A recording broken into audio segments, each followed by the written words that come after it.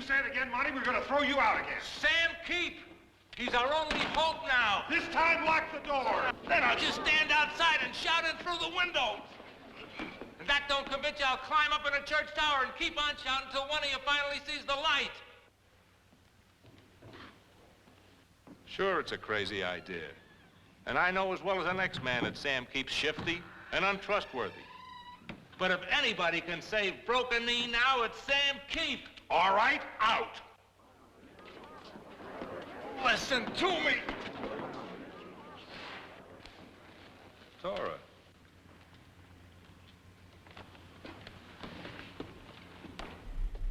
Tora, honey. Yeah, you go on home, honey. Ma said you used to be the banker here, Mr. Oliver. No, just the paymaster at the mine, Dora. Just the paymaster. She said you know how to keep track of what we saved. She said, bad as we need it, Broken Knee needs it worse. And she says, somebody's got to start doing something.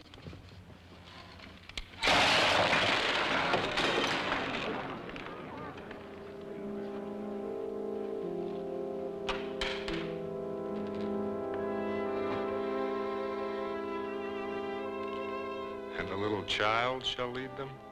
Now, it's an absurd idea. That can't possibly succeed.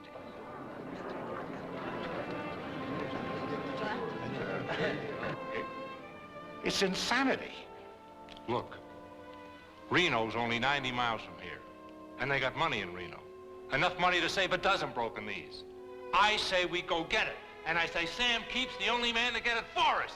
What are you gonna do about it? Give him money. Why not? Shoot it all.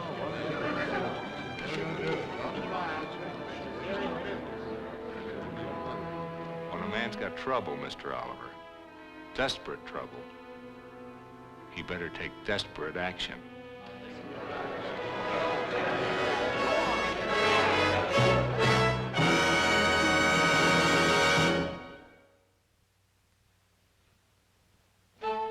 This portion of Route 66 is brought to you by Chevrolet in behalf of your local authorized Chevrolet dealer, who offers 31 different Chevys and Corvairs at his one-stop shopping center.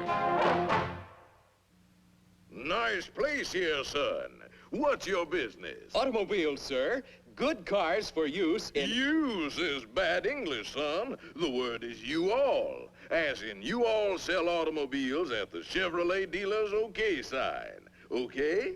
Yes, sir. And you'll find practically all makes and models. You'll get a car with plenty of new car miles still in it. A fine car for use. There's that word use again, son. Well, sir, the cars with the OK on them have so much use still in them, it's not fair to call them used cars. Call them you-all cars, son.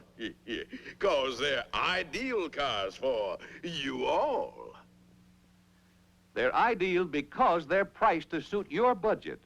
And your Chevrolet dealer is selling so many new Chevys, he can offer exceptional variety and value in the fine trade-ins he's receiving. Look them over at the big OK sign.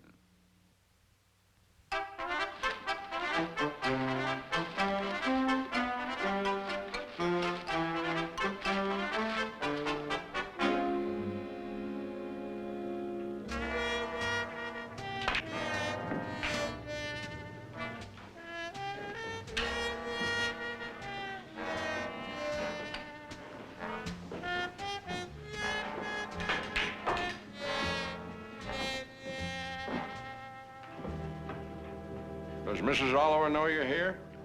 Oh. I would rather see prairie rats on Main Street than go through with this. Now just hold on, Mr. Oliver. Sam, how do you feel about Broken Knee?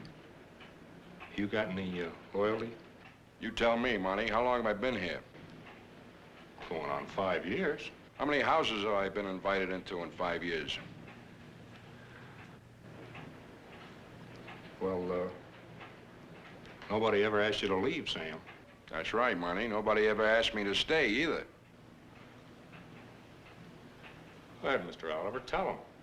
It's your idea. And I want to go on the record that even if the council went with you, I voted against it. We raised ourselves $2,715, Sam. From piggy banks, mattresses, cookie jars, from under floorboards. Every man, woman, and child in this town chipped in. We want you to take it. We want you to take it and go into Reno and gamble. Run it up for us, Sam, all the way up to $35,000. You need a drink, Monty. There's a bottle in the back room. It's on the house. When they closed the mine, Sam, they closed Broken Knee. Only some of us was born here, and our folks before us. Ever since there was gold being dug out of the hills. All gone now, Sam. And the sand will blow in and bury Broken Knee unless we make something out of it. Why don't you go up to Carson City and get one of them state loans? There's lots of welfare money up in Carson City. Nobody's gonna give a dying town a loan. Well, you got a better idea? Yeah. We're gonna make Broken Knee into a tourist town. Let me ask you, Sam. What do you think would happen to your pool hall if we was to put in a decent paved road with a cloverleaf approach and a big sign down on the highway, luring all that traffic up here for a look-see at the most genuine mining town left in all the West?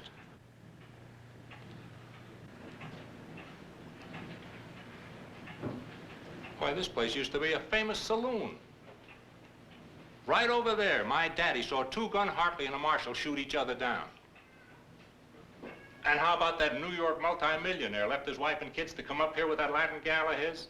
And she run off with the laundry man? You know what he did, Sam? Right over here, in this corner, he shot himself. Why, we got more legends and stories of hard cases than I got anywhere. Now, a road like I say, a road that'll draw them tourists up here, Sam. That'll cost us around $35,000. And we only got ourselves $2,700. But you can do it, Sam. You can go into Reno and you can do it. Why, I seen you shoot crap, Sam. You got the magic touch. You're a gambling man.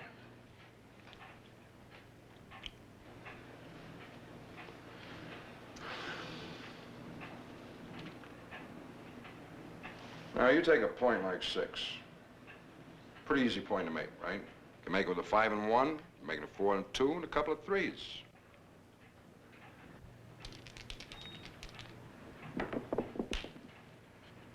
When you make it like that is what is known as the hard way. You can make a hard 8 with a couple of 4s, a hard 10 with a couple of 5s. Understand? Now, all this money you're talking about that you're gonna dig out of the mattresses and the cookie jars, this is what is known as scared money. Stuff you can't afford to lose. Now, there's an old saying, trying to make a killing with scared money is like making an 11 the hard way, which, of course, there is no such animal.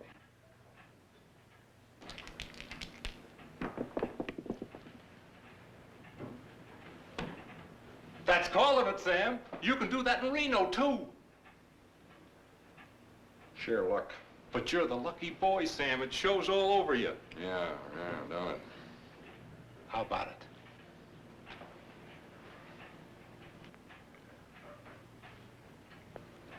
No dice. And you thought he could help us? Just a minute, Mr. Oliver. You'd like to make a little side bet? There's not many things I believe in, but $2,700 is one of them, even if it is scared money. A man can go a long ways in that kind of loot. If you go, Mr. Keep, I go too. Just to make sure you don't go any further than Reno. I'm not a gambling man, but I'm going to take your side bet because I think that you're going to lose every penny that this town raised. What odds you laying? Odds? Yeah, odds. You give me $2,700. You want me to run up to 35,000. That's worth about 13 to 1 right there. Besides, I got a bad reputation. That's worth a little more. You go get your stake money and bring it here. I'm gonna bet you $100 even money, Mr. Oliver. Even money. I don't want your odds. That's bad luck, betting against his winning. We are up to our ears in bad luck right now, Monty, and in my opinion, now that Mr. Keep is in with us, we just sank clear under.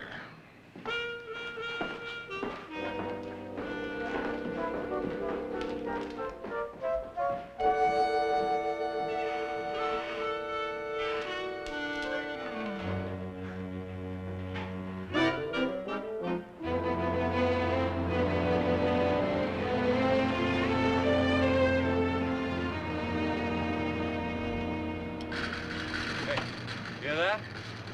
Yep. All right, what is it? It's the Clash and Silver Dollars in Reno. You know, Reno's still 30 miles away. Yeah, but on a clear day, you can hear the car dealers shuffling their cars all the way to California State Line. You know, I got a notion. Just for kicks, why don't we stand on the sidelines for a change? You know, no jobs and no involvement. In Reno? Well, let's just take a 48-hour furlough from other people's troubles. Give my bruises a chance to heal. Look, old buddy, you rest. I feel the ground moving under my feet, and if you don't move with it, you know, you're left standing in space.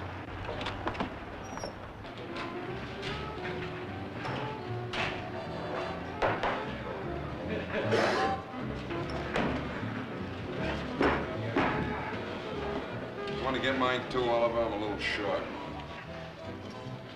I put all the change I had into the fund. I don't have none? I have to take it out of this. Yeah, let me change it that way.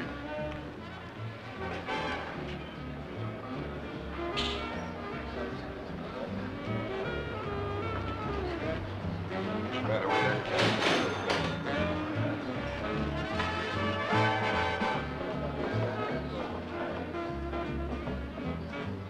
Come on, will you, Max? Snap it up. Thanks. It's a pleasure to do business with you.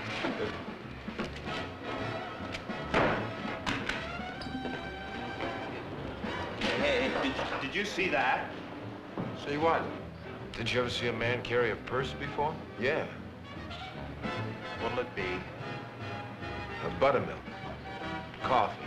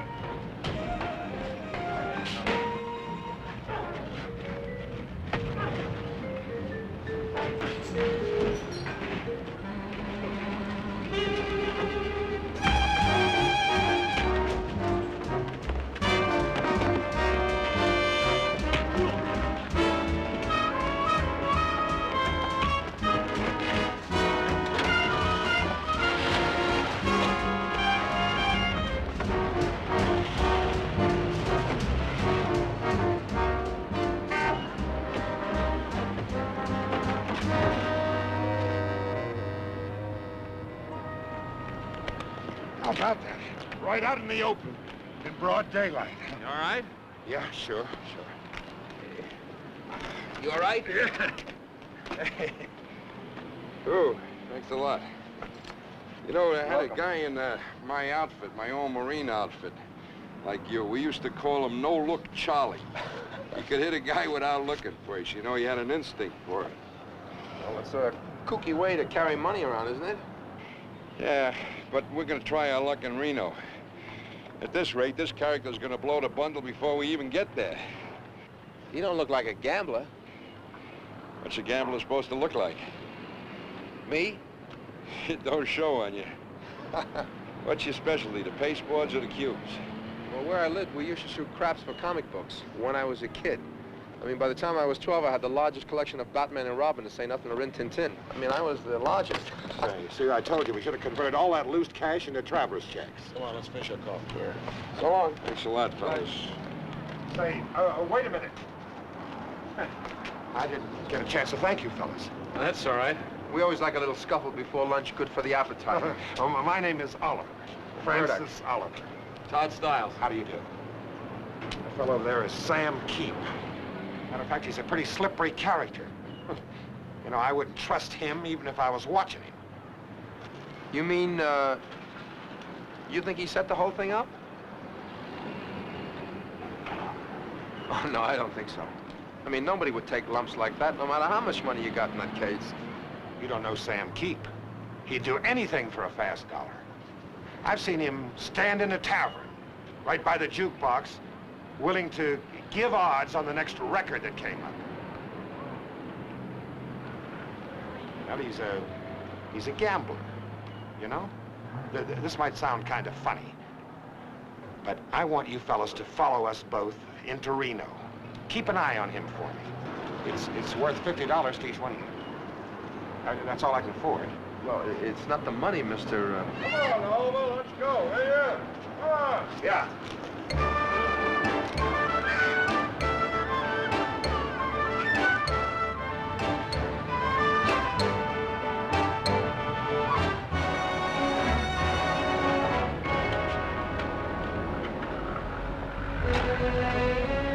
All right, we'll put the sleeping bags in the trunk and bring the suitcases inside.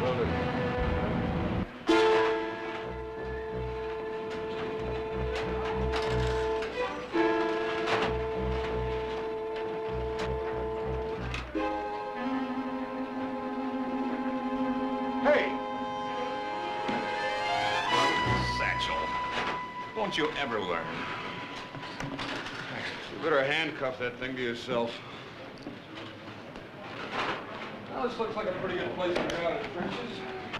Well, you get out of the trenches. I'm going to start a second front.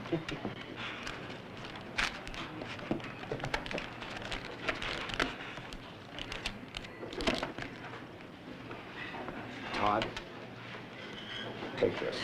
For what? Oh, I insist that you take it. I don't know whether Sam Keep had anything to do with this monkey business or not. But I do know this. The money in this bag does not belong to me. It belongs to a lot of nice people in a little town called Broken Knee. And if they lose it, well, it's going to be on your conscience now, too.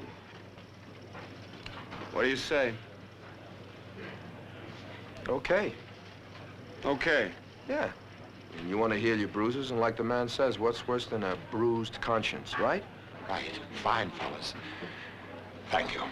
I'll talk to you later.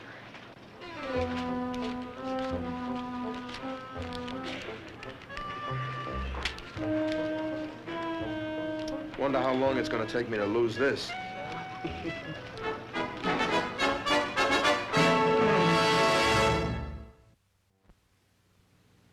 This is the Route 66 heading west. Tonight, Chevrolet takes you to a new outlook.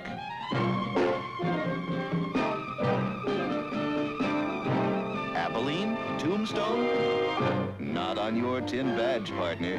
This is Frontier City, USA. And here comes the morning stage. A brand new Chevrolet Impala sport sedan with 4 happy tenderfeet on a family vacation. Give her a go? You betcha. Frontier City, here we come. It's great to go in a great new Chevrolet. Hey, draw a bead on that. Sure as you're born, a 1918 Chevy V8, great-granddaddy of our 61 Impala. Let's see how much difference a few years can make. No doubt about it, one thing hasn't changed. Chevy quality. Back in 1918, when a fella had a Chevy, he had the best. Yes, sir, year for year, through the years, Chevy's always been the car that's worth more. Power? That engine could outrun a tornado, but this baby is a tornado. Visibility? Well, great-granddad had quite a windshield. Today, the whole world's open to the new Chevy's wonderful view. Luggage space, all a fella could want. Today, all a family could want and more. And comfort, real sit back and relax comfort. Of course, Granddad's cushions were just as good. Well, almost. Yes, times have changed, but one thing hasn't. Chevy quality. See your Chevrolet dealer. You'll have a whole new outlook on driving pleasure. Just as this family did on Route 66, heading west.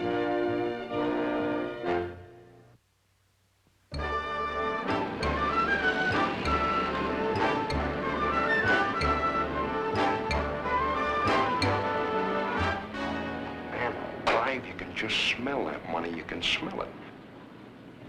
You know, I ought to send my head out for a lube job. Spending 5 years in Broken Knee. Talk about Alcatraz, nothing. You know, the most action you can drum up in Broken Knee is maybe a $10 limit game.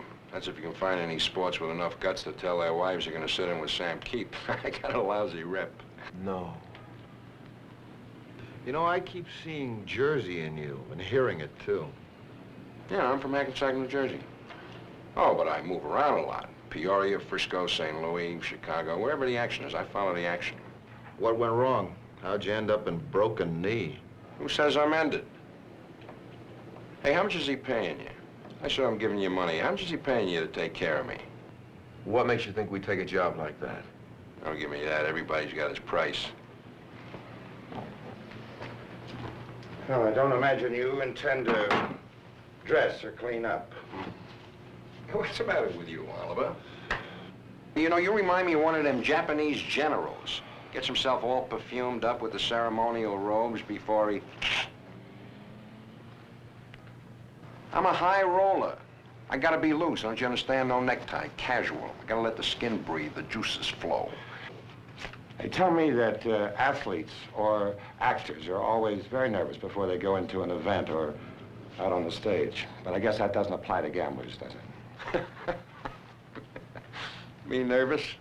Hey, you're talking to a guy that won $60,000 in a crap game once. $60,000.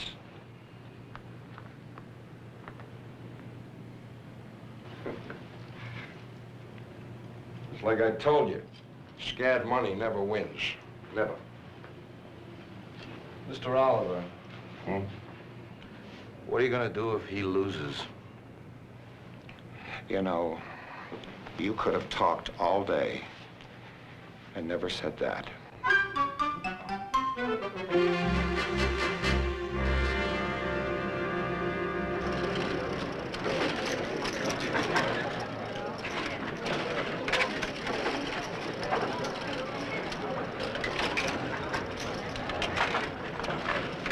Black. I had it. So have I. I guess I'll try the slot machines. Sam? She had it. Some payoff, huh? 35 to 1. 35 to 1. That's for suckers. There's 38 numbers on this wheel, including the 0 and the 00, and they give you 35 to 1. Big deal. Hey, let's go to the crap table.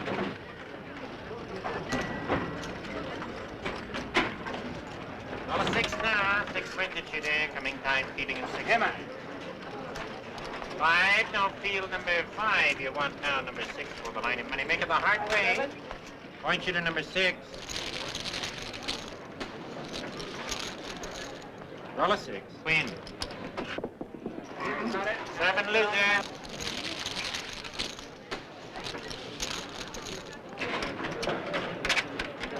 Come on, roll now, bring him in.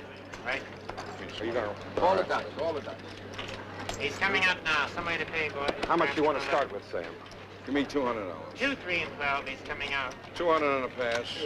200 goes. Wait a minute, just a minute, just a minute. Hands are high now. All right, just put it on a pass. 200. Give me chips for that. Craps and 11. 2, 3, and 12. 200 boys. is He's on a coming pass. out. Don't forget 11. I got nobody on 11 here. Here we go. Coming out. You're 11 a winner. Front line. What's that? That's an 11, I win the money. We roll it all. That's 400 on the pass line. Coming time. We roll it up. Coming out. Same man, France 11, 2, 3, 12. Coming out now. He's coming out. 7, baby! 7 over there. Front line and in the base. Was that good? That wins. That wins. That doubles our money. You get $800. Coming out now. Same good shooters. And coming out. 7, baby! 43! 4 easy. 4 now. The hard way. 4. That's a 4. Give me Get on the $800. hard way now, boys. How much you gonna try? Give me 800. I gotta put that in back of the line. Minus 4. That's a 2-to-1 shot. I put that in back of the line. I hit the 4. I get 16 to 800. 4 to win. It's $2,400. Roll a 4. Come on, will you? They're Coming getting time. cold. 800 in the back of the line. Here. 800 goes. Are you gambling that, Sam? Will you put it back there? Don't worry about it. Roll 4. Coming now. Dealing now. 4 to win. Little Joe, baby, Joe! 10. Now you come again. Steal again. 10. It's right on the other side. You see, the 10 is on top and the Joe is on the bottom. How much are you trying to win now, Sam? I win 2,400 in the back. I win 1,600 on the front. Roll on number Joe, baby! Win, 4 easy. Front line. Shit. Give me the satchel. Give me the satchel. Excuse me, man. Yeah. Give me it. Wait a And minute. it's the same Wait a minute. shot. Is that scotch? See those 4 guys on number 3? They got a suitcase and it's loaded with money. Press the table. Keep them happy. Win or lose, it's good publicity. Wait a minute. Did you put the money in the satchel? Yeah. All right. Give me the dice. Coming up. Here we go. Somewhere to pay, somewhere to get it. We got 1,600 on the front line. Coming out. 7, baby! Perhaps 2 aces, 2. 1 bet will need it, need it. Give me some more. Are you gonna play it all now? Come on. Will you give me some money? I need money to play with. Give me the satchel. 1 good one makes you roll the bet. 1,000 goes on the front line. Come out, roll somewhere to win it. 11 here. Come on. Are those chips? Superstition. Is that No, a that's $1,000. Don't worry about it. They know what they're doing. Here we go. Coming up. 7, baby, 50. 12, perhaps. 12, you lose. Now roll the 11 this time, shooter. Roll the 11 now. Give me the money, will you? All right. You're coming out. $5.11. $5.11. Should have held some of that Anybody money else on back 11 when this you were- very time? Had a chance. You were way ahead there for a while. 7 more. Look, On you 11 stick to here. the finance, I'll Anybody stick else to now? the gambling, will you? This is 1,500. Coming up. Are you gonna let all of it? Are you gonna play all of it? Will you coming relax? up. Will you go Somewhere to get get a it drink now. someplace? Somewhere to win. Where's the girl with the drinks? Give this guy a Listen, drink. Sam, take it easy. Don't drink 11 anymore. now. Come on. 7, baby! 7. A winner. We win that. 23 more passes, 23 more. 3 and 12 it's Here coming it up. is. Somewhere to win now. Nine. Come on, baby! 4 easy. 4. Hard way now. You're going to lose number 4 to win it. Let me see. You got any more money? Hard 4 here. Let me see the satchel. Open the satchel. Mine is Wait a minute. I want to put something in the back of the line. You can put something on the hard way, sir. 4 to win Nothing now. left, Sam. There's nothing left. All right. gets it. All right. We got it on the front line. All right. 4 wins. Coming What's the now. point? Little Easy Joe, now. baby. Roll 4 for the night of Little May. Joe from Kokomo! 7 you lose the last.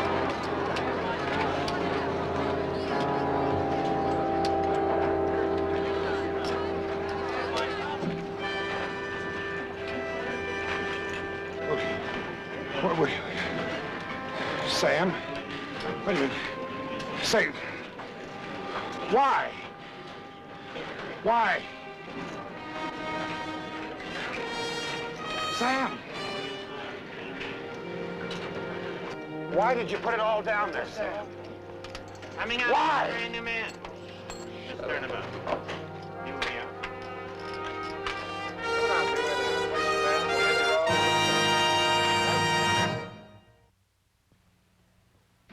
Chevrolet, in behalf of your local authorized Chevrolet dealer, offering you the 61 Chevy Jet Smooth Ride and the new Chevy Corvairs, has brought you this portion of Route 66.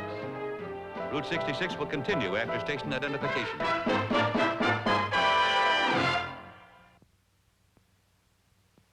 This portion of Route 66 is brought to you by Instant Flaking Bayer Aspirin for headaches, muscular pains, and fever of a cold. And by Phillips Milk of Magnesia, the complete laxative antacid, regular or flavored. Hello, I'm Bob Shields, speaking for Bayer Aspirin. Speaking for Bayer Aspirin, incidentally, is probably the easiest job in television. I get so much help. Just look. Not only do doctors recommend aspirin, but aspirin is recommended in magazines. Aspirin is recommended in newspapers. Aspirin is recommended in medical journals. Practically everywhere you turn for advice, it seems. Aspirin is the one thing recommended for everyday aches and pains or the fever of a cold or flu. That's one reason why Bayer Aspirin is by far the largest selling brand of pain reliever in the world.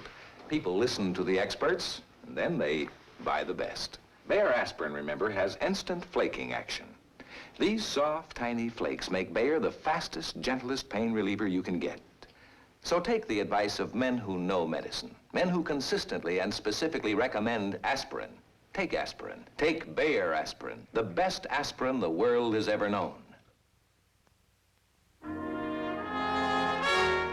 We should have driven him out of town years ago. And now he's ruined us.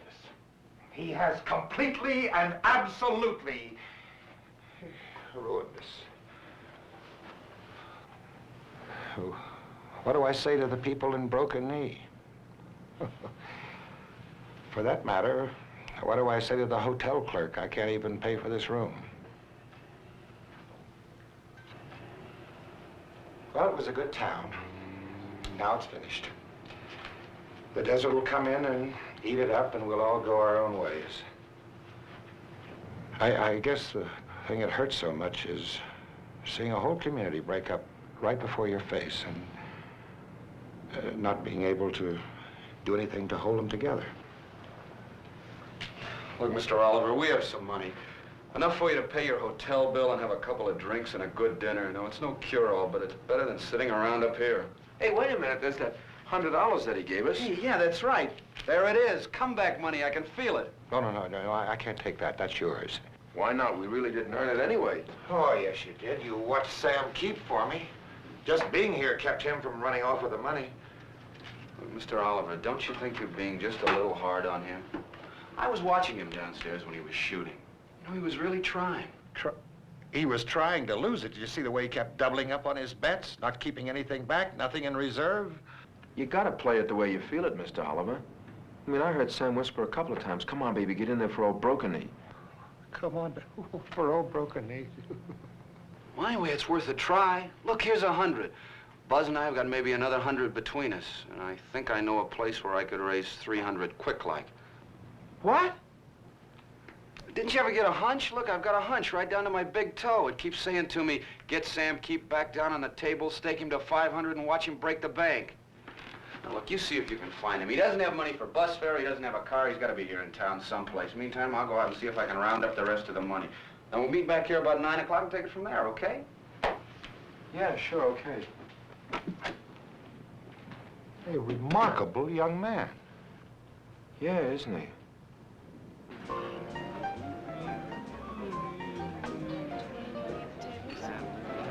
Say, honey. Listen, honey, you'll have to talk a little louder. I can't hear a word you say. Or else you'll have to just come a little closer. I said, do you have any money? I don't have any money. I don't need any money. I got a pencil. I got a pencil with a signature that's good for unlimited credit anywhere in the world.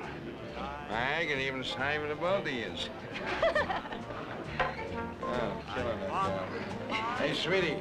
Hey, give us another round of drinks here. Make them doubles this time. These singles are going too slow. Well, look, the doubles are okay for the girls, but just cancel the big Minnesota. Hey, you've had enough for tonight. You know, it's going to be a long time till morning. You better bring him some coffee, his own individual pot. How are you, pal? Join How are the you, party. sir? Girls, I want you to meet the king of the comic books. This kid used to shoot craps for Rin Tin Tin.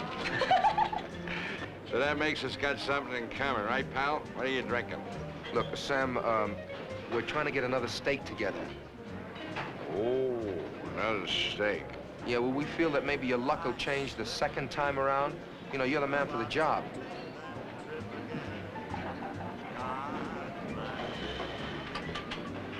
What's keeping the waitress with the drinks? Where's the drinks? Look, Sam, whether you like it or not, you know, there are a lot of people in broken knee.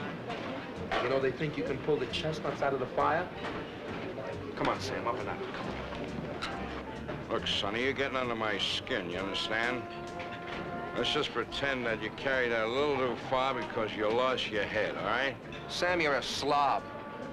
You're a disreputable, lazy slob. You got a face like wet cement and a brain like Swiss cheese.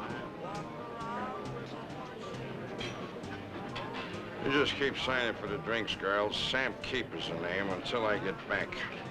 They'll have writer's cramp before that.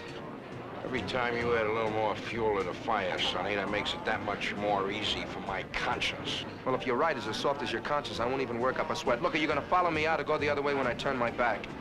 Come on outside. Come on outside. Yeah, you look at me like that.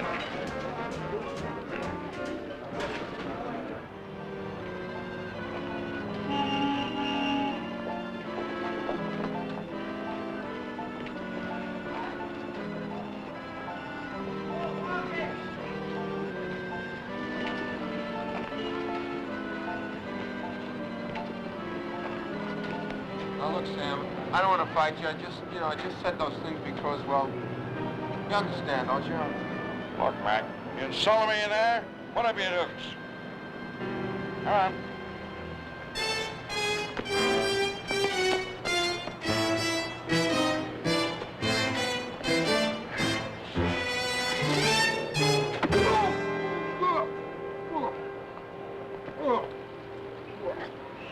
You all right?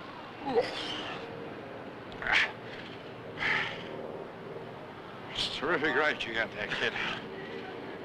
Yeah, I'm all right. You don't got nothing against me, do you? Why should I? Well, like you said, I'm a shifty slob with a face like wet cement and a brain like Swiss cheese. I just said that to make you mad, Sam. Do you understand? Swiss cheese you see right through. You see through me, huh? And it's okay, huh? Sam, all I want you to do is go back in there and give that crap table another try, that's all. Wouldn't do any good, kid. I mean, what could I do that I didn't already try? Be like throwing money away in a river. I'm no gambler. I'm nobody. I'm a no-good slob from a backcountry scrub town called Broken Knee. Goes with broken dreams. 60 grand. Like everything else about me. It's all front. I never lost or won no 60 grand. It was 6 grand. That's nothing to run down. Who could live on a 6 grand reputation? I had to make it bigger. 60 grand. Kid, I couldn't win a bingo game in a church social if I was the only player and they called numbers all month long. Well, somebody must have thought you could have. I mean, they sent you here to Reno with their last dollar. I mean, look, you said you lived in Broken Knee for 5 years. Well, it was so bad, why didn't you leave? Maybe that's why I didn't leave, because it was so bad. I figured I had the punishment coming.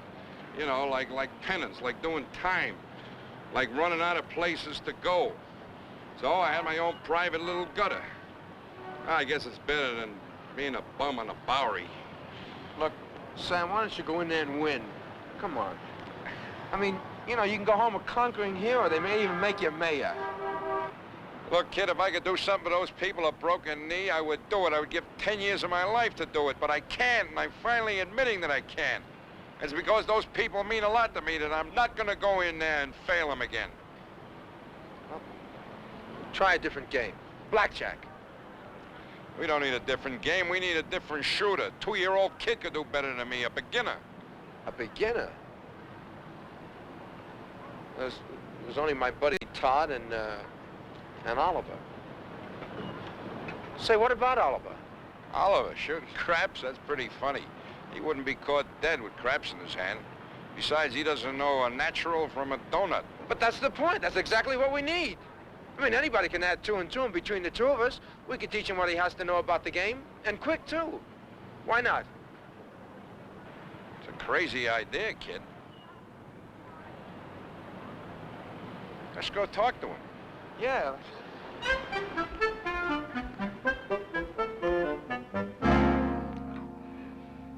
Preposterous. No. Preposterous. I don't even know the game. I can teach you fast, Mr. Oliver, and with that brain of yours... Out of the question. I wouldn't know what to do first. There are 6 sides to every dice. They are numbered from 1 through 6. 2 dice. That's 12 sides. Dig? You can roll a 7 with a 6 and a 1, a 1 and a 6, a 5 and a 2. A 2 and a 5, a 3 and a 4, and a 4 and a 3. Problem. Now, in one roll of the dice, what are the odds of turning up a 7? 5 to 1.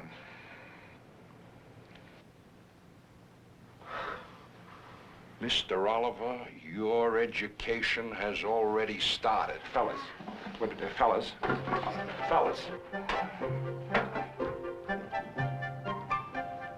All right, now look, the first roll of the dice, 7 or 11, you win.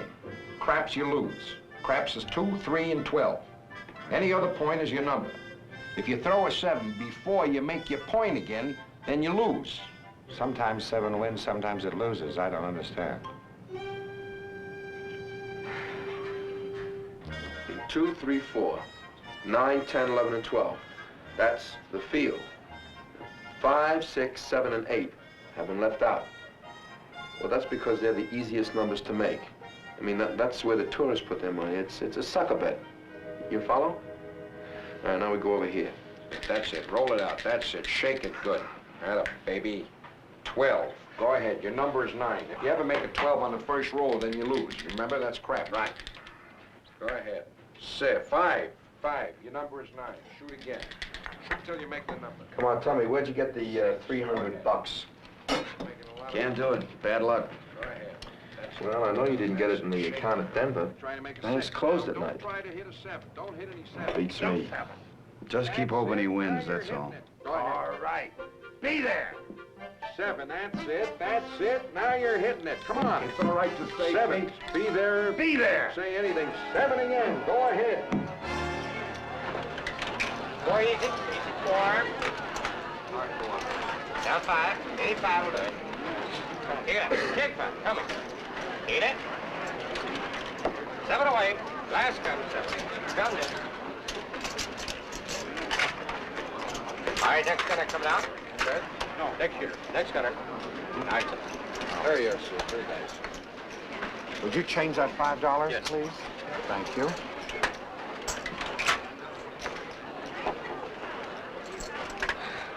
There you are, sir. Let's come out. Roll. Coming out.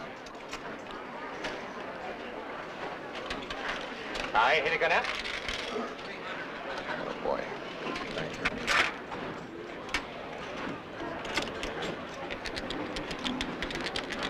Whoop. Sorry. Excuse me. All right, hit a gun out. Coming out.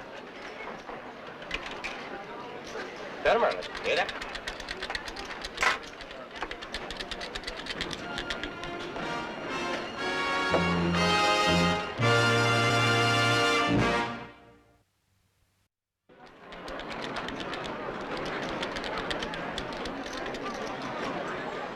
Then hard, 10. End your line, 10 on it. All right, hit it, gonna. End your line. How much on the hard 10?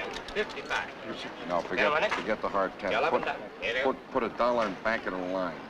Right? That's right. You get 2 to 1 for the 10. That's it. Any 10, please. 10 where? You get it?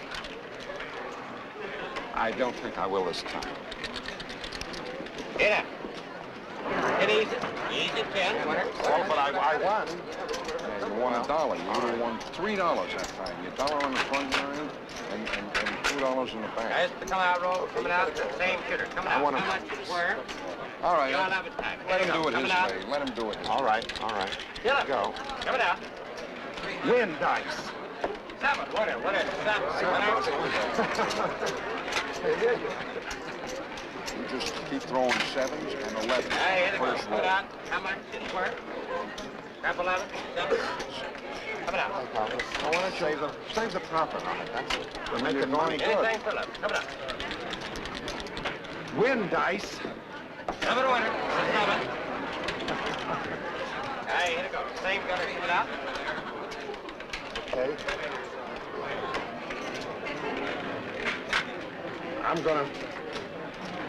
I'm gonna let it all ride. Let everything go. Idiot, come out. Shoot it all. Hit it. Yell it. Fine, you just keep that up. Keep it up.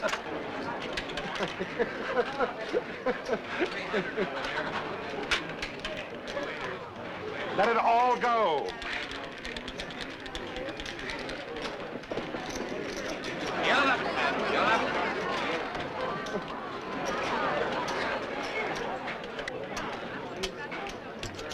Ain't got it coming out? All tight end. Here you go. Coming out. I still play. Right. I just started to play this game. 7 1 7.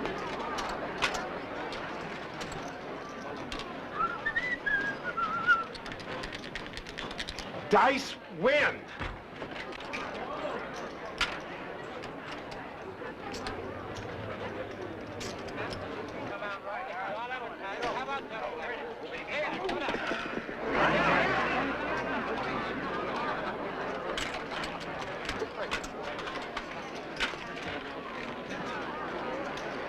First hand up. Give him luck. Give him luck. Give me luck. Give me luck. Give me luck. Yell it. Yell it.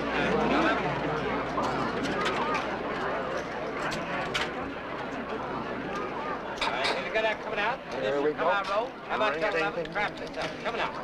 Yell up and trap. Idiot, come on. Here we go.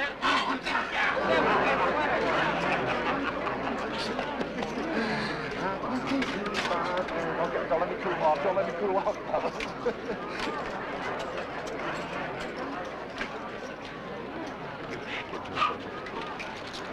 Put it out there. Put some of it back. Just save that. We'll save that Sam boy. All right. One more time. One more time. Yell up, trap. How about double up? Trap, come down. Anything on anything. Down. Hit him. Two, trap, two. Wait a minute. Hey, you didn't read that right. What do you mean? That wasn't a 2.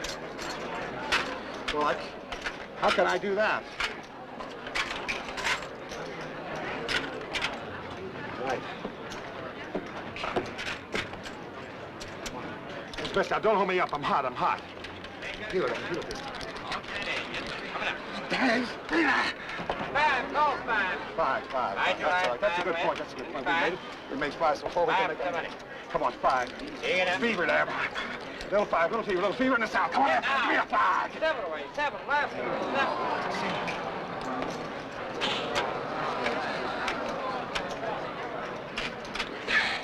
Okay. Hey, wait a minute. What are you doing? What are you doing, Sam? Coming out. How much did you lose on that last roll? What? What do you mean? Well, I don't know how much I lost. You don't know. We're cashing in. No, wait a minute, Sam, I'm hot, I tell you. I'm lucky. I can feel it. Don't you think I told myself that 1,000 times? You think I just stood here and shoveled out the money and felt nothing? Sam, wait a minute. I'm having a lucky streak. You, of all people, you ought to understand that. You're a gambler. Gambler. The only real gamblers are those people in broken knee. Took their money out of mattresses and cookie jars and risked their future on us. Just watch it for a minute. You're still not convinced, huh? Look, I tell you what we can do, Sam. We can take some of our money, see? Just take some of our money and put a limit on ourselves. Hold some back. That's not our money, Oliver. That money belongs to the people of broken knee. Belongs to these fellas over here that staked us. It's not yours, it's not mine. Yeah.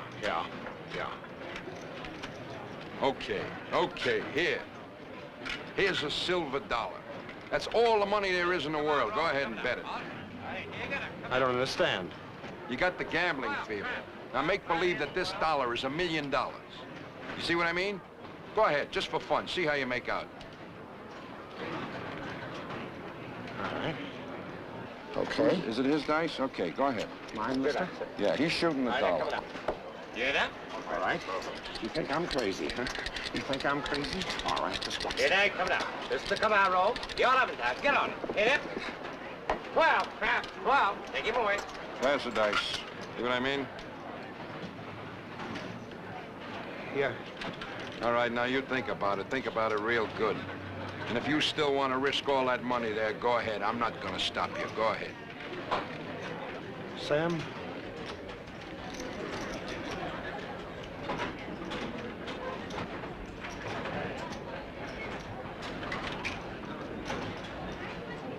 Sir? I want to cash everything in.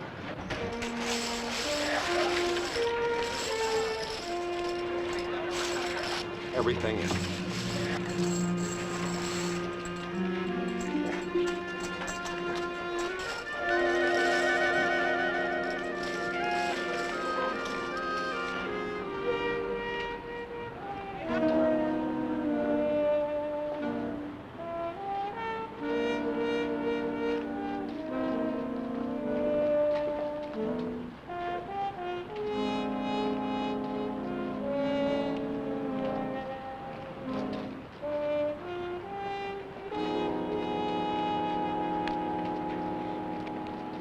Sam? Hi, Mr. Oliver. What do I say to you, Sam? Did you blow the money? No. Good boy, Mr. Oliver. You don't have to say nothing. Give the boys their money and take the rest back to Broken Knee. Rent some heavy machinery. I guess the rest is all sweat and muscle. If you hadn't stopped me, I would have gambled the whole thing right down the drain. I didn't stop you, Mr. Oliver. You stopped yourself.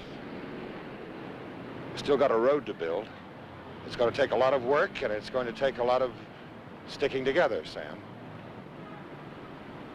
Thanks, Mr. Oliver. Well, how are you boys on pick and shovel, eh? Pick and shovel?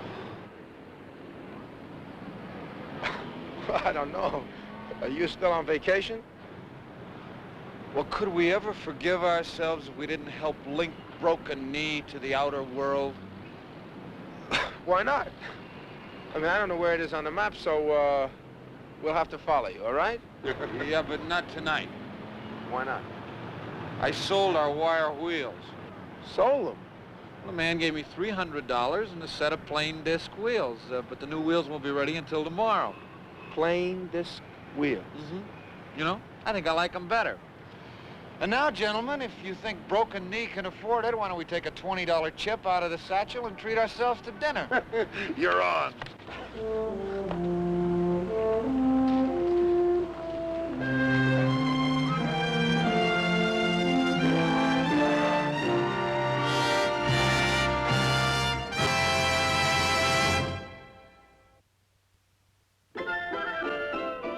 This is the kind of weekend you dreamed it would be. But now instead, you're feeling miserable. Don't want to be with anyone because your stomach is upset. You need Phillips Milk of Magnesia. Phillips settles upset stomach in seconds. To prove how remarkably fast and effective Phillips Milk of Magnesia is, I'm placing it in an acid solution like the condition of your stomach when it's upset from overindulgence in food or drink. Now watch. As the indicator shows, Phillips starts instantly to reduce the acidity. And this quickly, the cause of your suffering is gone. Proof that Phillips settles upset stomach in seconds.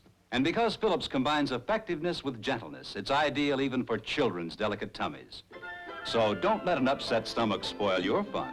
For quick, soothing relief from upset stomach, heartburn, and other symptoms of acid indigestion, take Phillips Milk of Magnesia, now also in new mint-flavored form.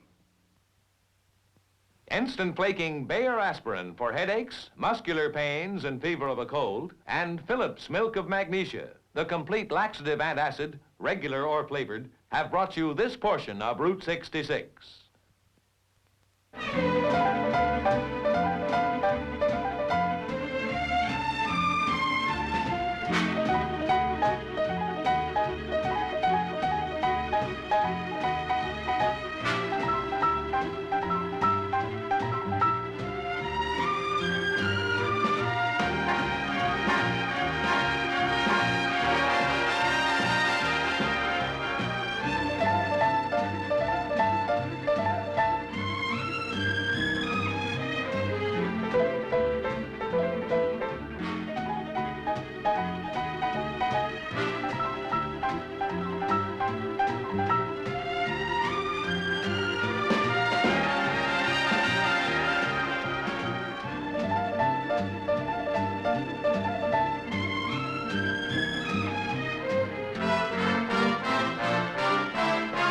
This has been a Screen Gems film presentation from Columbia Pictures.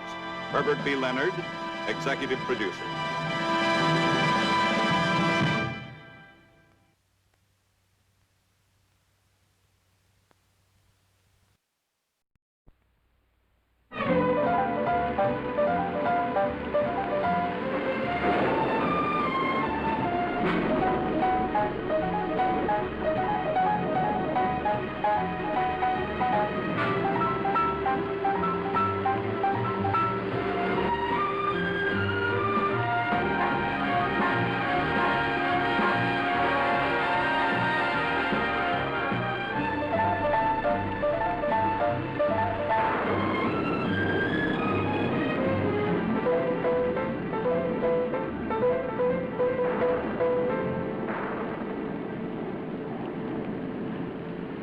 We can stop in Hastings in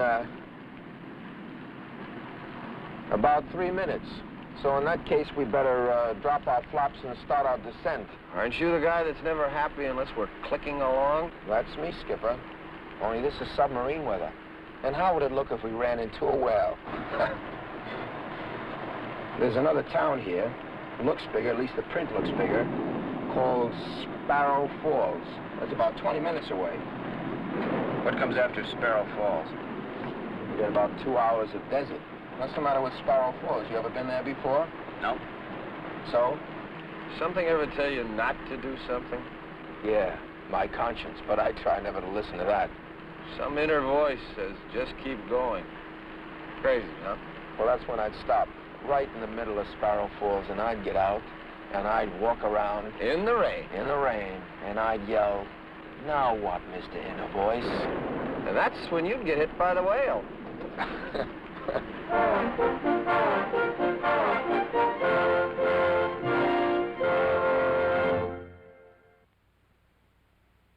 This portion of Route 66 is brought to you by Chevrolet in behalf of your local authorized Chevrolet dealer, whose greatest show on Worth stars the 1961 Chevrolet and the new 61 Chevy Corvair.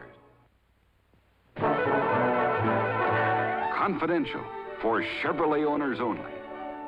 For the Harry Pacones who drive a 60 Chevy. And for people like Mr. Calhoun who owns a 57 Chevy. And for people like the Fred Lounsburys, this message is for you. This is the year to trade for a brand new Chevrolet. You'll see that in 61, Chevrolet has kept all the things you like most and added things to make life easier. Look at the lower trunk opening and look at the room. It's the best trunk for traveling anyone ever made. Look at the entrance room, higher doors and wider door openings so you can enter more comfortably. Whether you own a Chevy or not, you'll see this is the time to visit your Chevrolet dealer and trade for your 1961 Chevrolet, the greatest show on Worth.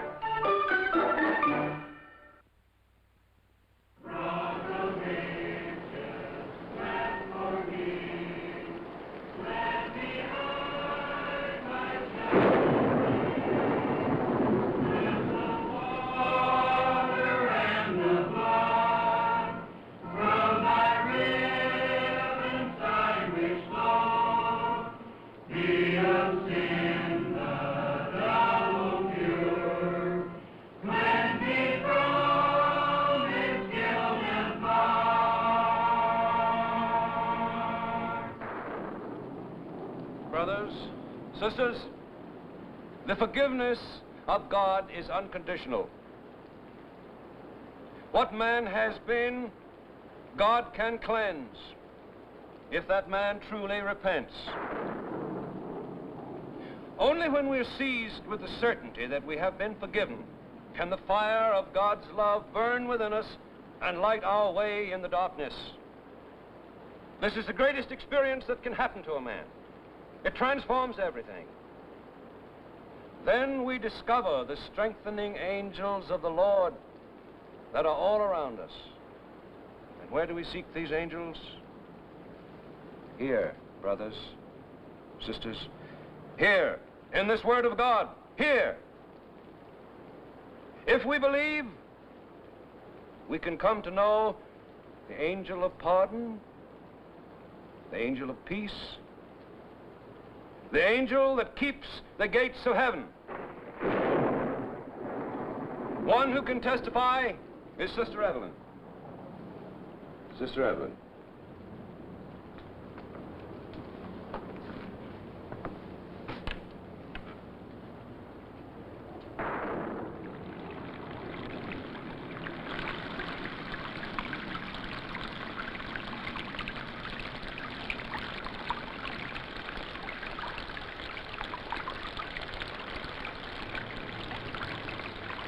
No. No!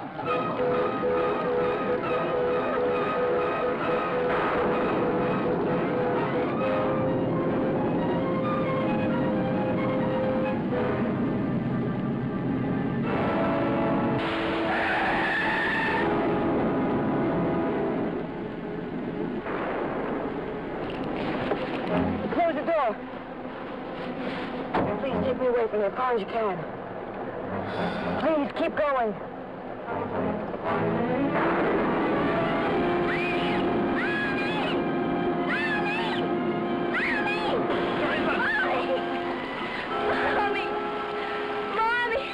I prayed that whatever was calling to your mother would leave her in peace, but it hasn't. Mommy! When a rider relinquishes herself to the bolting horse, there's nothing to be done.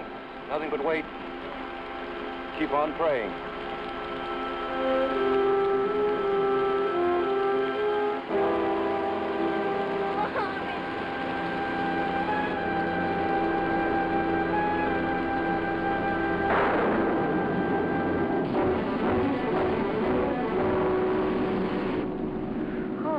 Anybody got a comb?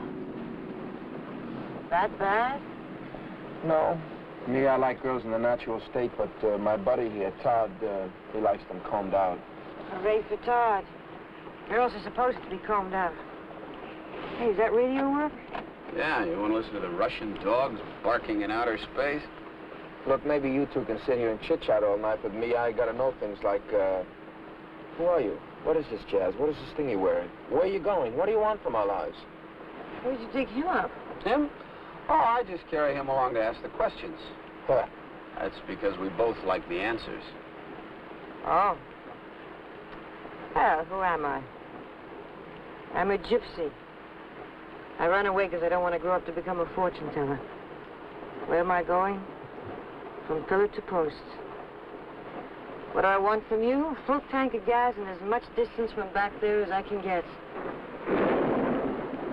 You're thinking maybe she's dangerous or something. Maybe she's carrying a gun. You want to search her? What do I look like, a policewoman? Where are you headed? West and then north. Doesn't that tie you down? No, we don't follow any schedule. We just go. Right now, what we need is some food and a drink. Especially a drink. You know, we could have left you back there on the road like a wet Persian rug. I've been stepped on before. Ooh, self-pity. Oh, I can't even spell, Uncle, let alone cry it. I just face the facts. The world split up into two camps. Them that buy and them that get bought. You know, I smell smoke. Old grudges may be burning. You know, you and I could get to be a danger to each other. Buzz, up ahead. Can you make it out? Still have that premonition? My psychic geography was about 20 miles off. I had a hunch something was going to happen, but it happened in Hastings, not in Sparrow Falls. My inner man thanks your inner man. Now let's find someplace where we can stop and eat, where all those truck drivers do, and then we'll ask the owner where he eats. There's a better place in the next town for dinner. Oh, no, that's 2 hours away. We could make time stand still if you wanted to. Look, baby, I don't like aggressive women. Please don't stop in Sparrow Falls. Why not? I'll tell you why we're going to stop. First of all, we're thirsty. Second, we're hungry. Third, if we don't get you in some dry clothes, you'll catch a cold. And fourth, we're going to find a bus station and deposit you in it. Because this is a two-seater.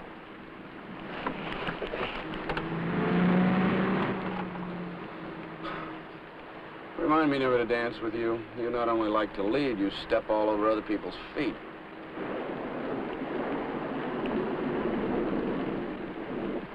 You're shaking all over. So you got the chills already.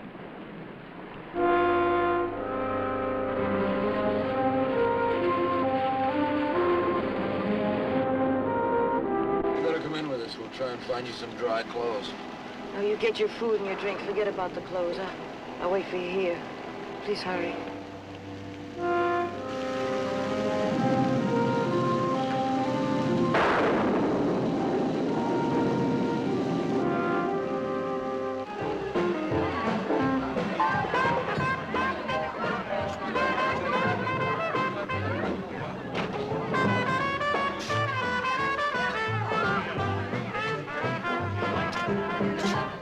Guess who?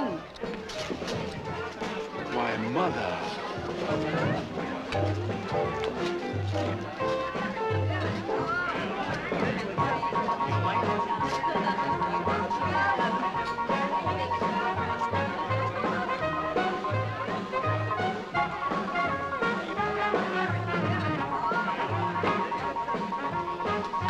Just passing through, Sheriff. We left our shooting irons outside. Eastern kids, huh? Yeah, all around the town. I can tell from his accent. I'm good at accents. Tell any man I've ever met right where he's from. Just let me hear 5 or 6 words and I can tell every time. Il vous mirez au sourire très fâche triste. Have a drink, Sheriff. New York. Hey, Sheriff, doesn't anybody ever eat in Sparrow Falls? Not after 6 o'clock. Why can't we get some clothes for a girl? You got one without clothes? I got caught in the rain. She's outside in the car. Stores close after 6, too. Everything closes up at 6, huh? That way to you. Hey, Terry. Got a couple of smart city kids for you. Do you think you could dressel us up a couple of steaks, rare? Those steaks either come straight or with soda.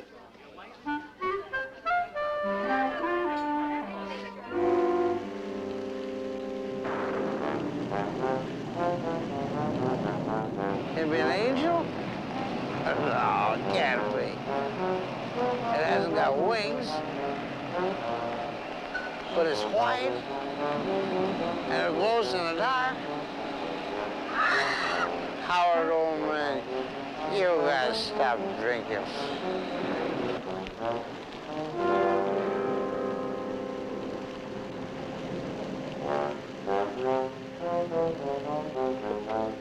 Oh, it's not an angel, no, sir. It's the next best thing, a pretty girl. Come on out, honey. Come on, I got a better look at you. Don't have to hide over there. Don't be afraid of old Howard. Bring me old Howard. Come on,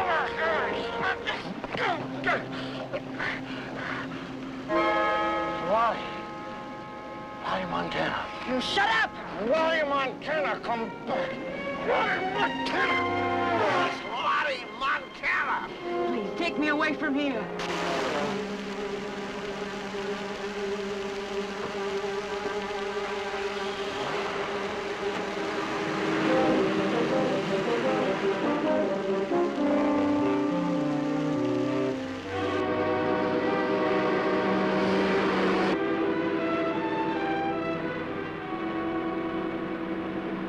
Stopped.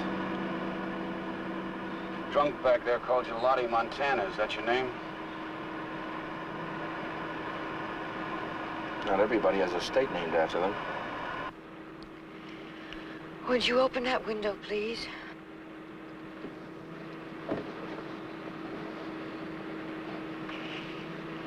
Oh, look at it now. Daniel says it's a measureless blackboard.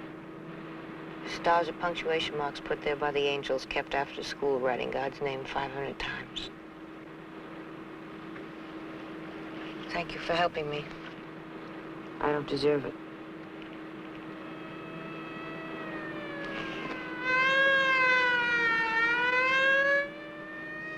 I'm not even doing 50.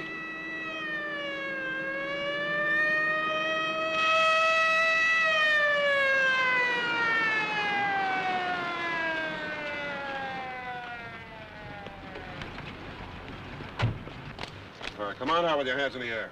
All right, out. Sheriff, don't you remember us? Yeah, the smart set from Big Town. All right, turn around. Come on, turn around. Feet apart.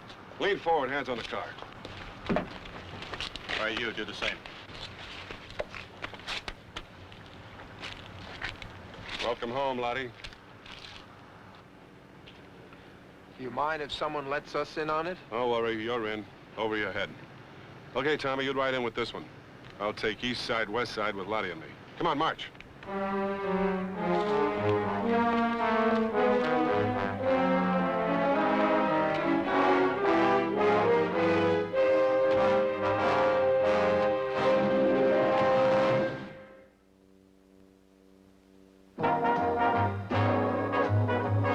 Here now, a brilliant kaleidoscope of sensible change wherever you look in the 1961 Chevrolet.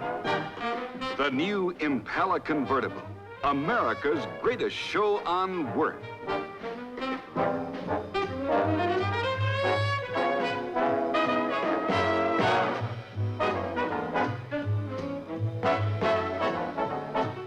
Chevrolet for 61, made the way you want a car made, with classic simplicity.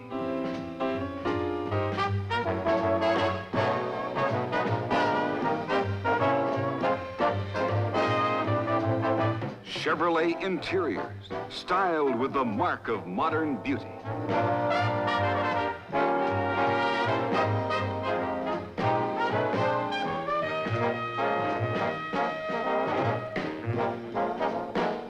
Changing, a kaleidoscope of change. The new instrument panel designed for easier use. New foam cushion vinyl lounge seats. You'll find a kaleidoscope of sensible, beautiful change, inside and out, in all 61 Chevrolets.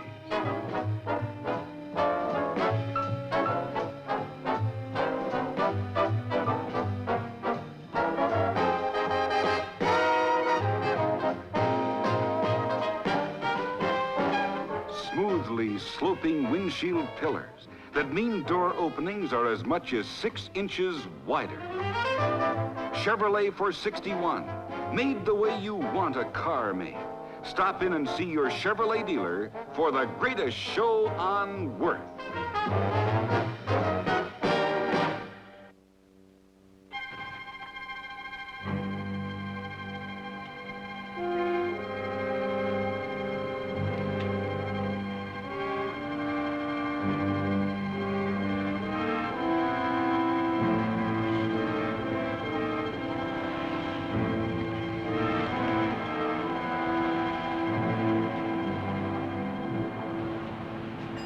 Hi, fellas.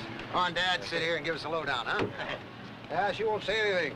All night long, she just stared right back at the sheriff and said nothing.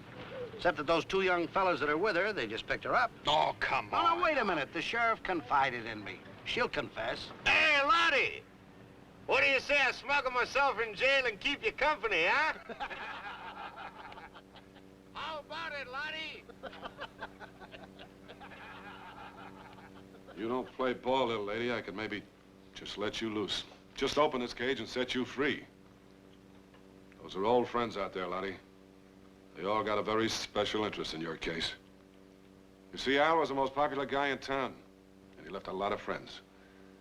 Yes, sir, a lot of friends. Look, Sheriff, I know enough about the law to know that she doesn't have to say anything.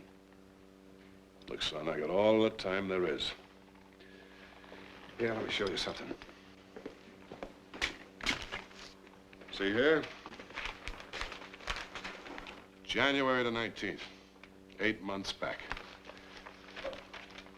8 months since she killed Al. You think she could stay away? No, sir. They all come back. Sooner or later, they all come back. Like salmon gotta swim upstream, they gotta come back. Okay, Tommy, you can turn them 2 loose. We'll stay. Now, look, boy. Sparrow Falls takes care of its own. You drove her in, no more, no less. Now you drive yourself out.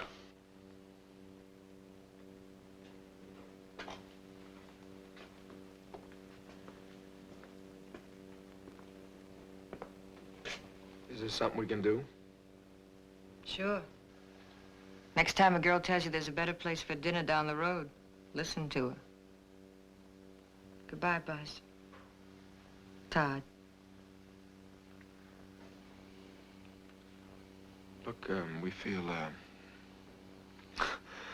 there's gotta be something we can do. Yeah.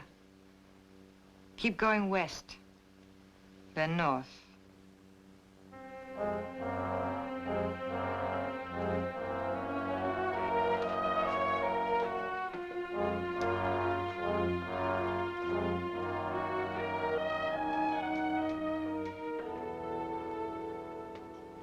Now, Lottie,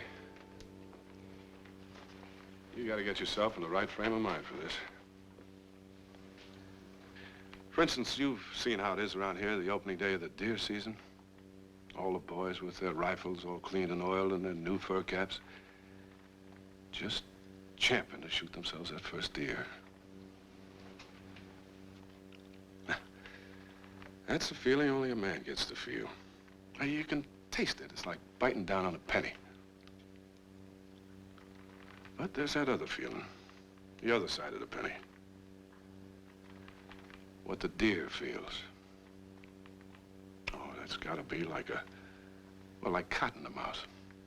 A whole mouthful of cotton. Choking you.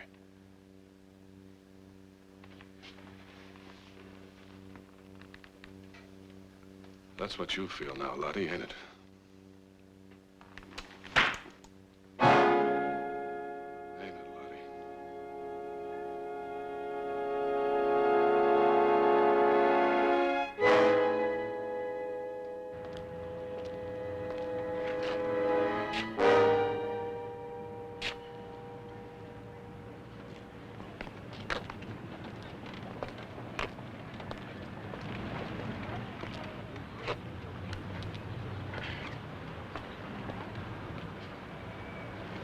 Get off there.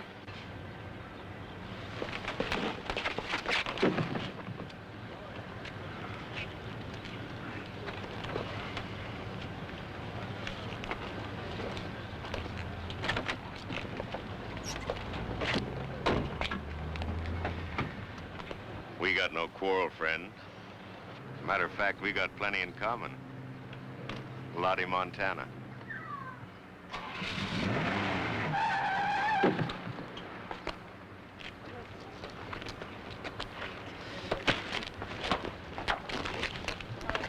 Don't do that. He wasn't expecting that.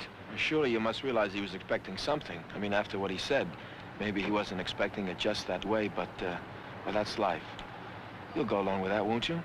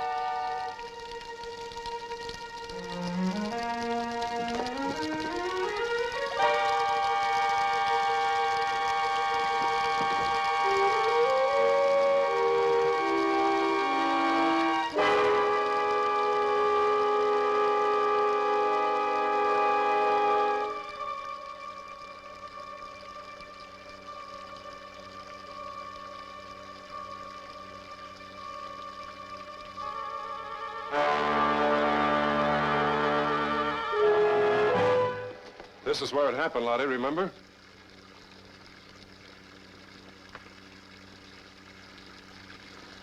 There was a storm that night like last night, thunder and lightning. Your kid was sleeping in the other room and you were here. Turn around! Hi, Mal, laddie. Come to call. Hi, Mal.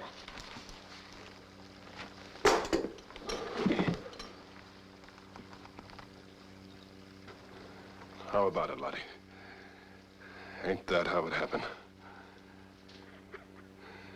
I waited a long time to hear you say yes. I rented this place for 8 months. I kept it just like it was that night. Because I knew you'd be back. And I knew I'd get to hear you say yes. Say it, laddie. Let me hear you say it. Yes. Yes, yes, yes. Why are you crying? I've done all there is, little lady. All the crying there is. How do you think I feel? Losing a fine boy like you am? Losing my kid brother? To trash like you?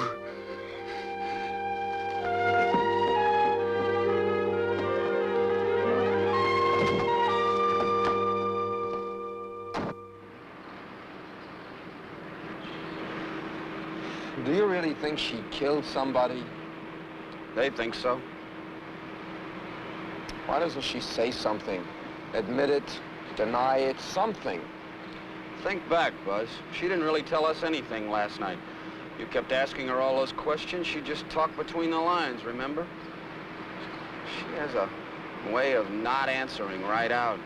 Just keeps looking at you like she's straining to hear something that hasn't been said. I don't see how we can just drive away and forget her, do you? Why not? Who is she? What's she to us?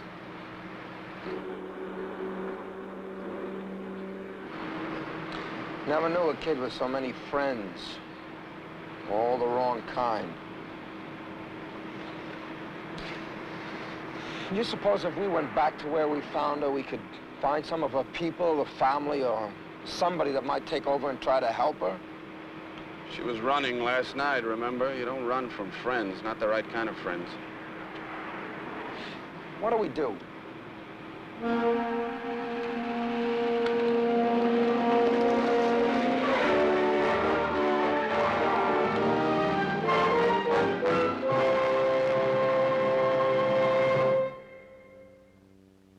Chevrolet, in behalf of your local authorized Chevrolet dealer and his greatest show on Worth, starring the 1961 Chevrolets and Corvairs, has brought you this portion of Route 66.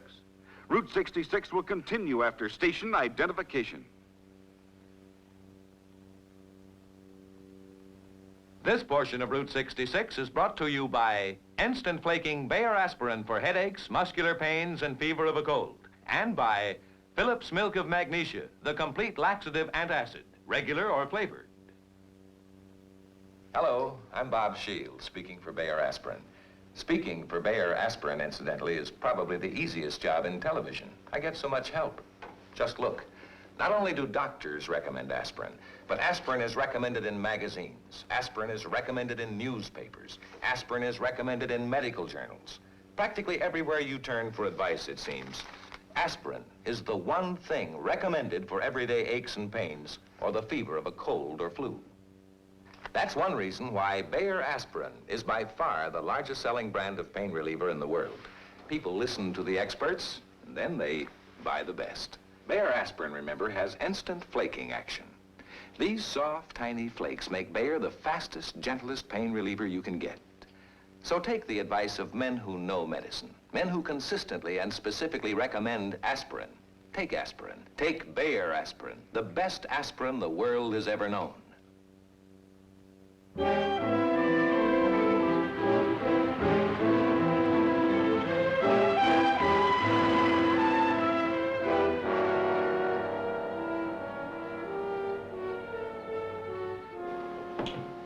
Why me? Well, there are only two other attorneys in town. They're both a lot older than you are, Mr. Crown. We felt this was a young man's problem. More precisely, a young woman's problem. I'm sorry, but at this point, there doesn't seem to be much anybody can do for Lottie Montana. 80 years ago, she'd be hanging from a lamppost by now. So in our day, it'll take the county a little bit longer than that, but not much longer. The sheriff has friends in, well, I believe the correct phrase is influential places. So what? So you don't tie leaves onto a dead tree, gentlemen. Look, if she did kill a man, she must have had a good reason or been driven to it. Why? Because she's attractive? Because she has dark hair and insolent shoulders? What's that got to do with it? Well, what do you know about her? I mean, really know. Now, you two, from what you've told me, you're living life on the wing. Every day is a wonderful fantasy. Well, that's fine as far as it goes. Makes life seem more endurable. Me, I've stopped running. Faced up to the fact that most people are victims of their own low standards, no matter where you look. I've learned to think the worst of people, particularly of myself. I haven't been wrong yet. Now take Lottie Montana.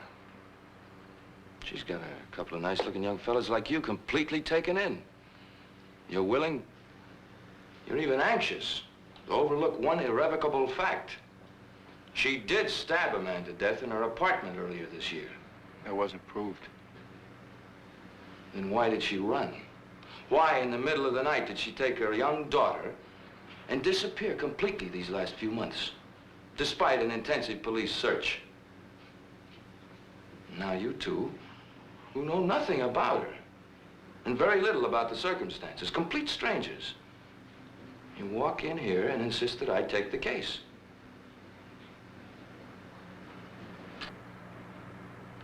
I'm sorry we bothered you. Now, where are you going? To find an attorney for the defense. Did you hear me say that I wouldn't defend her? I just wanted you to know what you're up against. I'm no Clarence Darrow, but we can walk to the city jail, gentlemen. It's one of the advantages of practicing law in a small community.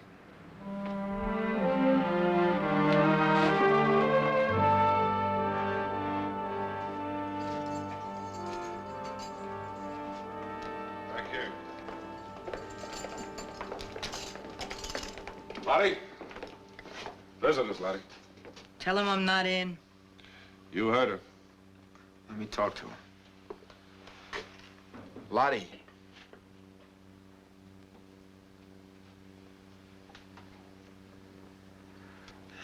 They're saying you confessed. Is it true or did someone beat it out of you? There's a lot of things I don't like. The thing I dislike most is saying goodbye twice. But I'll say it. Goodbye. Twice.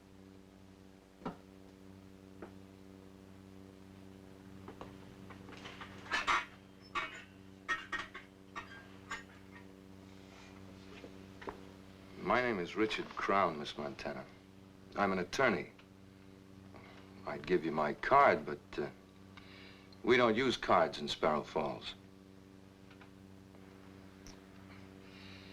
These gentlemen have asked me to defend you. I'd like to talk to you alone. I can appreciate the emotional strain you're under.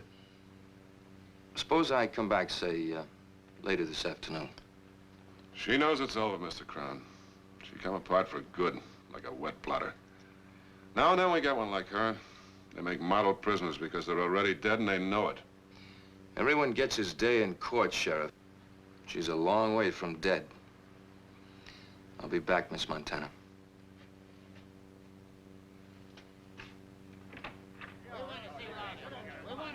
Now, you men move away from here before the sheriff comes out. This ain't no circus. You have all respect for Al's memory. What is all this? What is all this? They want to see Lottie. You'll see her when she comes to trial. And that'll be as fast as we can impanel a jury. Now, I want you all out of here. Right Come on. Right, you know the hardest. Come on, let's get out. You heard? Come on. Come on, out. You have no There's no circus. Come on, out. Come on, let's get out. You heard? Come on. Come on, out. You have no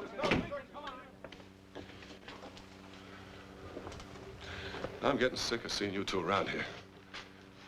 It's an hour's drive to the county line. Now, you make it sooner.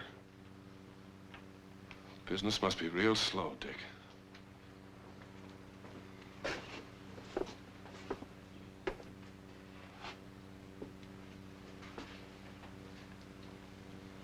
Why don't you wait outside, Todd?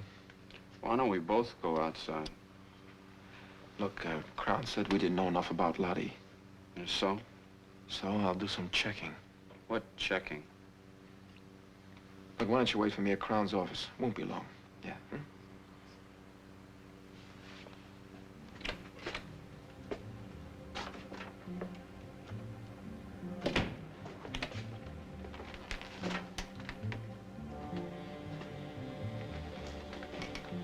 Forget it, son. I'd break every bone in your head. Yeah? Maybe. What do you think, Tommy? I think maybe it'll clear the air a little bit. Yeah. Yeah, that's how I see it.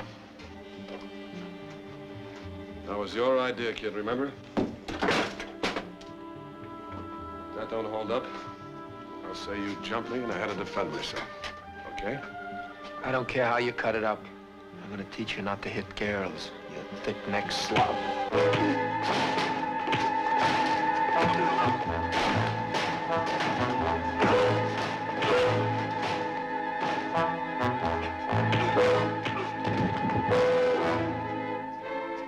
Put it away!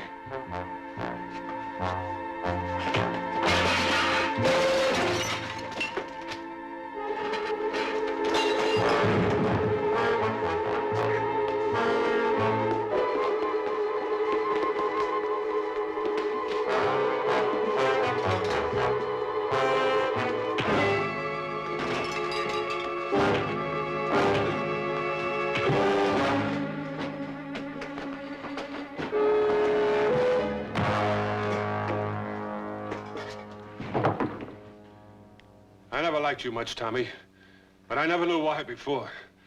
You're an alley cat, jumping a man from behind like that. He was cutting you up. I've been cut up before, and I'll be cut up again, but I'll never hit a man from behind. All right. Put him in a cell back there till he gets around. And then keep out of here till I kick him out of town. Because if he finds you before he goes, I'm gonna let him teach you a lesson.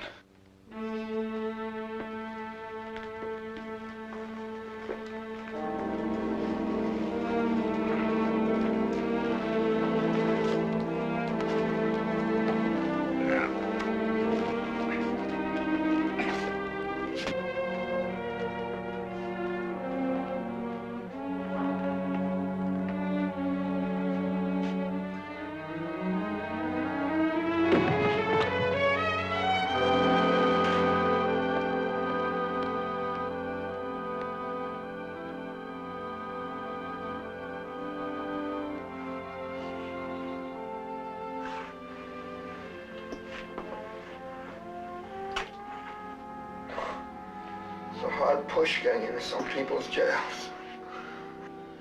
Why'd you come back? I knew you didn't have a comb.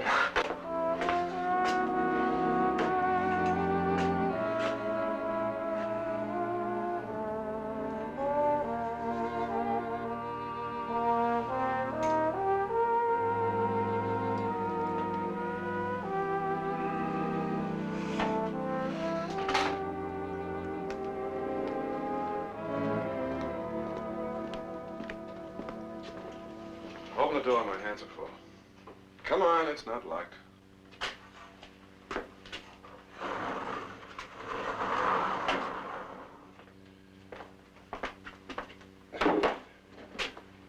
You need patching. Yeah? How's your nose? Busted. Sorry. It's been busted before. How's your head? I think he let some air in. Sit down.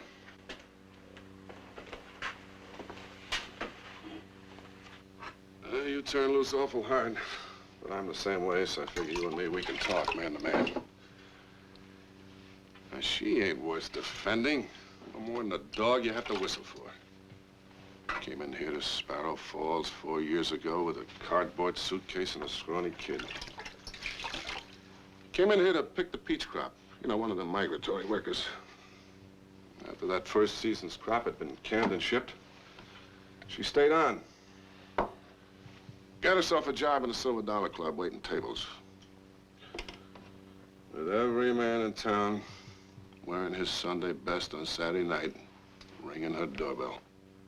It started bad and ended worse. Yeah. Well, that's cold water there. You soak that towel in it and wrap it around your neck. It all helps. Oh, by the way, your friend's waiting outside. You want me to tell him anything? Yeah, tell him I'll be out in a minute. Thanks.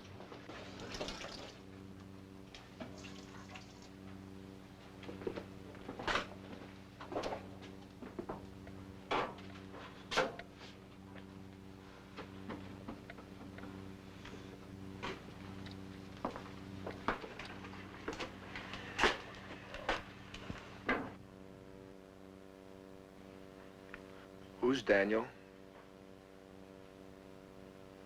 Last night when you looked out of the window, you looked up at the sky and you said, Daniel said that's God's blackboard, only for angels to write on. Who's Daniel? Where's your daughter? Safe. And your husband? Ancient history. And Daniel's not your husband. Oh, no.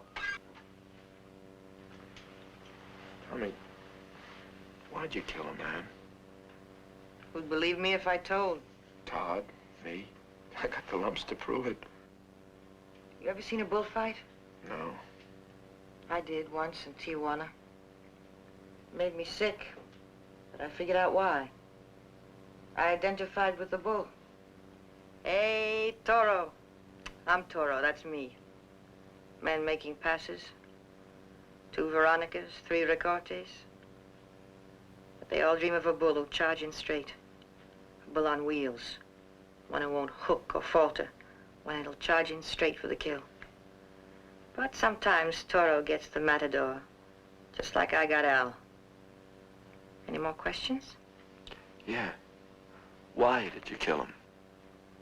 He wouldn't leave me alone. Thought he had a private claim on me.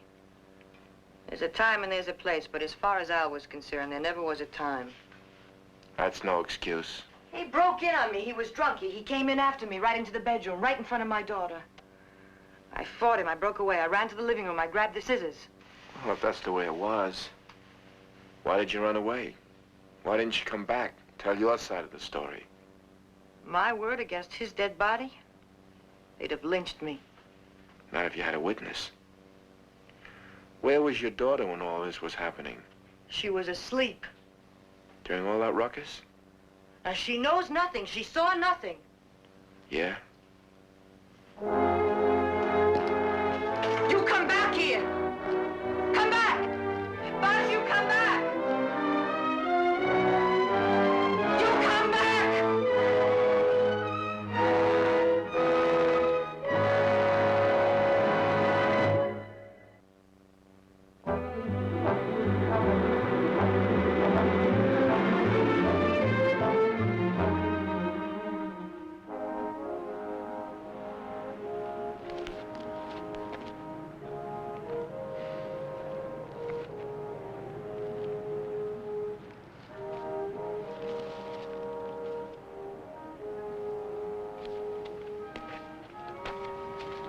Reverend Daniel Weil will welcome the people of River Rock into the kingdom of heaven Wednesday and Thursday nights at 7:30. River Rock. We passed through there last night, just at dark.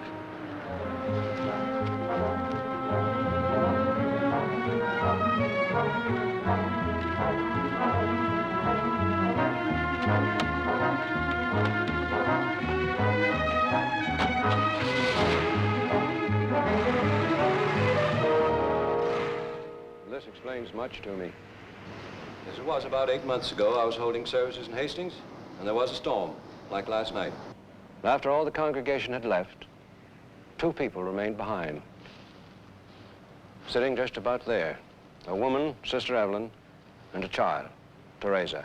I remember the way they were clutching each other's hands. And she told you her name was Evelyn? Evelyn Jones. But you tell me it's Lottie Montana. She told me she'd been deeply moved by my sermon and that she'd decided then and there to consecrate her life to Christ. She begged me to let her join our group of Christian workers. This was not uncommon. If it were, I wouldn't feel that my work was succeeding. So I agreed to take her in, and she worked diligently. But she always seemed to be under some kind of cloud. After a few weeks, I asked her if she didn't wish to speak to our congregations and tell them how she found Christ. The idea seemed to terrify her. She said no. She wanted only to work in the background, as she has all these months, until last night, when she asked me if she could speak to the congregations. She said that she'd come to a decision. She wanted to go before God with witnesses and tell them what was in her heart. So I introduced her. Suddenly, she ran out into the storm. And we drove her straight to jail. Reverend. Mrs. Parks, thank you. I'll bring her back in just a moment. Teresa, these are the 2 gentlemen that came by last night when your mother went outside. Mommy wasn't in an accident, was she? No, Teresa. But you were. If you were with her, then she was hurt too. She's fine. Missing you, but just fine. Now, Teresa, you've heard me say what lies are and what truth is. Truth is a candle against the darkness, and lies Are the breath of the devil, blowing out the candle of truth. You wouldn't tell a lie, would you, Teresa?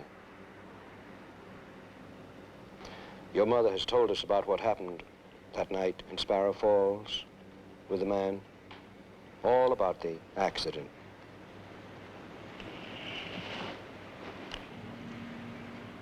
She did see it.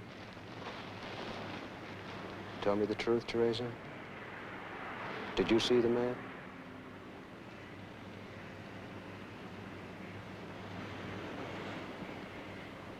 Yes. I saw 2 men. 2 men? The one with Mommy, and the one outside in the hall, watching.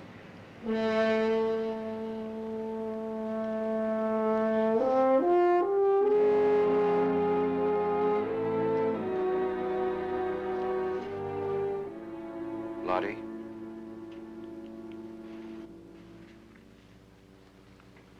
They told you. And you let them see Teresa.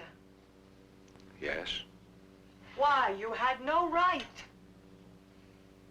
You left her? She told us about another man, Lottie. A witness. There was no other man. That's part of her nightmare about that night. Well, both those young men took the sheriff with them, and they've gone off to do some checking. There couldn't have been another man. She said he was on the outside, in the hall. I didn't see anybody with him. You weren't seeing very clearly that night, were you? Oh, God. God, forgive me. I took Teresa out of there. I made a promise never to talk about anything she'd seen that night. We caught the bus. I passed your tent and something told me to go in there. We got off at Hastings and walked back in the rain, and I told you I'd been converted. You were, Lottie. Not that night, but last night, when you asked if you could speak to the congregation. I meant to go back to Sparrow Falls and give myself up. First, I wanted to tell the people that something had happened, that I wasn't afraid anymore, that I could look out and up. Then the thunder came, and I looked up, and I saw not the face of God, but the rain like the tap water when I tried to wash the blood off the scissors. And I knew I wasn't good enough for God, that I had lost him. So I ran away. Lottie, you've heard me say that the forgiveness of God is unconditional. Jesus did not forgive the woman of the street who bathed his feet in her tears in the house of the Pharisee. He said, "Thou art forgiven. Not I forgive, but thou art forgiven." The state of her mind and the ecstasy of her spirit are proofs of what had happened within her. It's only by being forgiven that we can come to know what it is to love God. Love him now, Lottie. Reach out for him.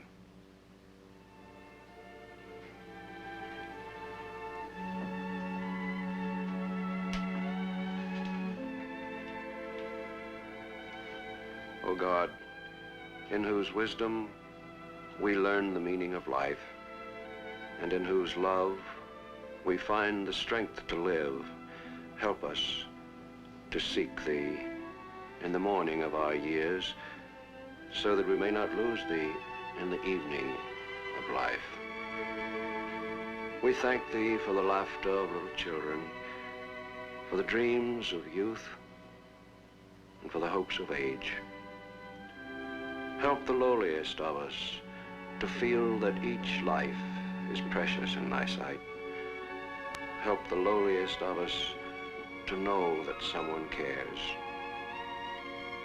Make us good soldiers of thy Son, Jesus Christ, so that in his service we may help to win a better world here and live with him hereafter. We ask this in the name of Jesus Christ, our Lord.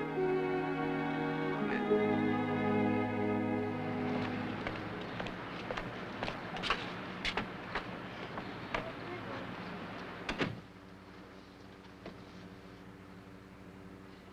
The sheriff just double-checked his brother's timetable the night he was killed. He left a silver dollar at 10 o'clock. He left with you, Mr. Crown. And you stayed with him? Straight up. That's how I want it, Dick. We spoke to your wife. She remembers the night very distinctly. You came home late. You said you'd been drinking and you walked out into the country because you never wanted her or the kids to see you drunk. You went up there with him, didn't you? And you saw it happen. And you ran just like Lottie ran, except nobody was chasing you. Nobody. Only the worst hunter of them all. My conscience. That's true, Sheriff. I did go up there with Al. He said no little peach picker was ever going to turn him down. Well, she wouldn't let us in. So Al kicked the door open. By that time, I was too drunk to move. I was too numb to even think clearly. So I stayed out in the hall. I guess I was already a little ashamed. I saw it happen. He started to drag her toward... Well, she kept fighting him. Then he knocked her down. That's when she went for the scissors. There wasn't anything else she could do. He acted insane. He would have killed her. See, I love my wife and my 2 children. I love them so much and so protectively that I've been willing to destroy myself inside just to keep them out of it. How could I admit that I'd gone up there with Al to take part in what he had in mind without destroying them? How could I do that? I don't know, Mr. Crown. I don't know how you could do any of it, but you did. More important, what are you going to do about it now?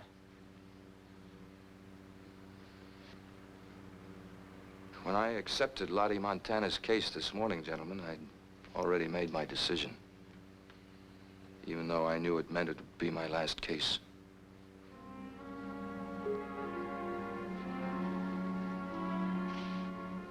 Coming, Sheriff?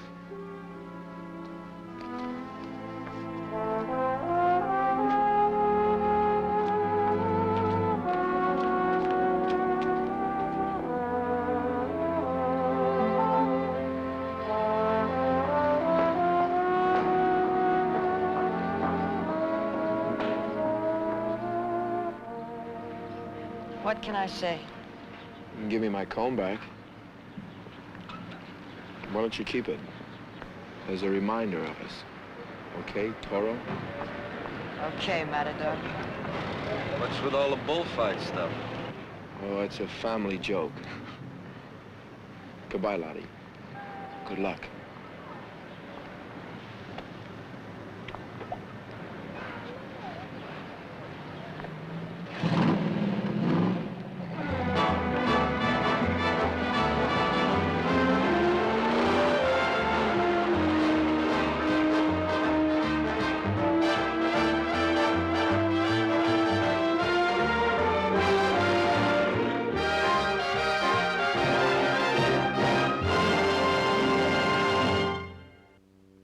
Janie most always has lots of fun. But this morning, Janie's glum because she needs a laxative, and her stomach's upset, too. So her mother gives Janie flavored milk of magnesia. Janie says new mint-flavored Phillips taste good, and many doctors say milk of magnesia is ideal for children. The makers of Phillips went to doctors all over the country to ask them, do you ever recommend milk of magnesia? And thousands of doctors from coast to coast, general practitioners and pediatricians alike answered, yes, they do recommend milk of magnesia. You see, milk of magnesia does more for your child. It's not only a laxative, but also an antacid that relieves any accompanying acid indigestion to bring more complete relief. And because it soothes acid indigestion in seconds, Janie doesn't have to wait hours to start feeling better. So give your child the kind of laxative so many doctors give to their patients, milk of magnesia. And the milk of magnesia children love is new mint-flavored Phillips.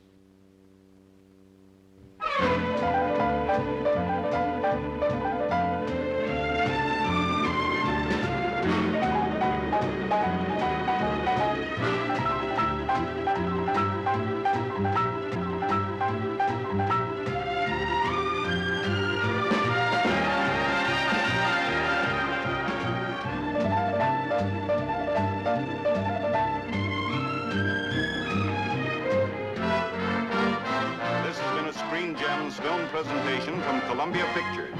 Herbert B. Leonard, executive producer.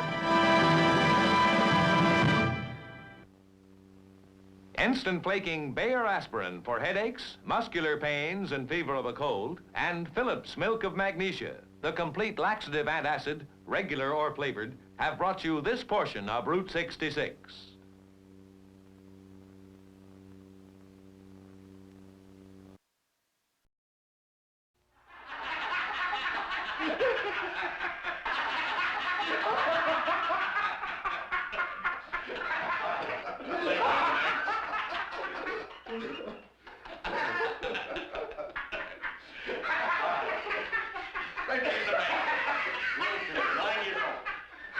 No sooner talking out of that man, he says, Chuck, I got something new, big. I'm gonna sell tuxedos in Hell's Kitchen.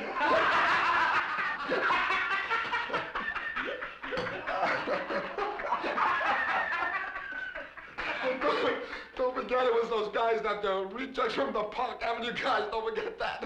How could I? Don't you figure to come out on that? Well, I was going to put a 10 spot in the trousers of those suits that I saw. All the guys on the block would figure that these guys were so rich they would forget to check the pockets, and that way they'd get all the 10 fins before I would, remember? And so what happened? I wouldn't give him the first $10 to start the action going. We would have been rich men by now, right?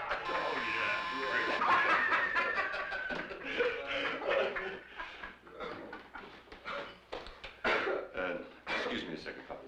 Yeah, sure.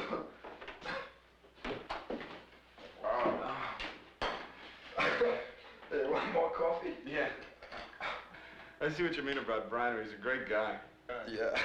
Well, with me, it goes way back with him, you know, when a guy like Chuck really made the difference. Funny man.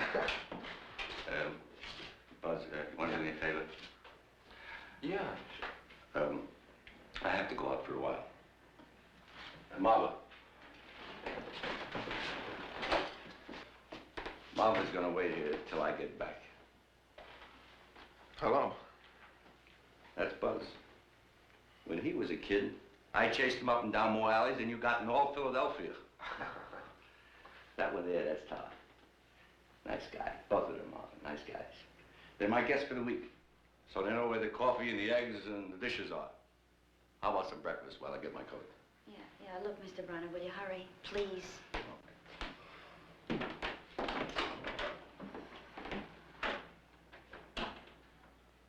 Well, hello again. Why don't you, sit down and have some breakfast?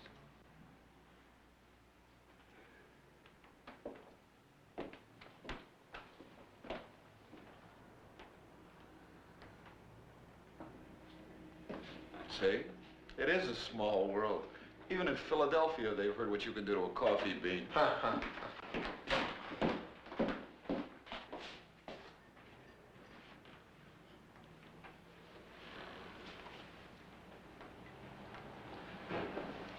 Look, I want you... Just keep cool, Mom. Fellas, she's kind of had a hard time, so try to keep a smile on yourself. Right, sure. Okay.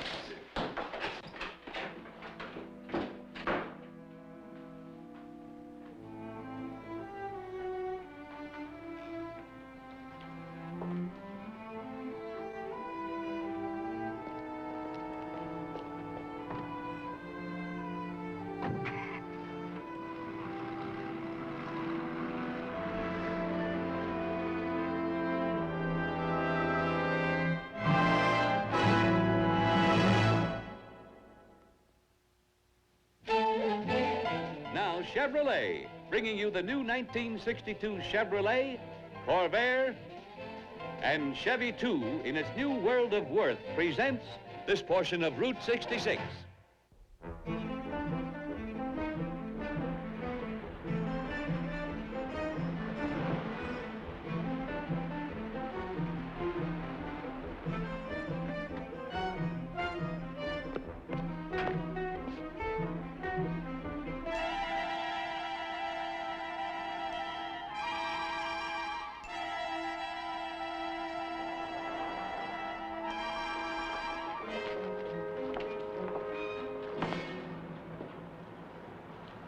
How's the job coming, Eddie? It's a job. Day off? I'm on the way in.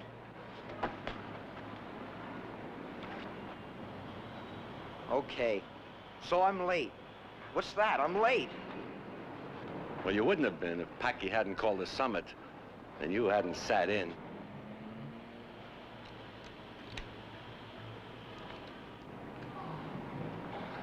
Ah, grow up, Eddie. You're trying to write your name in the sky. You can't even go upstairs with this gang, calling yourselves the Missiles.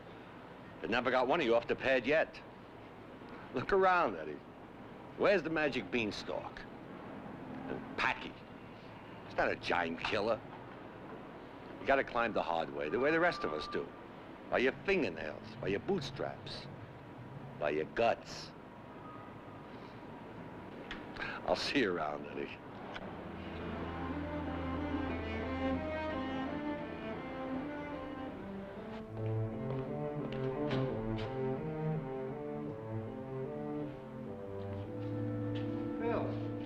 Nobody sent for you. If I waited for you guys to send for me, I'd be the old man of the mountain, wouldn't I? Look, Chucky. He laughs at me. He thinks it's a big joke.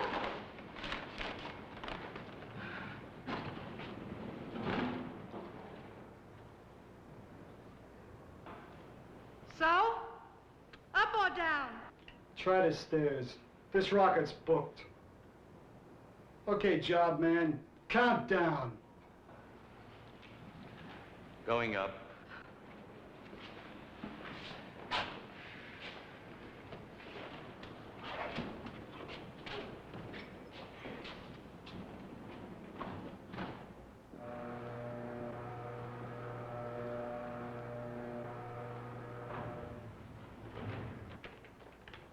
You maybe have some of the tenants in this building scared, but you don't scare me. I got a man knows how to handle little crooks like you. I seen your man, lady. Rats. That's what they are, all rats taking over the whole building. Come on, let's go home. Jason's waiting.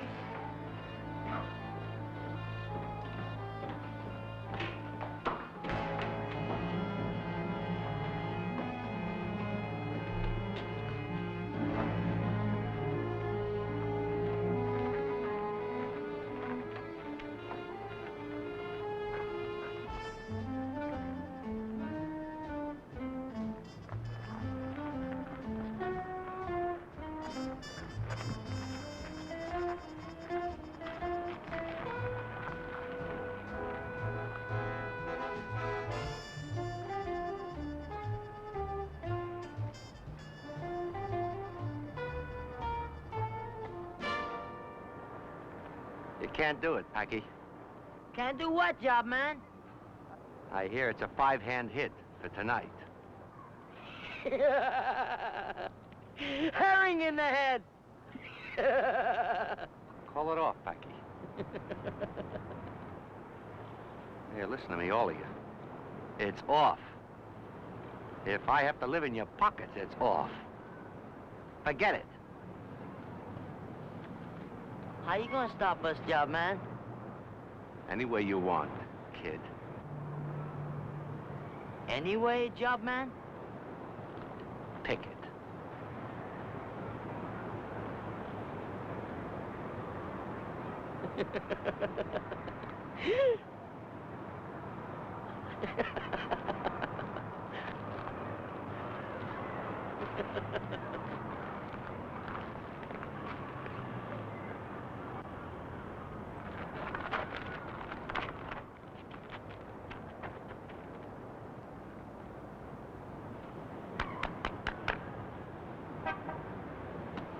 Polaris! You stick, we listen. On?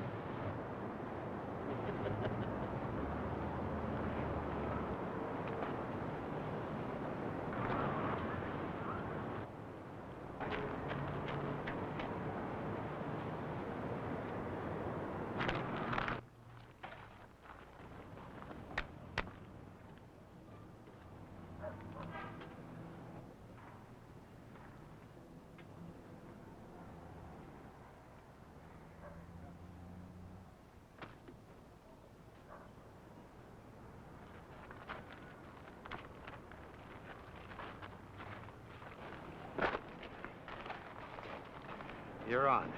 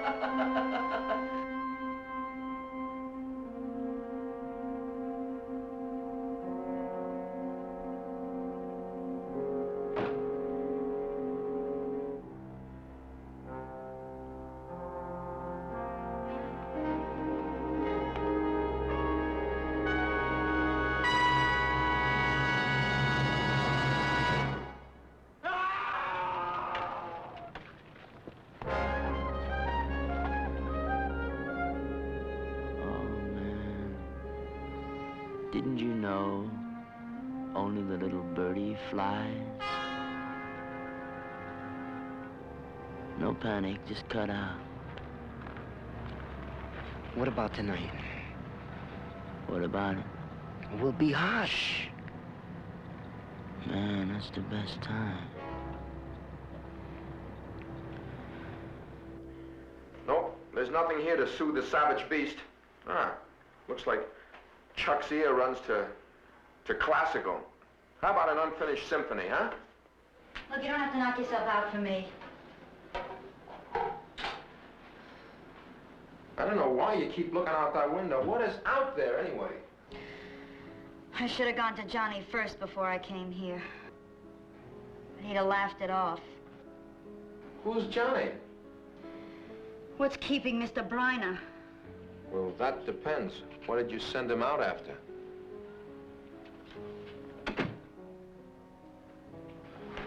Okay, packed. Oh, good. When Chuck gets back, we'll cut out, right? Yeah. Look at all these old photographs, huh? Wow. Thousands of kids in Chuck. Playground, alleys, school steps. Wow. Did you know he used to be a truant officer? What a tough guy he was. He's the one that kept me in Pierce 42. Look at that. I never thought of such a skinny kid, huh? Wow. You see that paper in my hand? It's diploma. I didn't even know how to spell it, but I knew what it felt like that afternoon. Chuck got one of these Broadway candid camera guys, took that picture. I don't know, I lost mine somewhere along the line. But he kept his. After all these years, here it is in this old box, huh? And all the other pictures of these guys, all the guys he helped. Wow.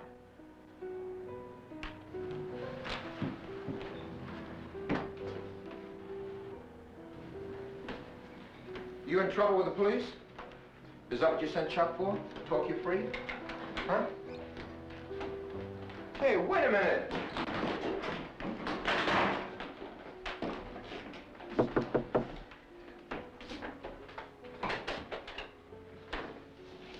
Okay, Mr. Jensen, I'll take it from here. My name's Peterson, Lieutenant Peterson. Okay if I come in? Sure, come on. Finding you fellas here could be a break, you know? A break?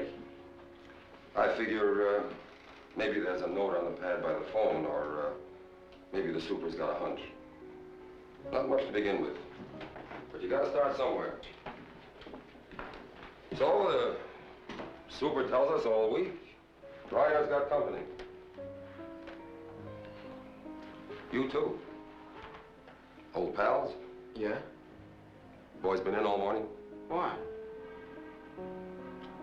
I notice your luggage, leaving? As soon as Chuck gets back. When did you see him last? About 8 o'clock. Look, Lieutenant, I mean, you know, we're grown boys, don't cat and mouses. What's it all about? Briner is dead. The hard way. Now, let's take it from the top.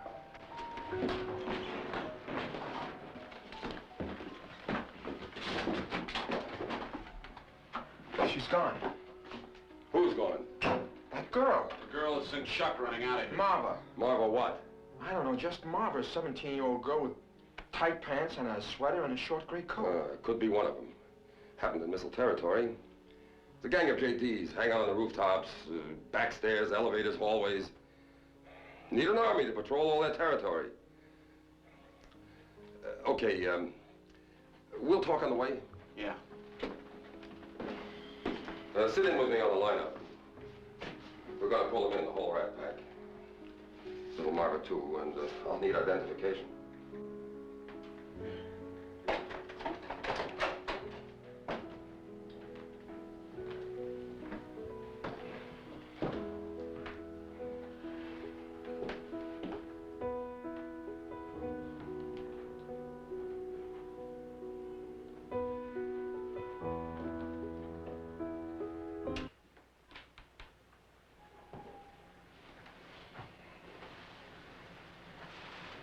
Come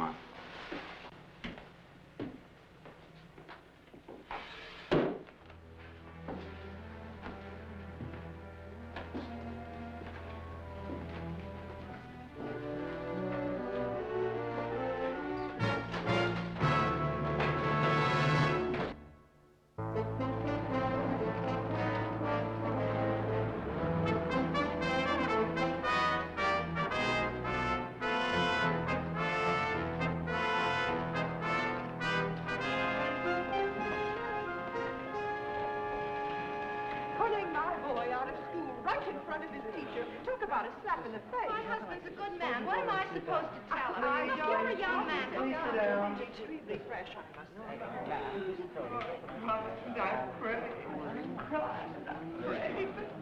Now, look, wait a while, boys. I disagree. If they push him, they'll get the chair regardless. Come on, Harry. A couple of them don't even look 15. Look, I have the list right here, and most of them are old enough to make the varsity. I talked to the head boy, Packy, and He said nobody touched Briner. Look, wait a while. Let the coroner's jury decide this, huh? All spruced up today, boys? Notice it, Todd? What? Where are the fathers? Where is it? I don't know. I don't know what to do about it. Maybe I ought to call him.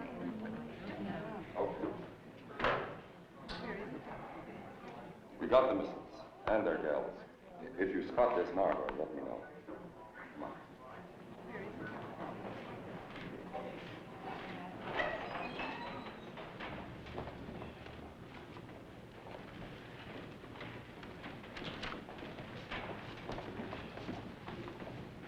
Okay, Captain. Okay, lights out. Let's go. Marty Kahn, Phil Johnson, Leona Harding, Toots Mason. Come on, Toots. All right, right face. Hey, Phil, he said right face. Yes, sir. Come on, let's see the profile. There. Hey, how long are you going to keep us here? I got an appointment. Knock it off, knock it off. Mister, please, come here. Those two boys, they took him up in the elevator. They must have had a gun in their pockets. That's how they got him to go up there.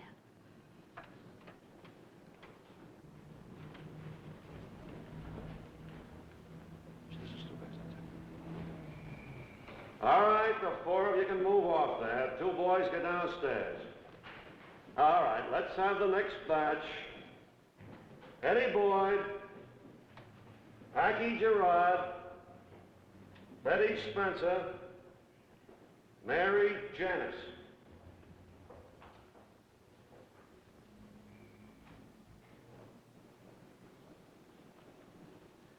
Maybe she just said her name was Margaret.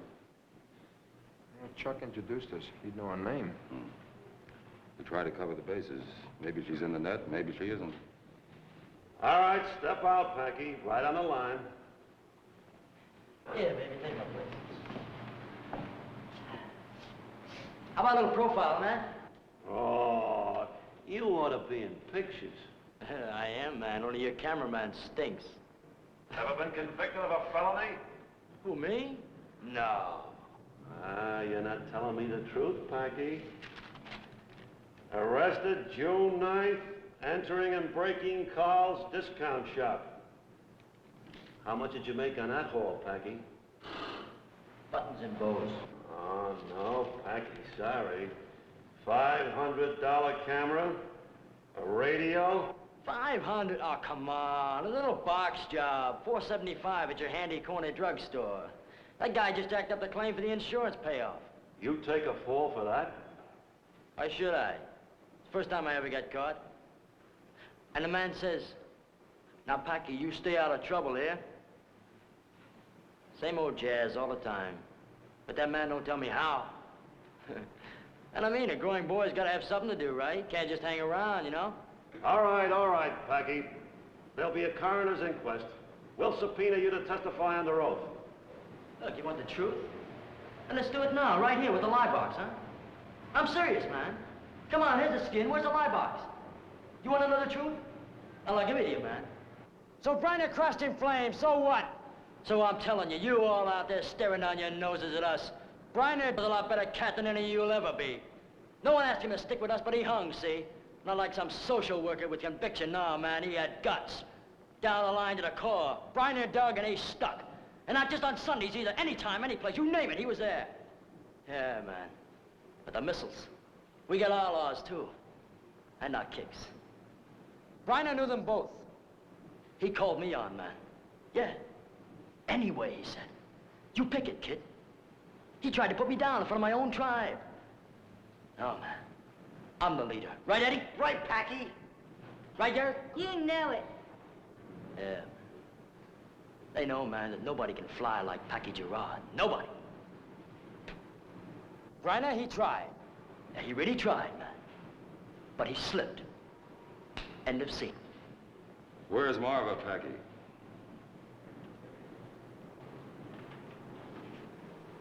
I don't know, man. I sure wish I did. You don't believe me? Get the lie box.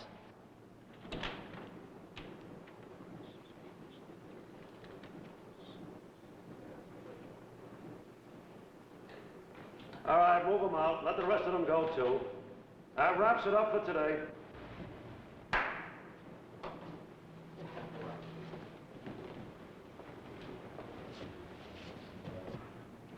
Well, that's about the size of it.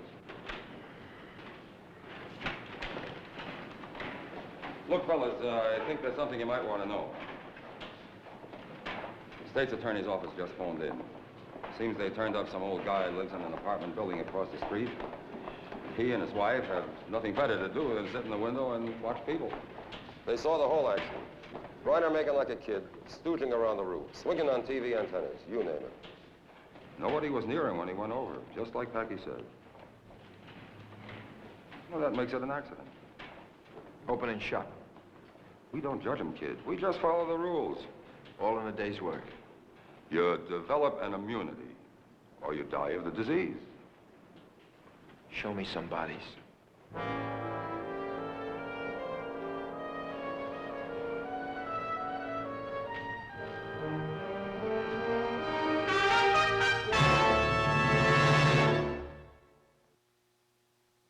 Chevrolet, in behalf of your local authorized Chevrolet dealer, who invites you to see the 1962 Chevrolet Corvair and the new Chevy 2, has brought you the first half of Route 66. Route 66 will continue after station identification. This portion of Route 66 is brought to you by instant flaking Bayer aspirin and flavored Bayer aspirin for children, and by Phillips Milk of Magnesia, the complete and acid laxative, regular or flavored. What's the best way to reduce the fever of a cold or flu? Bayer aspirin. Doctors recommend aspirin to reduce this fever, recommend it repeatedly in public health articles and personal consultations. In fact, doctors themselves take aspirin. When the makers of Bayer aspirin asked thousands of doctors if they take aspirin, 9 out of 10 said yes. I think that's the best recommendation of all. You also have your doctor's blessing when you give flavored Bayer aspirin for children, for it's the exact 1 1/4 grain dosage pediatricians prescribe for children. Both regular Bayer and children's Bayer are famous for instant flaking action. These soft, tiny flakes help assure the fastest, gentlest relief you can get. So when someone in your family has fever of a cold or flu, take what doctors themselves take. Take aspirin. Remember, Bayer aspirin for adults and for children brings the fastest relief you can get.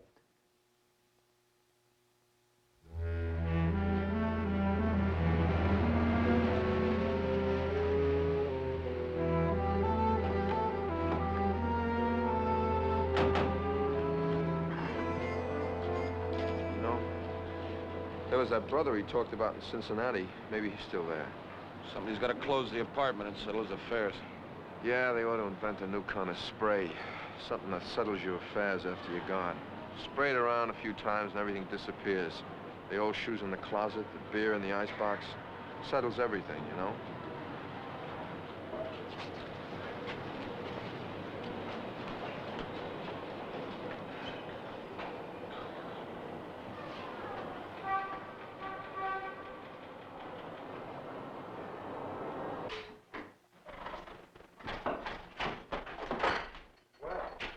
Call the lieutenant, tell him we got some answers right. Oh, no.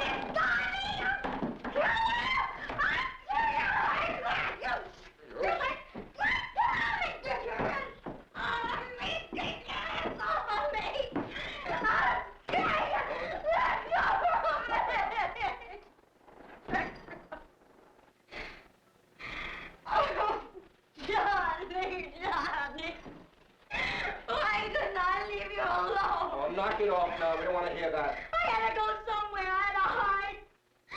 I didn't think anybody'd be here. Buzz, what's to call the lieutenant? The missiles are back on the street. They're all squared away and home free. Well, I'm not squared with him. Oh, come on, now tell me, how did you get Chuck to get up on the roof, huh? How did you get him to get with the gang? Now, come on, tell me. If you don't tell me, I'm gonna take you up to the roof and hang you by your feet until you do. If Mr. Briner couldn't stop him, who can? Never mind, Mr. Briner. Wait a minute. Stop what? We both knew what would happen. Who knows better than Johnny? He made the rules.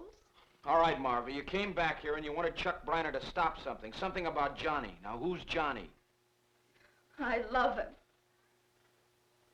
And he loves me. When he left, I didn't want to live anymore. I thought I'll go away. I'll go away. Where can I go? Where do I go to? I know if I stayed around, I'd have to be with Johnny. And if I did that, we'd both be dead. Dead? Johnny rules. And he was the leader. The Missiles girls belong to the Missiles. You leave your girl. I'm Packy's girl now. I got nothing against Packy, you know. But Johnny, why do I have to love him? We took a chance, you know. We went away together, just for one day. Johnny was wonderful. He's changed. I mean, you know, he's out of it now. You should hear him talk. He wants us to be married. He said, Ma Bunny, as soon as I have a nest egg, we cut out. They'll never see our dust. But Packy found out this morning at the council. He said, we gotta make an example. Not me. Not this time, because Packy likes me. But Johnny, they gotta make an example. If anybody could have stopped him, Mr. Briner could. But he's gone now. Look, Marva, what about the police? You know, that's what they're for. What could they do? Put Johnny under glass? Next week, next month it would happen. It would happen.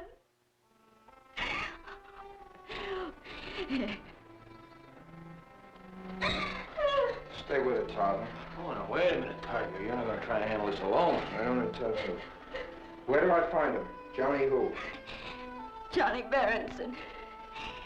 He's working on the new building going up on Broad Street. Right. Boswell, listen. Todd, if it's good enough for Chuck to start, it's good enough for us to finish.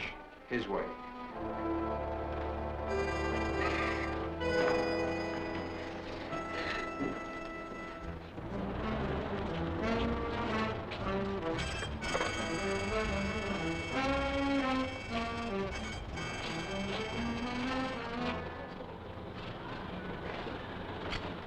Hey, Marty.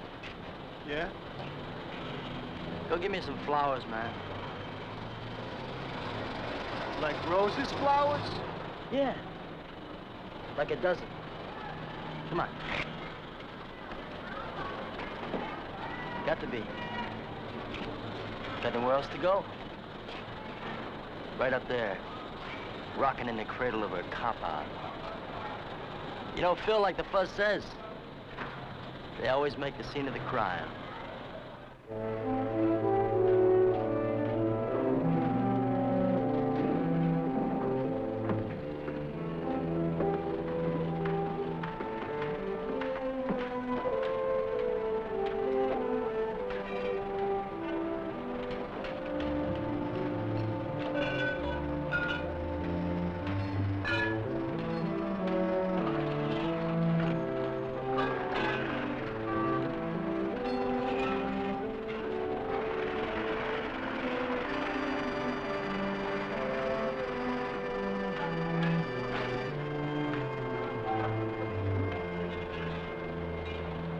Look, I don't know you.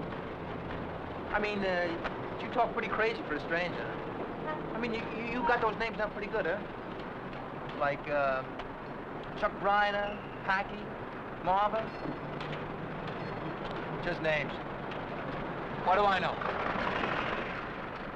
I heard you'd gone 8 to 5, Johnny. In the 8 to 5 world, when a guy gives you the facts out front, you meet them out front. You don't play it cool the way you're doing. So I'm a stranger. But I'm the only one that could have got you. That's how hot you are. I'll see you, fella, huh?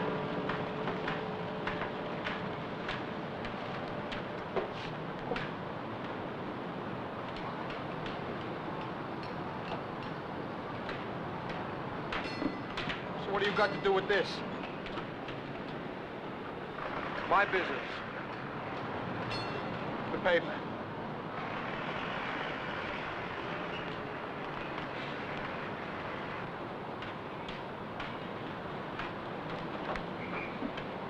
Oh, no, wait a minute. Me first. A lot of water under a lot of bridges. I owe Chuck. Well, why don't you pay him off his way? Stay away from Packy, huh? How? How? Look, you told me I'm marked for a hit tonight, right? What am I supposed to do, wait here, huh? Let him hit me? I go in there and bust them up before they get set and take Packy out, huh? That'll get you downtown. That's where that'll get you, right in a cell. What else? Look, why don't you ask the man over there for some time off, huh? We'll take care of this together. The right way.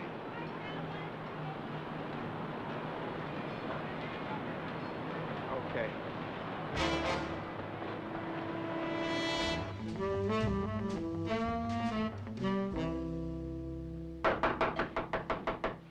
Yeah? Flowers for Mr. Briner.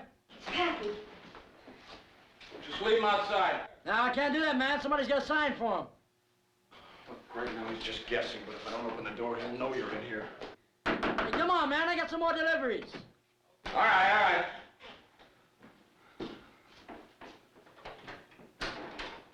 You Mr. Briner? No, I'll take him. Yeah, well, I'm from the Acme Florist. See, we got a special service. From the hot house into your pot. That's our motto. You got a pot? I'll get a vase. Just put them down and give me the paper you want me to sign. Hey, it smells nice in here, you know? Yeah, well, maybe it's the roses. No. Like some crazy French perfume with a funny name. Yeah. Love. I don't know. I know a girl who wears this stuff. Yeah, like she practically drowns in this stuff. I don't know, I gave it to her. Oh, you got a vase in there, huh? I'll get the vase. Just, give me the paper. Oh, the paper, yeah, sure. Yeah, I got that right here. Come on. My point of no return, fella. Now, you can keep your pearly whites and still have dinner tonight. You go.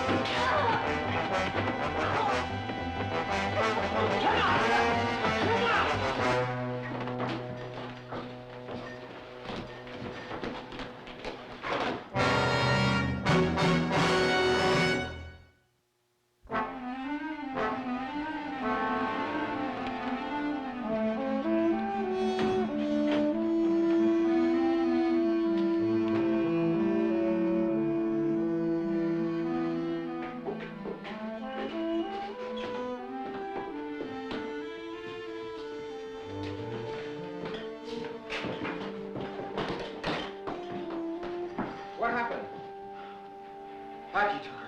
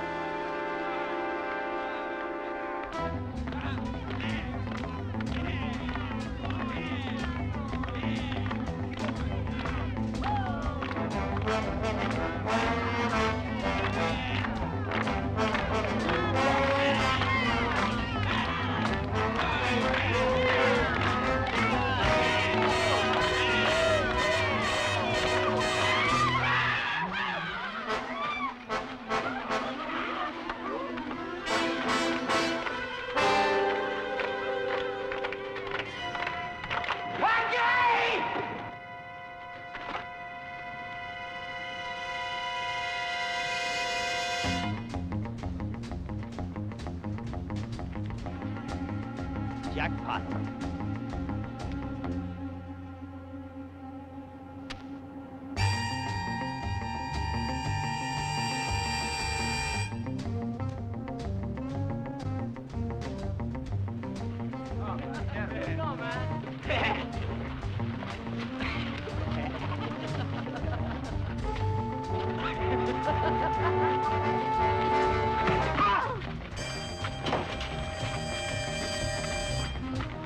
Johnny!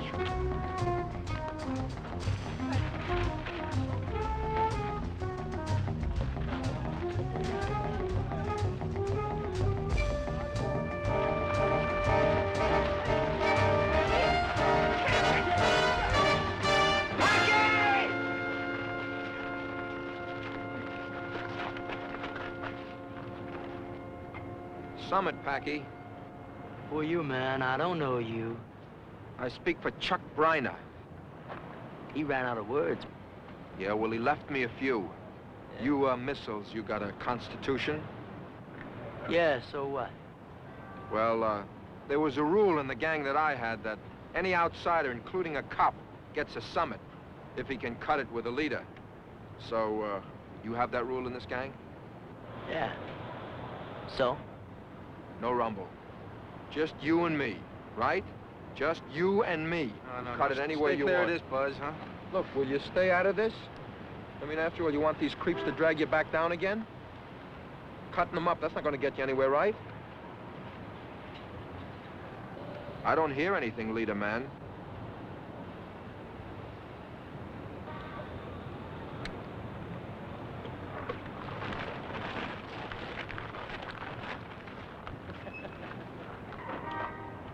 Polaris!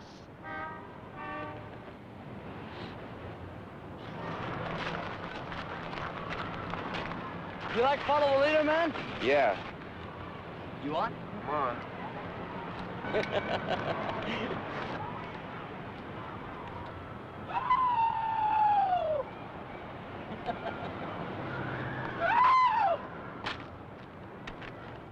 Buzz, this is crazy.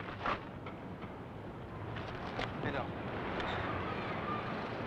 Now, look at your shoes. Leather soles. So? Look at his sneakers. So? So you wouldn't stand a chance. Now, come on, please. It's my fight.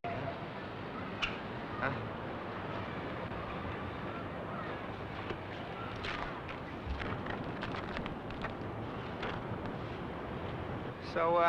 So he falls off. What good does that do anybody? Huh? You call ahead, huh, Packy? Okay, I got no beef. I mean, you got the right.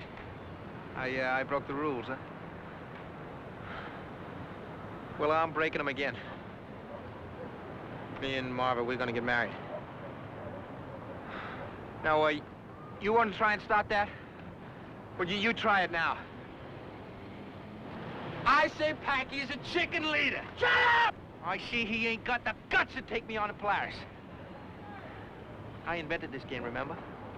I'm the boy that walks on clouds. I'm still leader, Packy. I'm the specialist.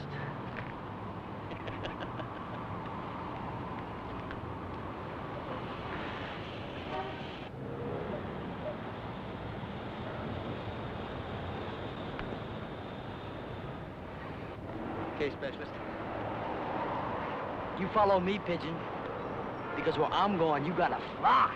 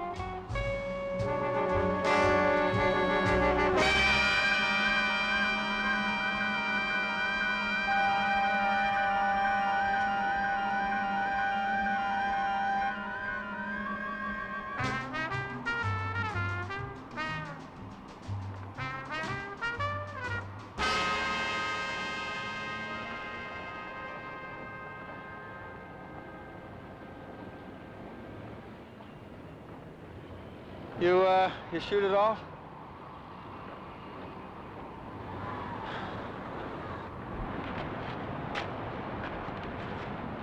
He follows me. Vote. He follows you. You ready?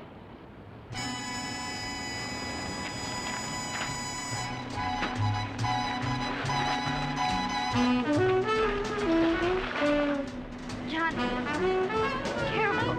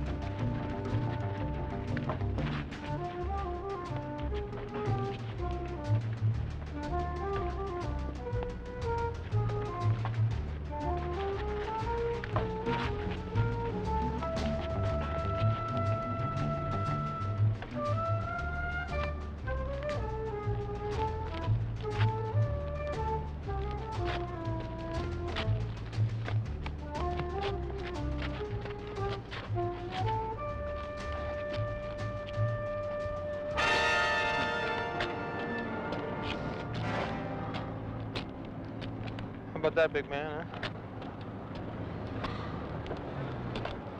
Are you kidding?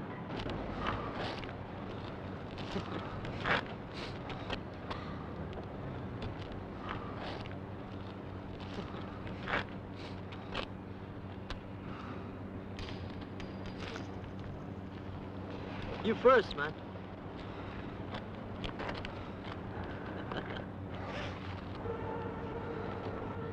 No, Johnny. No.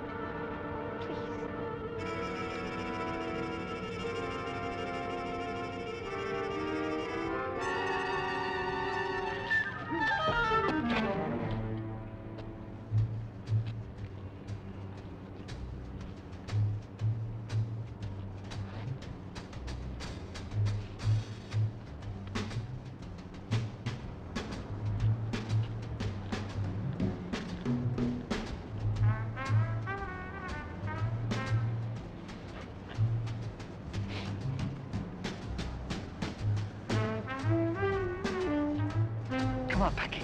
Yes, man.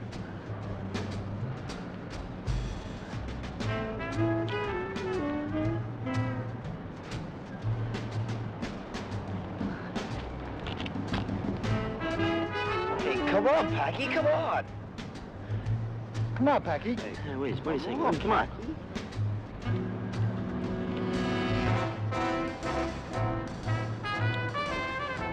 This chicken, look at him. Shut up. Come on, Packy. Shut up. You're chicken. I'm gonna try and manage 10 stories. You're What? chicken. Chicken.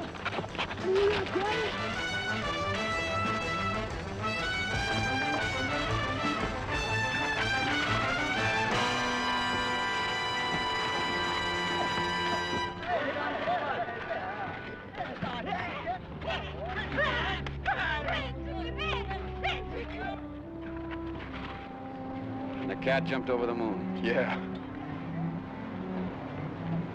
Thanks, fella. For everything. Forget it.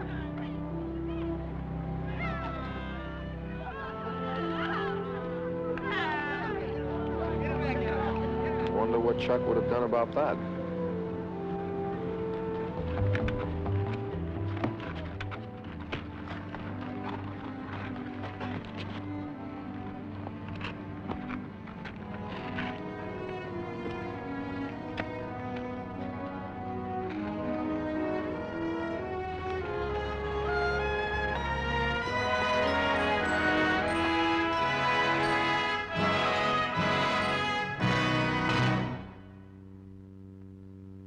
Janie most always has lots of fun.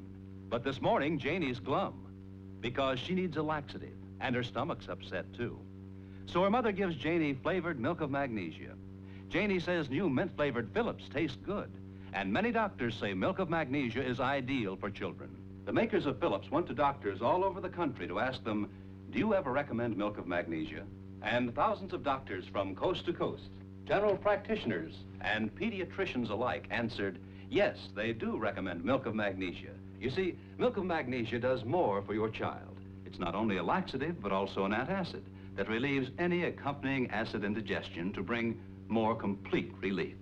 And because it soothes acid indigestion in seconds, Janie doesn't have to wait hours to start feeling better.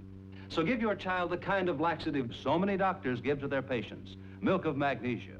And the milk of magnesia children love is new mint-flavored Phillips. Instant flaking Bayer aspirin and flavored Bayer aspirin for children, and Phillips milk of magnesia, the complete antacid laxative, regular or flavored, have brought you this portion of Route 66.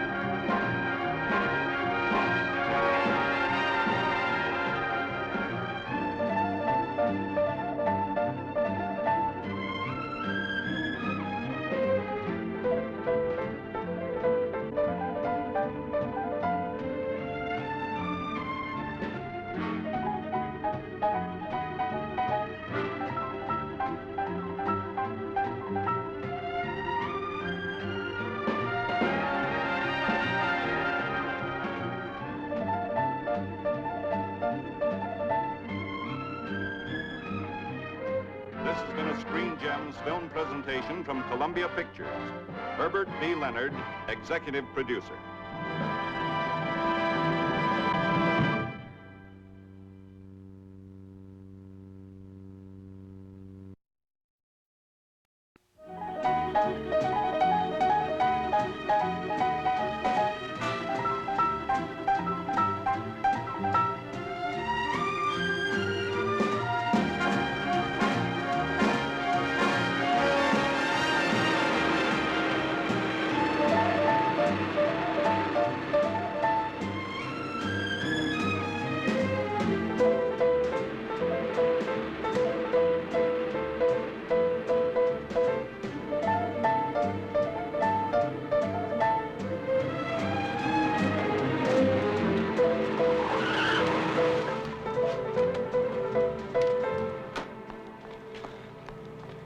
Dr. Duncan?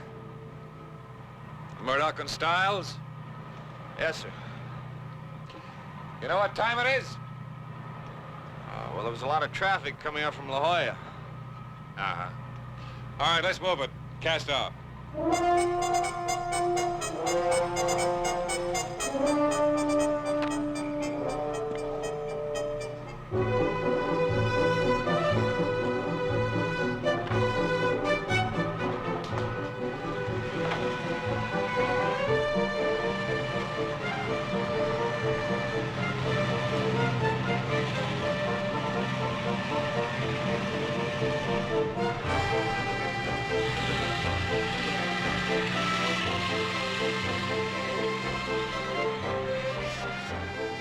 Wonder what he expects to catch with that. Sea bass, albacore, they come pretty big. What's the big tank for?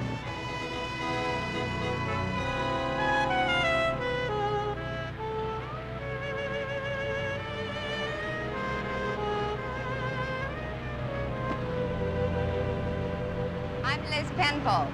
Murdoch and Stiles? Todd and Buzz. Todd, Buzz, Liz, Doc. Here's the beginning of 4 beautiful friendships. Amen, amen, amen, amen. The Doc's a little salty, isn't he? We have to go out 6 miles to our marker. We laid a line last night.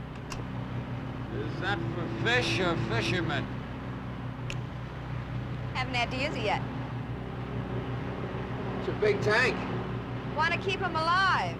Alive, we're catching them from Marineland, right? Wrong. We only rent the boat from Marineland. And a lab and a small tank to put our animals in. Animals? What animals? The ones we catch. And, Liz, dear, what animals we catch? Sharks.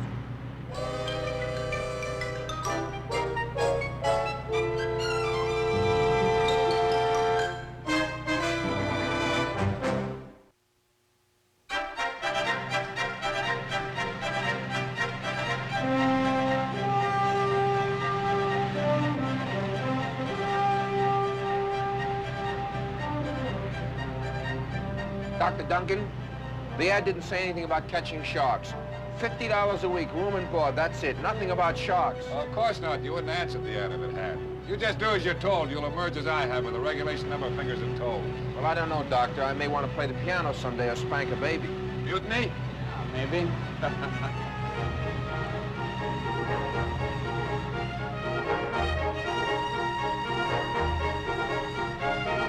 All right, pull loose.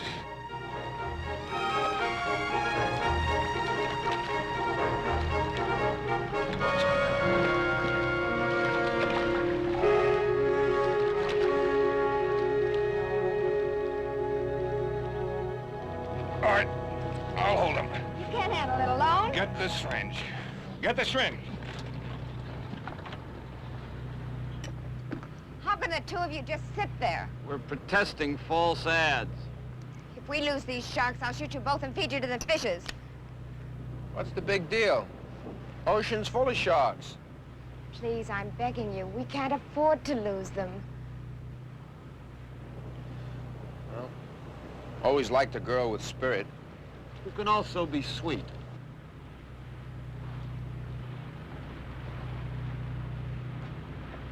Murdoch, put your hand right where I've got a hold of him. Hold him tight against the side of the boat. Got him? Yeah. In a syringe. What's in the syringe? Anesthetic.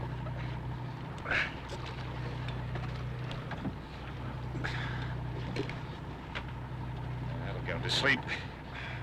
Now, let's get him on board. Who's there?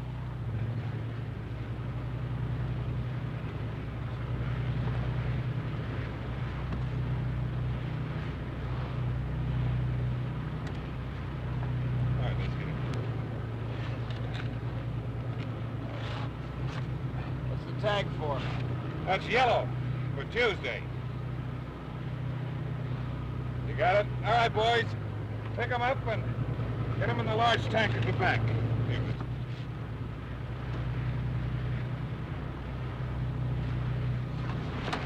That's it. What next, Doc? Well, there are 2 more on the hooks.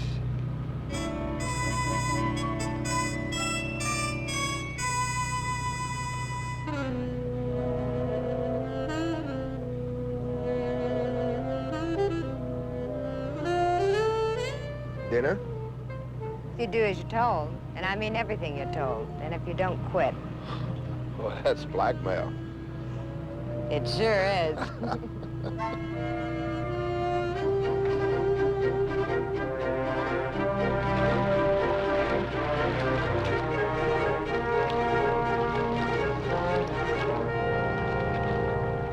That's fine, a good day's work. All right, let's bait up and we'll head for home. Buzz the bait cans up front there. Todd, you put a line on the buoy, will you, and hurry it up? I want to get these sharks back to the big tank.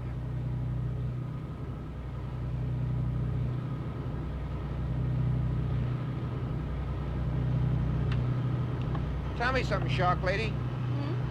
How'd you get into this racket? Studied oceanography in La Jolla. Graduated, heard about Doc and his good work. And fell in love with him. Don't be silly, he's a married man.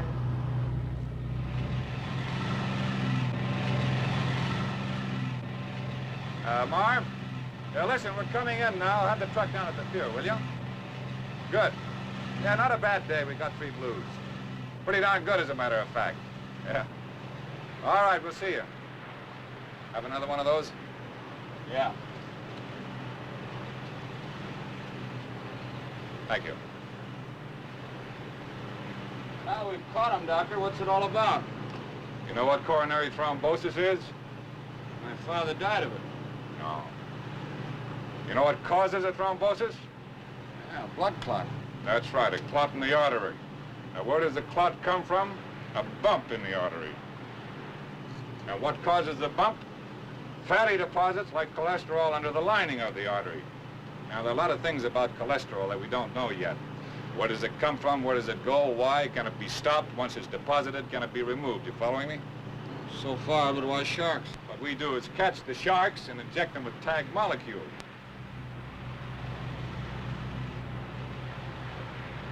So, this is research. Mm-hmm. I always thought it was with books and test tubes, not guns and hooks. You learn something new every day. How long you been at this? About a year. How's it going? Great.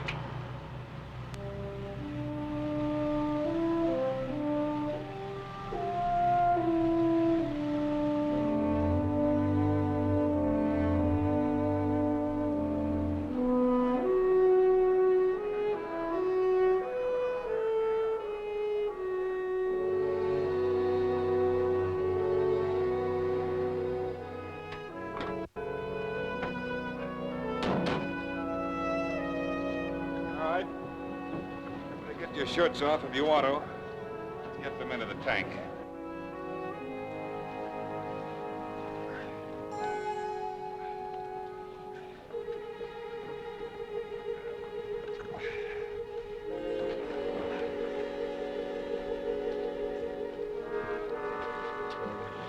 Now, come on, get them into the tank here. Walk them slowly, that'll revive them. Grab them behind the back of the head and the tail. Move the body like this. We gotta keep them alive for 6 days. Then what? Then we kill them and extract the liver.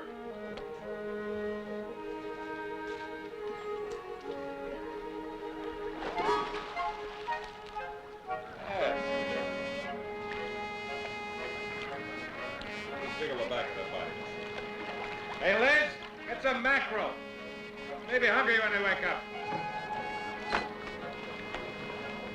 You know, you'd be surprised how delicate they are. Just move them ahead slowly like this. Don't force any water down their throat, you'll drown them. That's it.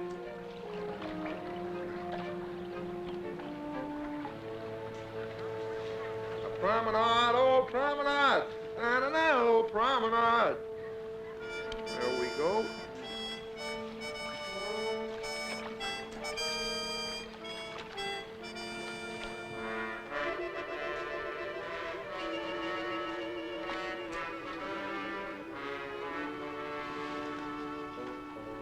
Look, Ma, I'm a research scientist.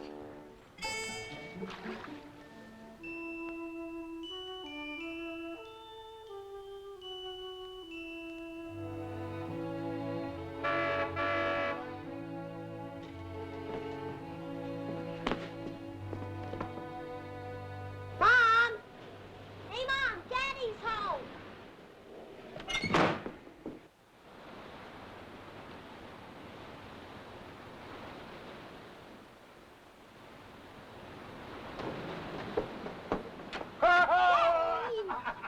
Hiya, partner. I've been waiting for you. We're gonna work on the bridge together, aren't we? Well, I have to go to the lab tonight, Chet. Please? It's been 6 days in those red tags. I have to see what's inside that shark, don't I? Right? Maybe afterwards we'll finish the bridge. Here, I want you to meet somebody. This is Mr. Buzz Murdoch, and that's Mr. Todd Stiles. Hi, Chet. Hi. Hi, Liz. Hi, Chester Fester. All right, everybody, let's get inside and eat. I'm so hungry I could eat mud off a dirty spoon. How about sand? Oh, Helen, this is Mr. Buzz Murdoch, and Todd Stiles. Here's Helen, my wife. Mrs. Duggan? Hi. You want dinner? There is no dinner. Oh, weren't you feeling well, dear? Dandy. I cooked dinner. You can have it if you want to dig it out of the garbage. Well, we did get a late start. Oh, that's perfectly all right. I'm not going to bother with dinners anymore. You can take your group into town. There's plenty of restaurants if you have the price. You're embarrassed, Walter. I'm sorry. Embarrassment isn't as bad as some things. Come on, Chet. But I want to go with Daddy to the restaurant. I said get in here.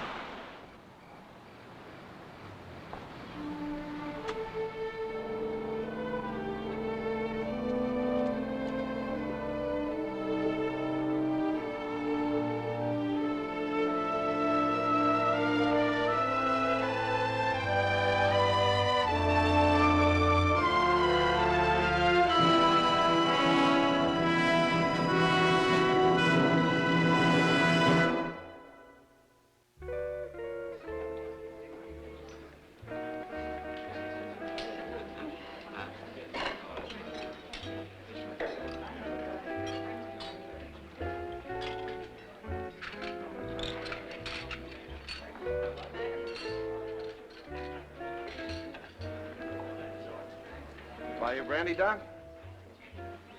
No, thank you, Todd. You know, living on a beach like that can make you pretty lonesome. My wife didn't mean to be rude.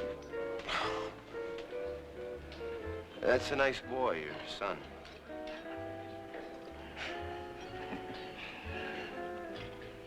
Well, I gotta get back to the lab. Well, drop me off, huh? All right. Helen can show you your room. No need to be frightened. She's really a wonderful gal. I'll see you out in the station wagon. Thank you.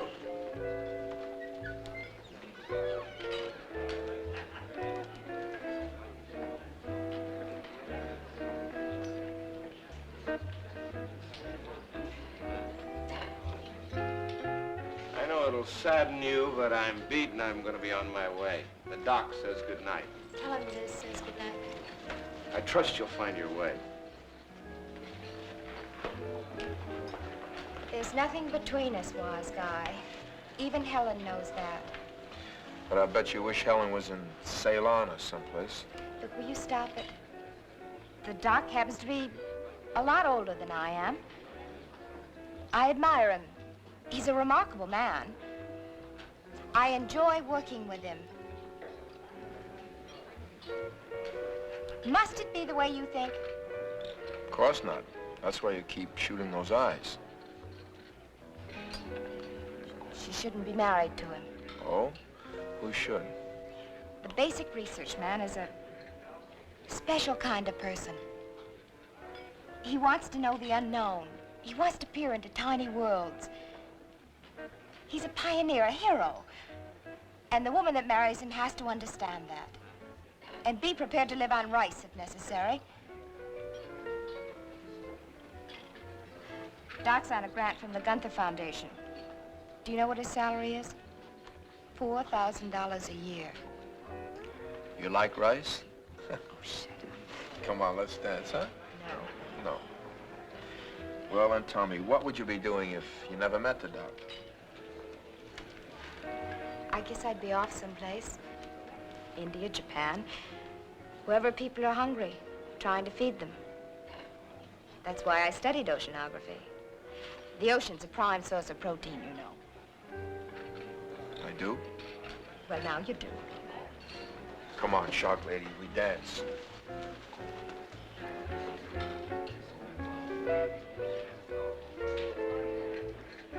Just what are you trying to do? Basic research. Explore the unknown. I've never held a scientist.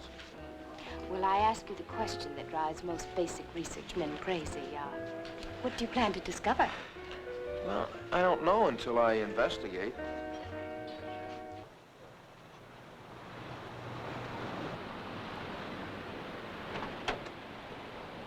Coming in? No, I'm gonna get down to the lab and do some work. Thanks, Doc.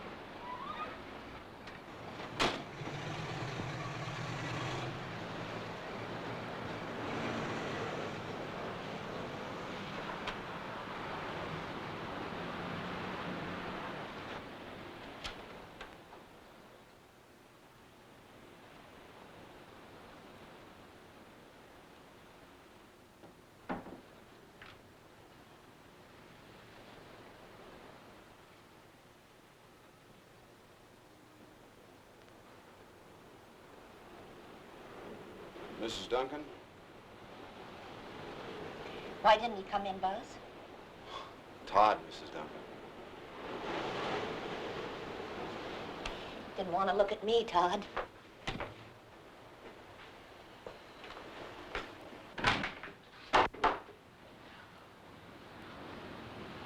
Mrs. Duncan, which room is mine? Gee, I'm sorry. It's the one upstairs on the left, facing the beach. Thanks. You see, I live in a child's world all day. And I'm an adult. I need adults. I need my husband. Would you like a cup of tea? Yeah, thanks. Good. Come here.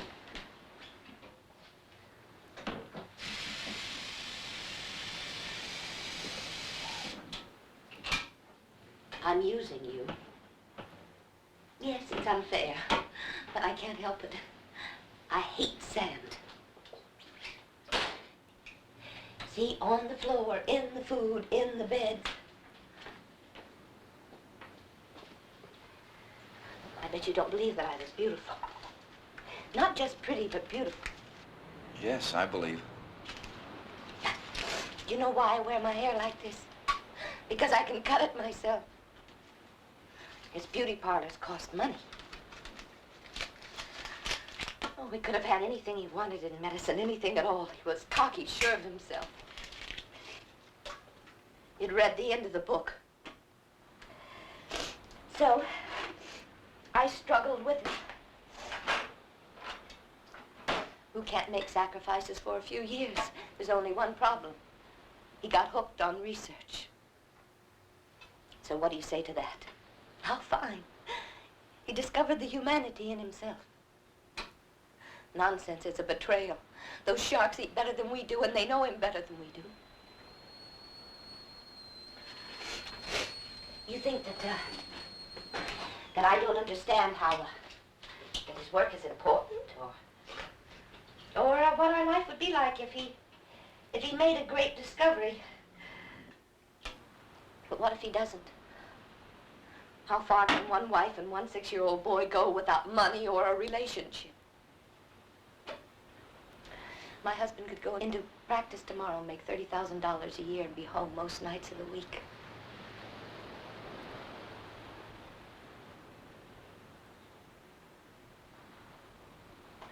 Would you like lemon or cream? Oh, just sugar, please. Do you know why I'm telling you all this? It helps to talk. I want you to go away. Somebody's got to see my side of it. Don't help him. Go away, please. Go away.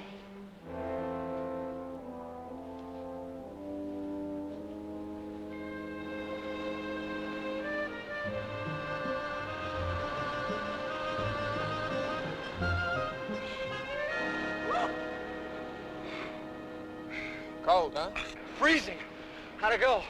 We ended up at the lab.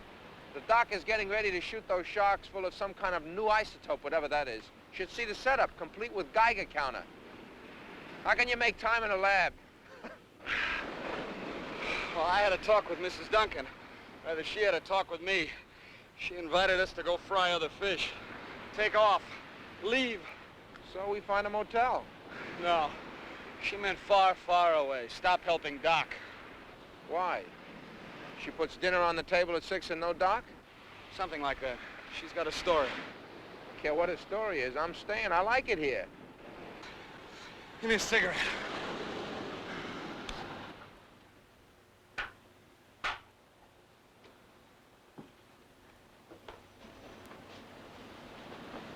What are you looking for? A cigarette.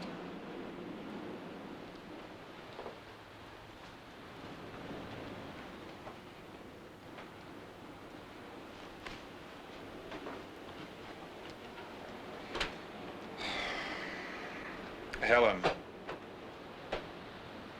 the nature of nature is to break your heart, trying to figure out what makes her work. Now, I understand your complaints. Just for the record, I have a few complaints too, spoken or unspoken. Whatever my research is worth to society, that's what holds me together. That justifies my having been born, a continuation to live from day to day, because I have no other justification. I spin not, and neither do I toil. Just merely do research. When was the last time you spent 5 minutes alone with your son? How about a little research there? How about a couple of questions as to why, when, what, how your son is making out? I do the best I can. You're a trained doctor in a world full of sickness. I don't want to hear that anymore. Nothing stands between you and the practice of medicine except your own will not to. I will not give up doing something that has meaning to me to chase dollars.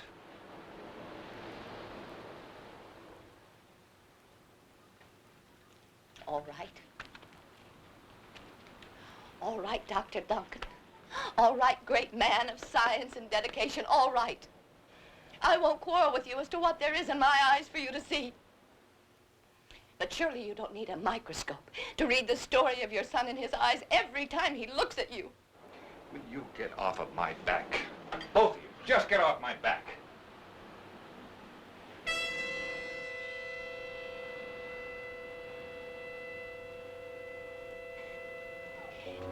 You know that there are some people that shouldn't have children. I'm sorry I gave him to you. I'm sorry he was ever born. But we'll get off your back. We'll get out of your way real soon.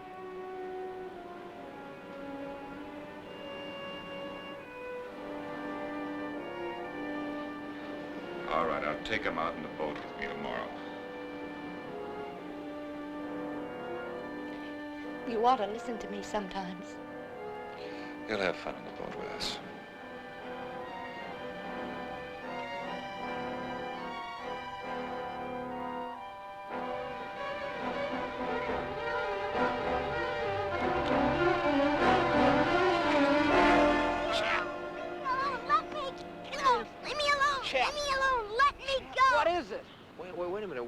listening to this time of night?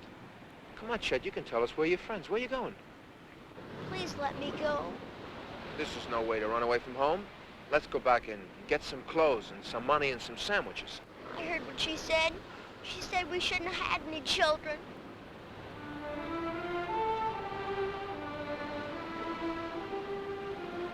Chet, all mothers and fathers argue sometimes. It doesn't mean anything. It's just a lot of noise. Chet, I know your mother loves you very much. I know it. I know it.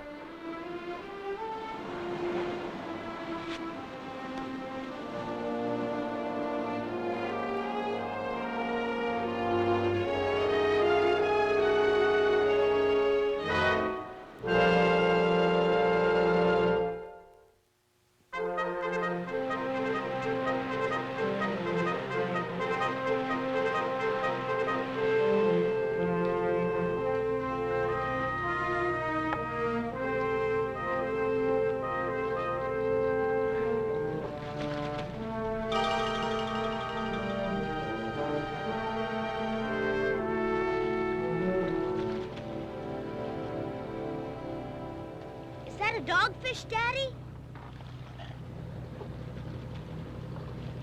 It's a blue shark, Chet. How much does he weigh? Oh, about 40 pounds.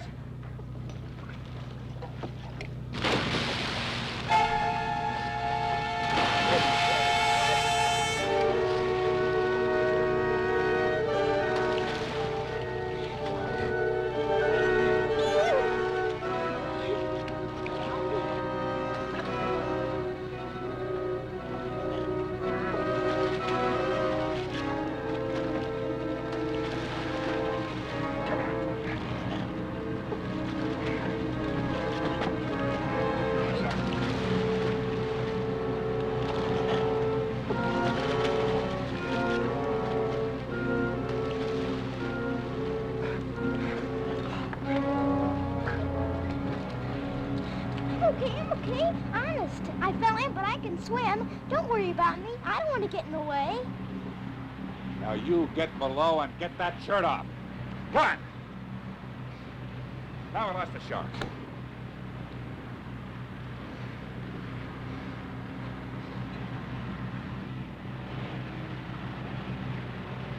Chet.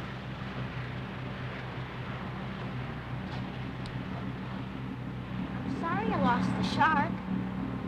I know, son. I know.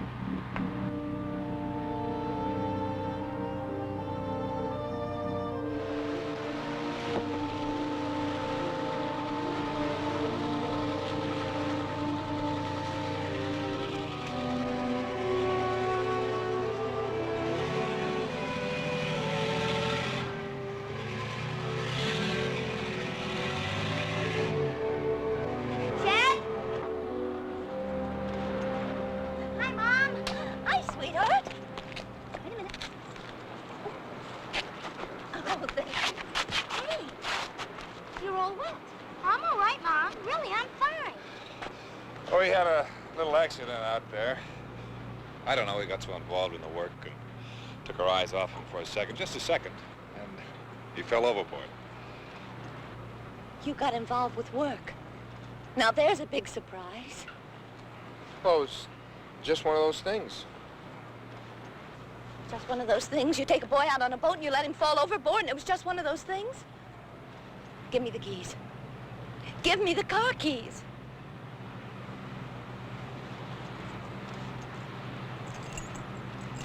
Come on, Chet.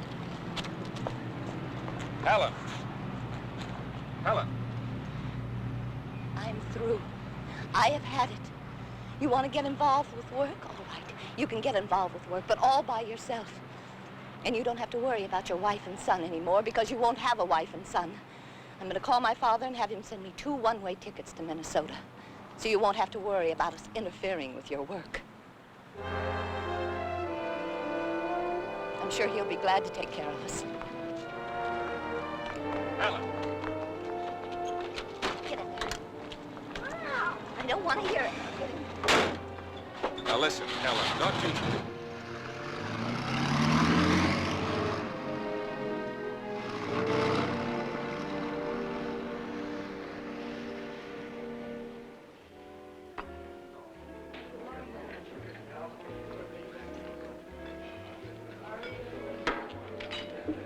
these scientists are kooks and weirdos. Well, they've done some good things like inventing television. But of course, I wouldn't want my daughter to marry one. I drink to your success tonight, Doc.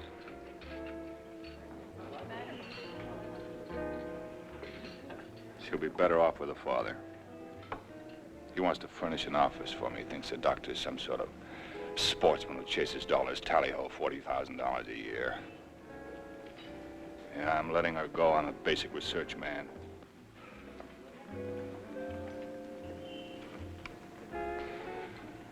Oh, yeah, the things I will do will stagger the imagination. I think first I'll lick coronary thrombosis, and I'll create a machine that'll control the flow of molecules that could lick cancer. Then I think I'll find a drug that will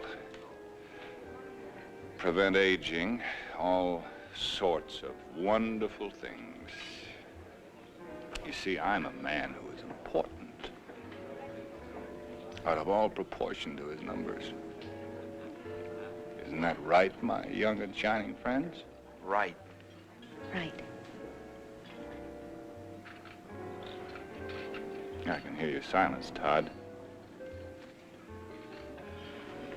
Now look, if you take a kangaroo rat and you put him into a cage with an eagle, no matter what that eagle does, he's not going to catch that rat. If you make one simple ablation, one simple removal by surgery, you take away that rat's eardrums. You destroy his hearing. He's dead. What about Chet, Doc? Can you make it without Chet? An ablation is an ablation.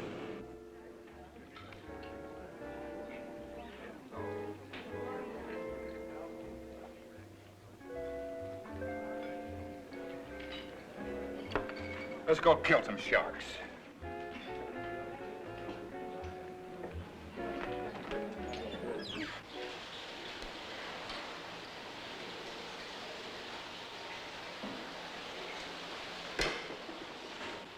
Will it work, Doc? I don't know, Buzz. Have to distill it, and we'll see.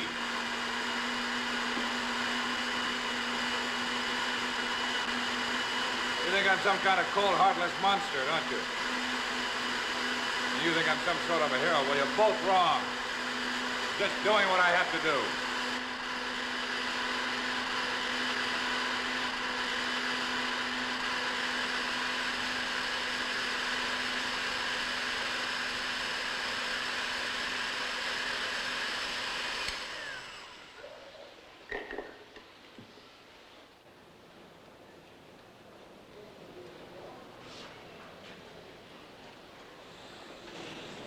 How much money do we have left in the bank? It's a nice impulse, Buzz, but forget it. Why should a man like him have to make a choice like this? It's wrong, Todd, it's wrong. Bus drivers make more. He gives us his life, and his salary is a punishment. It's not our responsibility, it's his. What are you talking about? She shouldn't put him in a spot like this. He shouldn't put her in a spot like this. He wants to serve humanity. All right, she's humanity and the boy is humanity. I want to give him the money. Well, he won't take it. How much time does it buy? In 3 months, the same situation jumps up again. The whole world was made in 6 days.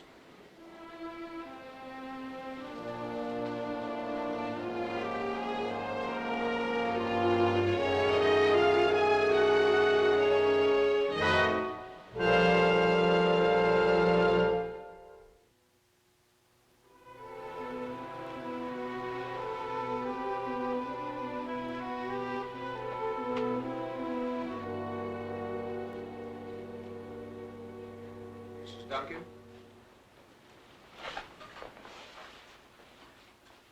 I'd like to give you and your husband $1,000 so he can continue his work. That's very generous of you, Buzz. And beautiful. I thank you for it. Well, the doc is breaking his back to do something for people, and I don't think he should have to worry about money. I want to give him 3 months because I'm betting he's going to make it. Like in any good movie? Why don't you take the money? It'll give you time to think, maybe work it out. Work it out how? Well, I don't know the answer, but give it a chance. Sometimes things happen. Say it's a gamble. Take the money, please. I can't, Buzz. I've already called my father. The tickets are on the way. Just like that, you break it up? When a woman loves a man, she sticks by him through thick and thin. For better or for worse. She doesn't use his son as a club. Chet is no club. He is a fact, a real, alive boy asleep upstairs who needs a mother and father. And if he can't have both, then at least he needs a mother. Calm, relaxed mother, not a hysterical wreck who snaps and shouts. You know your husband got drunk tonight? And he was crying?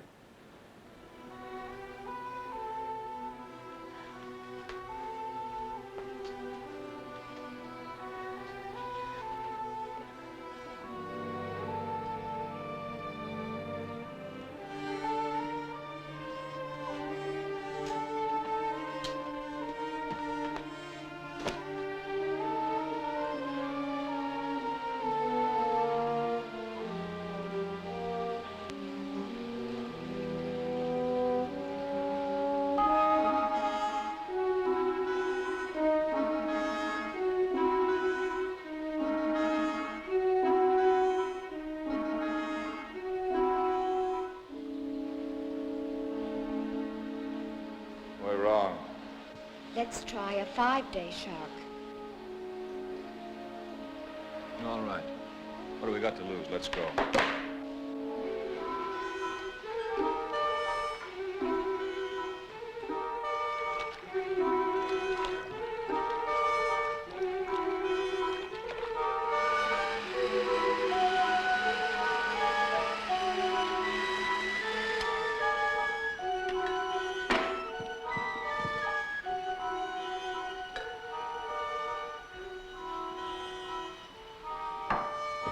Are you all right, Walter? Yeah, get that distilled, will you?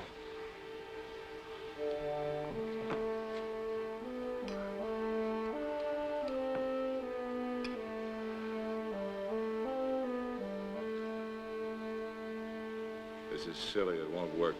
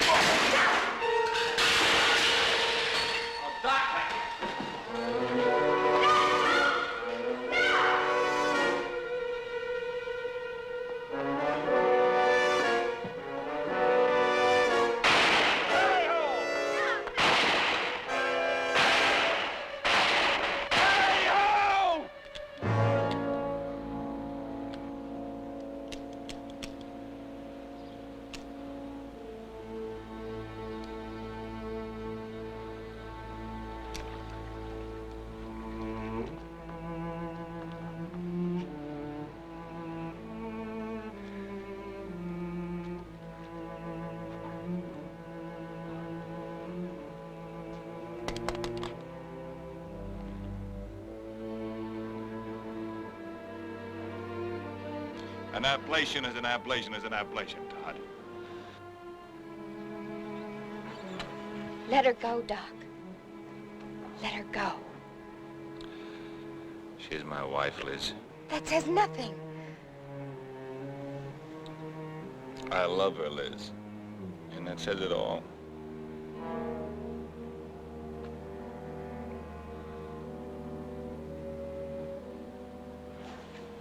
Let's go home.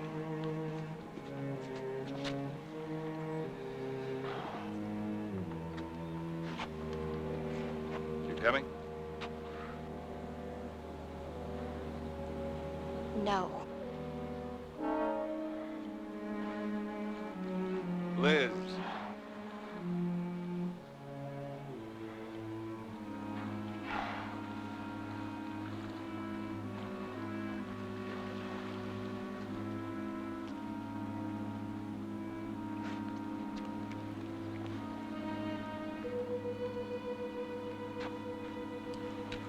Where you going?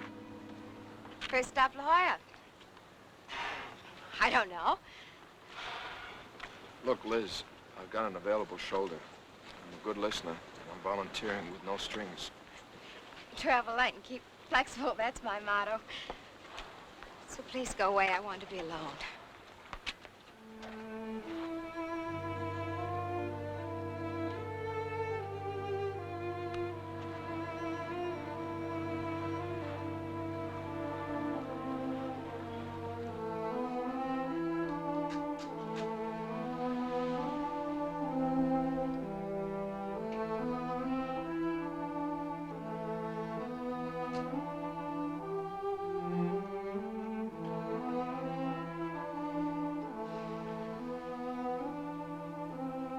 Helen?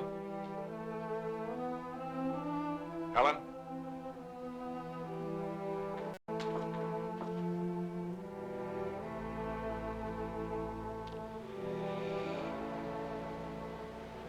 Pack my junk too, will you?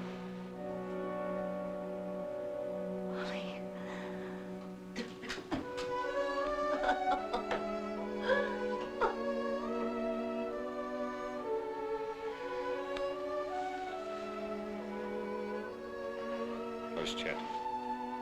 He's outside.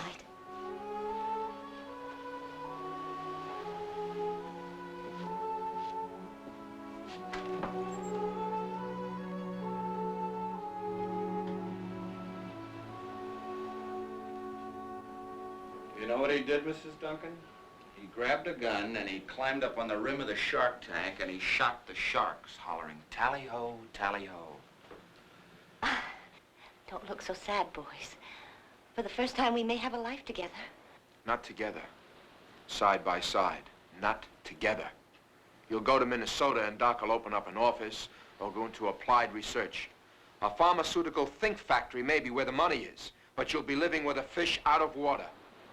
Fish came out of water and became land animals. That took generations, Mrs. Duncan. I'm not sure the doctor can do it in one lifetime. Look, fellas, it's a tough world.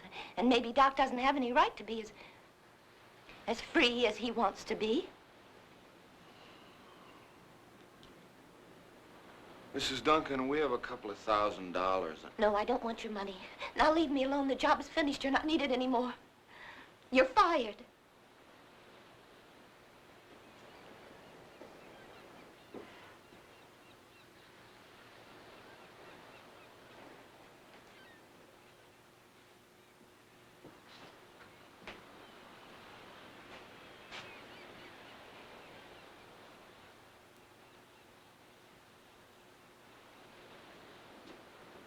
Listen, you think you've got a gripe because you have a husband that's not around all the time, because he wraps himself up in his work and he doesn't pay much attention to you, and because he doesn't make much money, right? Okay, that's what he owes you. What do you owe him? How do you think you'd feel if you had to use all your mind and your heart and your concentration to solve a problem and your wife was tearing you apart? Don't you think he has any right to do the kind of work he wants to? I just want to leave you with one thing. You can probably tear him apart from his work, sure. And you can probably turn him into a doctor, sure.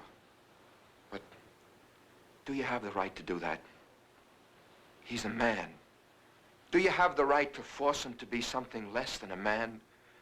Because all you understand is that he owes you companionship. What about the companionship and support you owe him?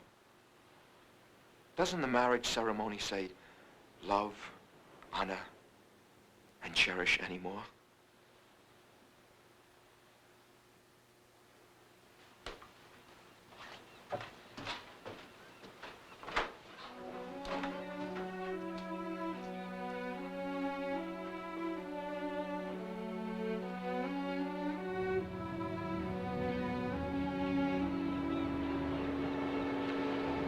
You know, Chet, there's a law in science.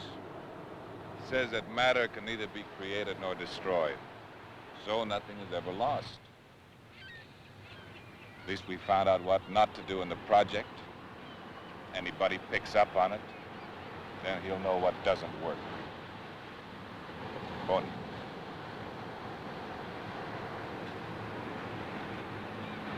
40.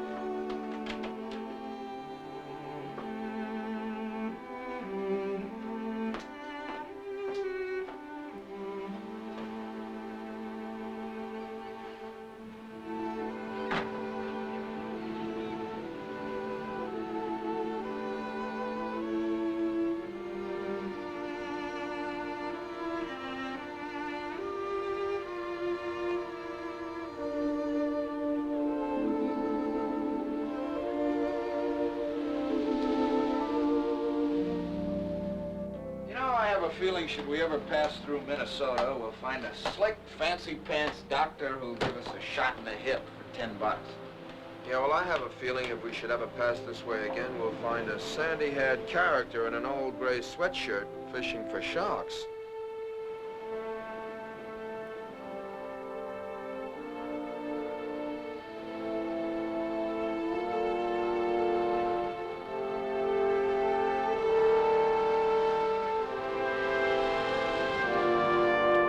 Be right.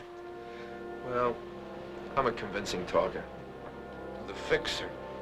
Come on, Fixer, let's make some miles.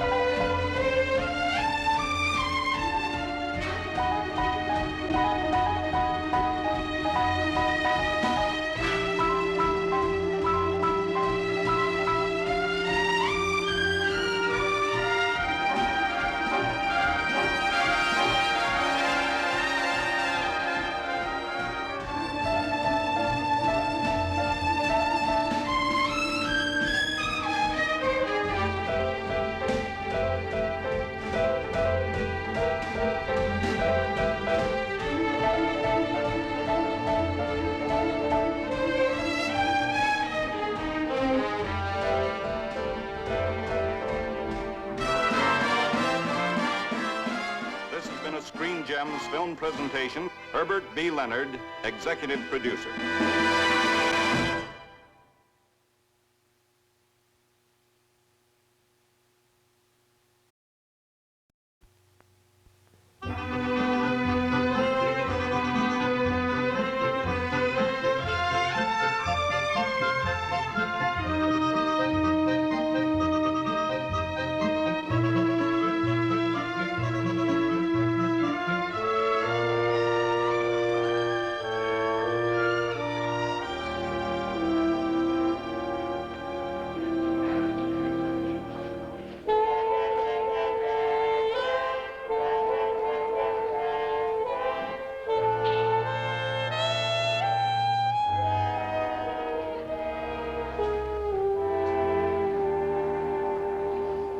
You can usually tell about a person the way they handle themselves at a hotel magazine stand.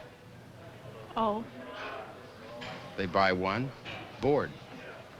They buy two, lonesome. 3 or more, and no guy has a chance. Suppose they don't buy any. Well, in that case, Next stop, Memphis, remember? Beale Street, barges and bales. South? what are you gonna do? You run around with a cotton picker, You pick cotton.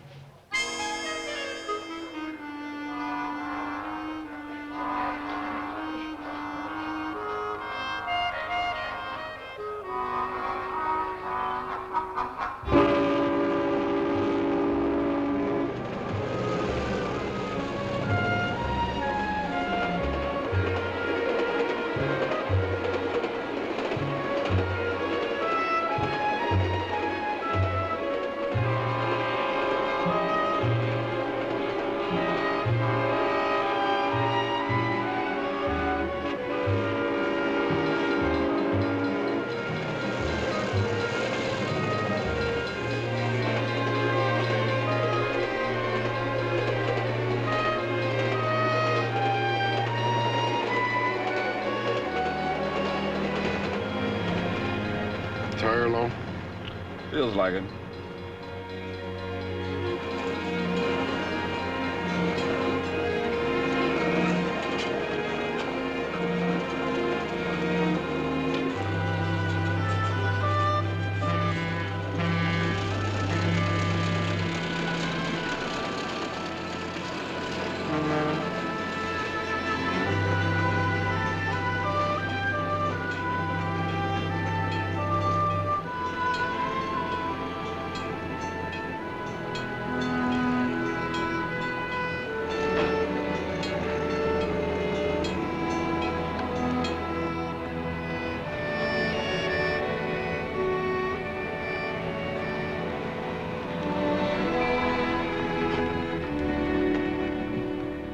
Better pull up that front tire. It feels like it's losing air. Okay. Why don't I stick with the car and you go get us some hamburgers? Why don't you stick with the car and I go get us some hamburgers? I like your thinking. Wheeler's just 2 blocks down and half a block over.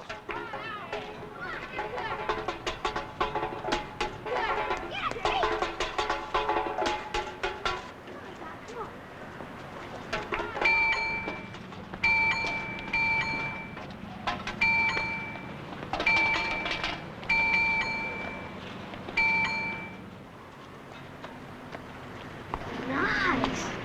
Uh-huh. Ever open her up all the way? Hey, come on, Pete, we're gonna catch it. Okay, okay. You guys been to a big poker game? Nah, crummy movie. I don't guess you're gonna be in town very long. About an hour. Hey, Pete. I'll give you a nickel if you take me for a ride. I'll keep it in mind for when I need a nickel. Well, so long. So long.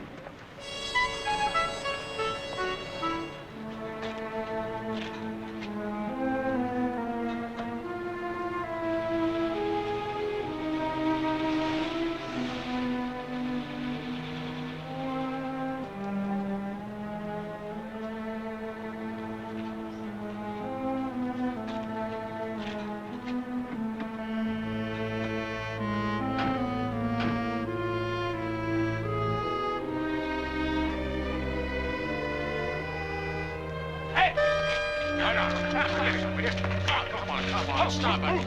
Come on. Give me this. All right. You've had your fun. Now, give me it. Come on. Come on, give me it. Come on.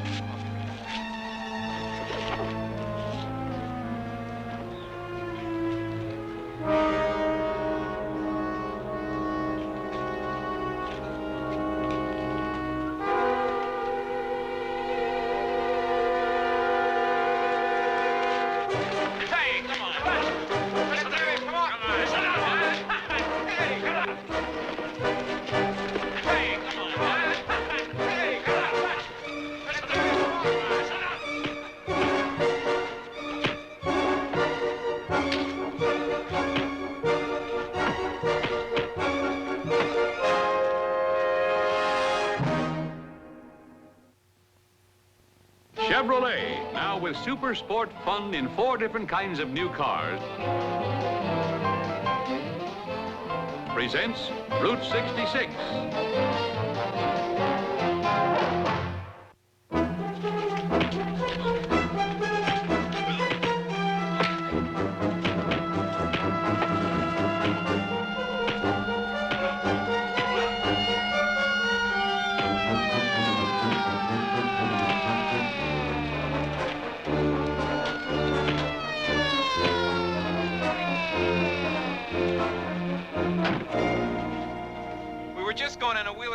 sandwich when this tramp tried to put the squeeze on us for a drink. We tried to brush him off politely, and he got mean. Yeah, he got mean with 3 guys half his age. You two together? No, I just didn't like the odds. They took my duffel bag, then they scattered my clothes all over the sidewalk. I tried to stop. How about it, Johnny? Dad, Mike told you what happened. You two better come along with me. Just a minute, Whit. Miss Jackson, you saw the fight start, didn't you?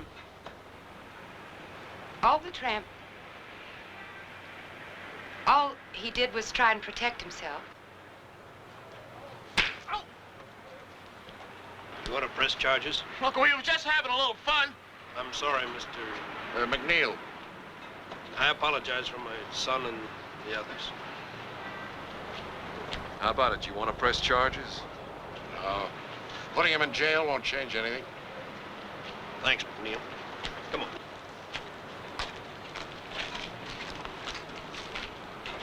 Andy Ferguson. Hi. Todd Stiles.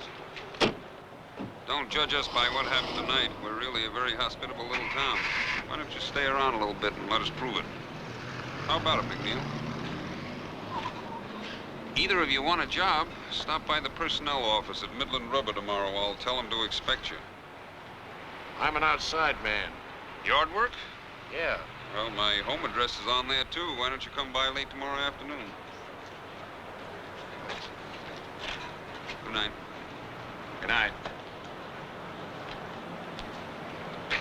So long. Can I buy you a hamburger and a cup of coffee? Oh, thanks. It isn't a handout. Now, look, just because you happen to be on my side. Relax, huh? Maybe you just like to fight. But I'd take the time to find out who's right or who's wrong before I got in there and started swinging. You know, those kids may have been telling the truth.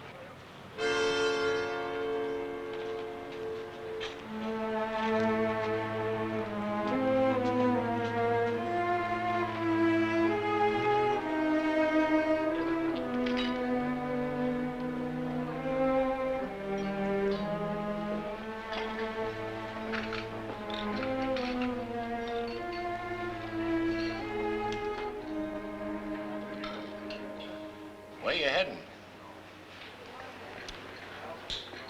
Memphis. Nothing definite. Well, one town's as good or as bad as another. But they all have one thing in common. Scared people. Scared, not scared. Good or bad. People. You stay in the same place long enough, you get scared. Been on the road long? Yeah, quite a few years. You must have seen everything twice. Yeah, I covered a lot of ground. Like the life? Works for me. Thanks for helping me. That's okay. You'd have probably done the same for me. I doubt it.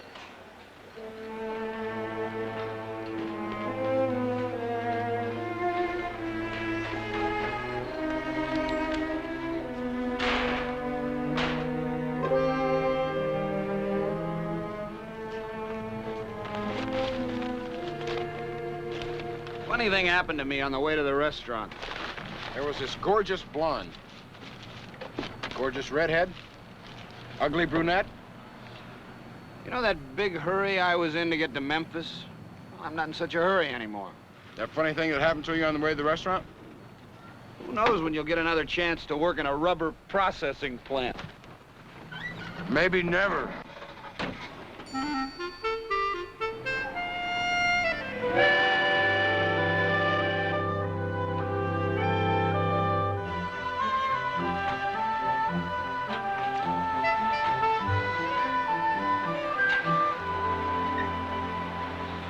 Here's my nickel. Your friend promised me a ride. Oh, well, that's a promise my friend won't be able to keep for about a week. But I might be open to the same offer. Well, the first one's always on the house. My friend's the greedy one. That's why I took a job turning out the product at 85 per, and he hit the road selling the product at 110 per. So, inasmuch as I'm making less than he is this week, you can keep the nickel.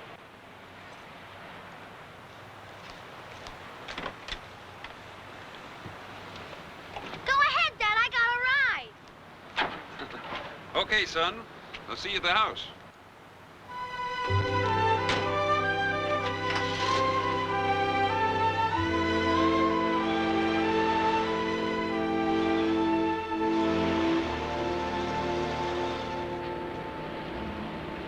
If your friend stays on the road, who's gonna take his place?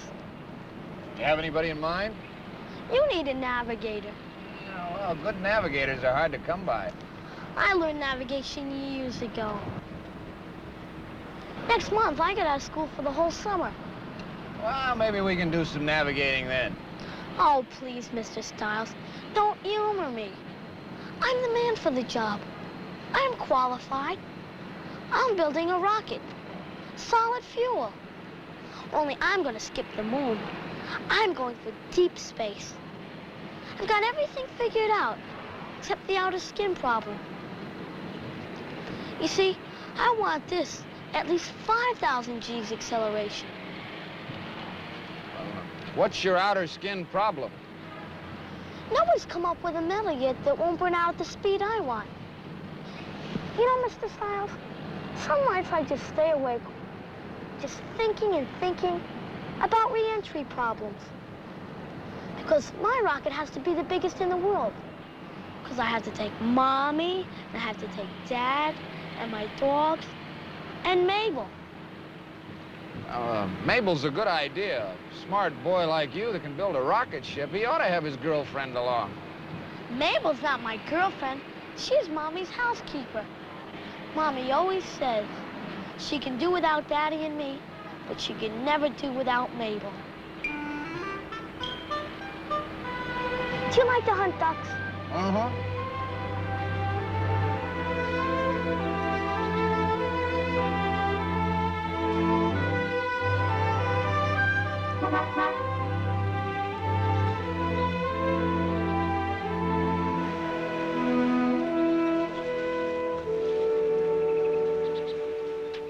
Hi, Mr. Ferguson. Where's Pete? He's out riding a shooting star. Huh? Don't worry, he'll explain it all.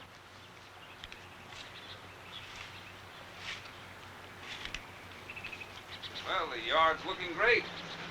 Thanks, Mr. Ferguson. How's the warehouse working out for you? Well, it's a place to sleep. And you'll be wanting to find a room before cold weather. Well, I don't want to get too comfortable.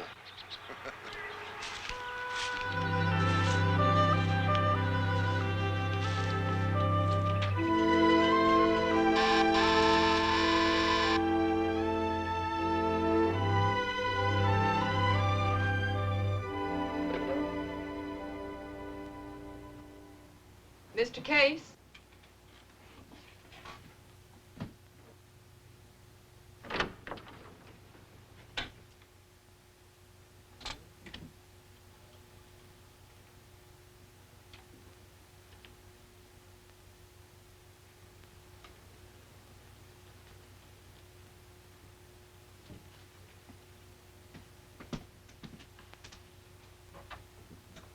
Most of the boys would already be planted in the chair. I'm used to standing. So take a load off, plant.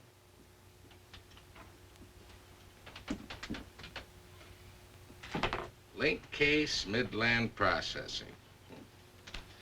Hot water bottles and ice bags, check. And foot warmers. Everything from head to toe. What do you say? Sir? I know Harrison, your sales manager. He doesn't send out green kids. Unless... Yeah, that's it. A whole new style. That Harrison, he finally got the picture.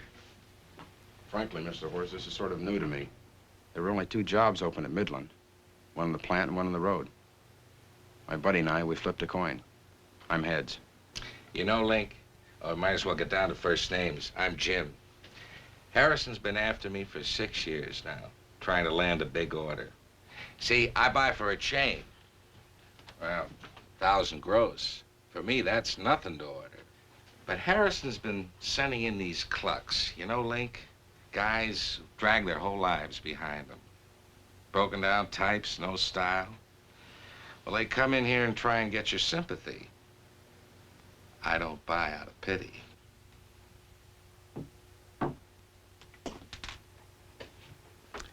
That Harrison, he finally sees the light. Sends in a bright young fellow with a whole lifetime ahead of him. See, that's smart thinking. Makes me feel young. Not that I'm old, but, you been in town long? Just today. Yeah, a young fellow like you, that doesn't make much difference. See what I mean? All you have to do is walk down the main street or pull up a stool at a bar. Yes, sir. Young fellow like you, that's where the action is. Thanks for the vote of confidence, Mr. Horst, but I had lunch and came over here, and I've been sitting in your outer office since 2 o'clock rehearsing my sales pitch.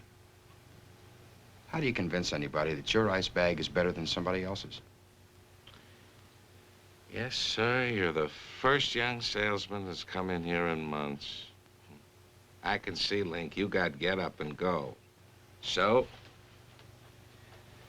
let's us get up and go, Let's go find the action.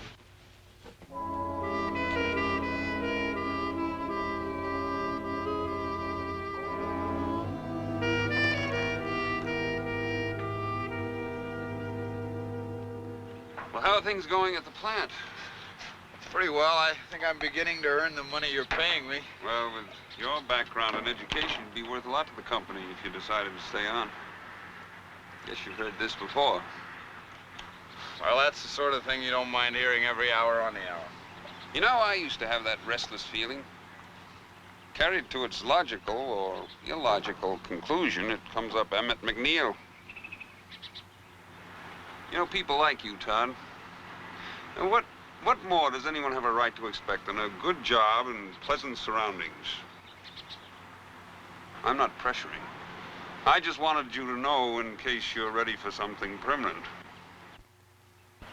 Well, how did you do? Johnny got 2, Dad. What's the matter with Don?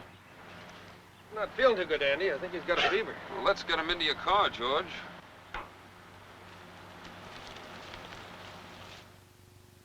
Hello, buddy. How are things at the executive sales level? Are you making any contacts? Oh, just sales contacts. That's too bad.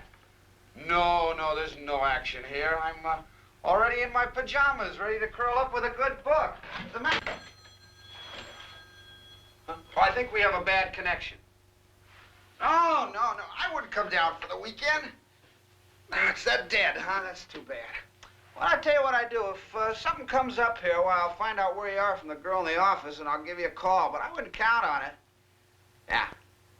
Good night, buddy. Come in.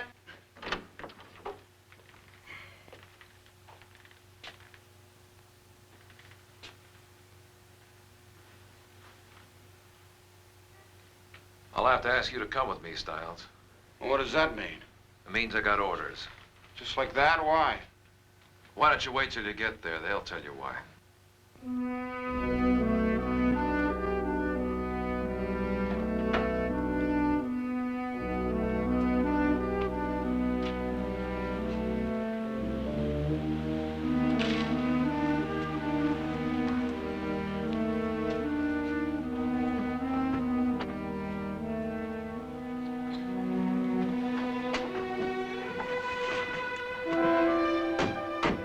Do you know what this is all about?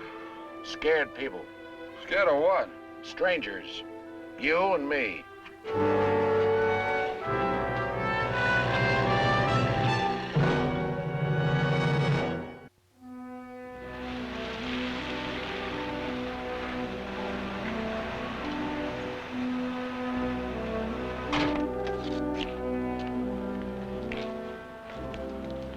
Why the hospital?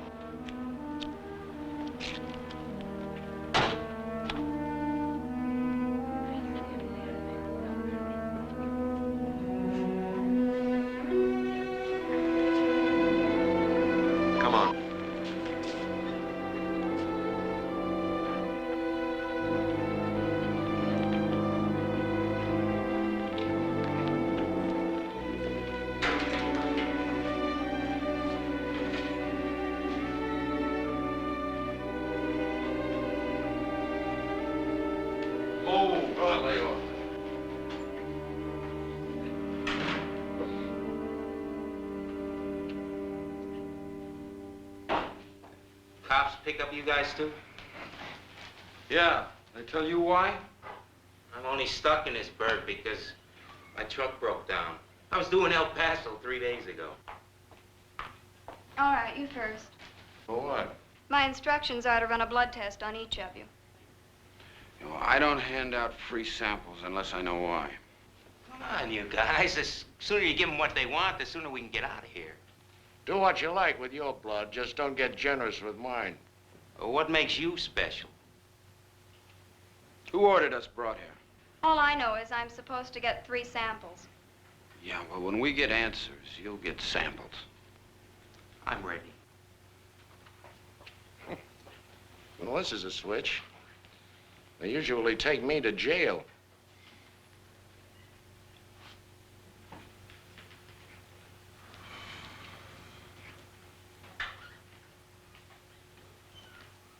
Mr. Ferguson, what's going on here? Todd, they brought Don in this afternoon. Now Pete's sick. In here, McNeil. Not me. Please, Mr. McNeil. You heard him. Kids are sick. All I heard was in here, McNeil. We're wasting time. Now, look, there are 2 ways you can get my blood. You can tell me what this is all about, and I mean really tell me. Or you can drag me in there and hold me down and take it by force. But I'm warning you, you're going to need 2 men.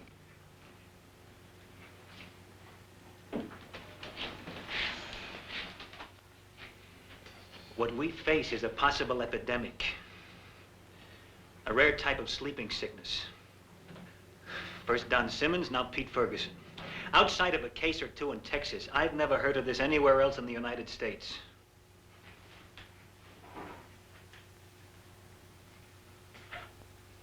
You think one of us brought it in? Somebody brought it in. The truck driver comes from El Paso. How about you, Mr. McNeil? I was working in Texas.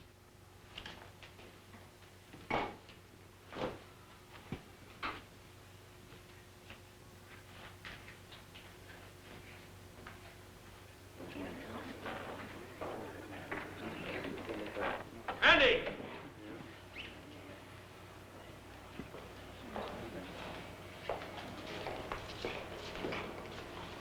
It was the tramp, wasn't it? The doctor's just starting the tests. Oh, Andy, what have we done? Giving that tramp a job in this town? We don't know it's McNeil. In this day and age, nobody has to live the way he does. Nobody. Unless there's a reason for it. A very good reason. It may not be any one of the 3. It came from outside.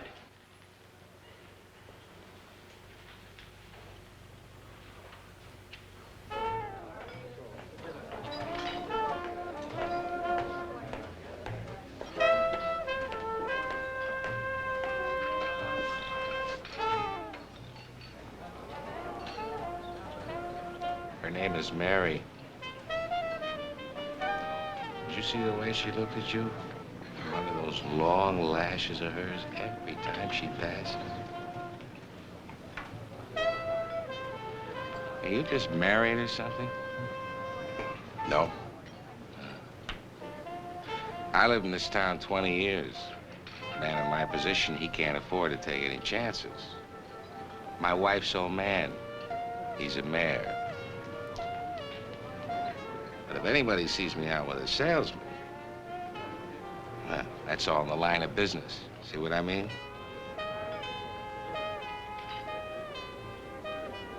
They say, Mary's got a sister, a real honey bear. They live out at the edge of town all by themselves.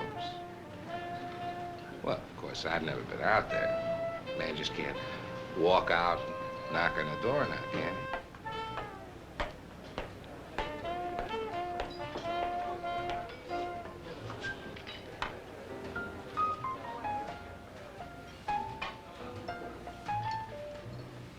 Did you see that? Ask her what she's doing later. Suppose she says okay. Do I gotta draw you a picture?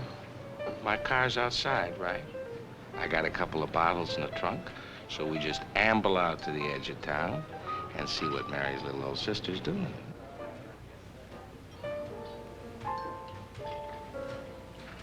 I want you to understand this, Mr. Horst. Jim.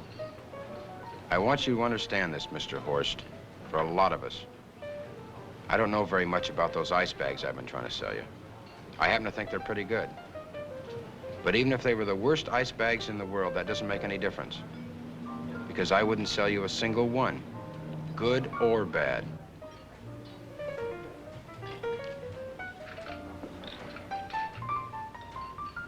See what I mean, Mr. Horst?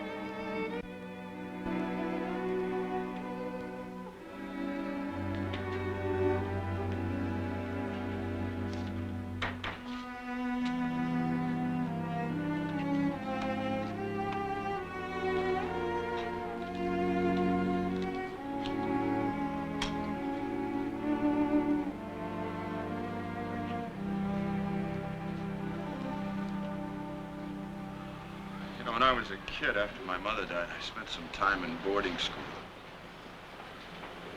One semester, they brought a new boy in. He was sick, you know. I mean, when they brought him in. But he didn't know it, and they didn't know it. About 20 of us came down with scarlet fever. The new boy got over it. But 2 of the other kids died. One of them was my best friend. After that, every day on the ball field, I'd pick a fight with that new kid. But he'd never fight back. So I'd just keep punching him and yelling until they pulled me off him. Finally, he ran away. They found him in a lake. When my friend died, I didn't cry at all. But later, when I got to thinking about that boy that drowned, I started crying and I couldn't stop.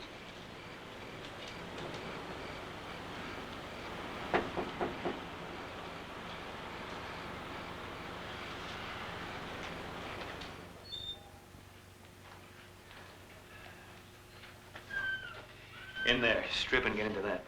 And the rest of you can go. Thanks. You sure? It's in your blood. What does that prove? Couldn't he have picked up the infection here in town just like Pete and Don? Just because he worked in Texas, does that mean something? So what now? We'll disinfect his person, his clothes, an old warehouse he's been sleeping in. We'll get a list of the places he's worked, the people he may have exposed.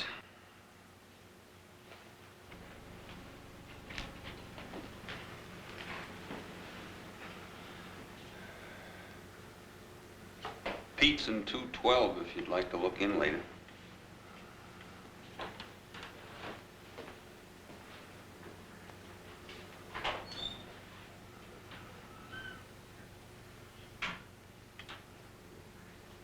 Where is he now? He's with Dr. Glazer.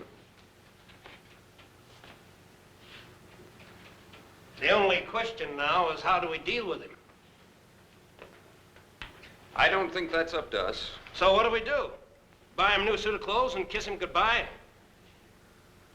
We can't let him go out and infect kids in the next town, and the one after that.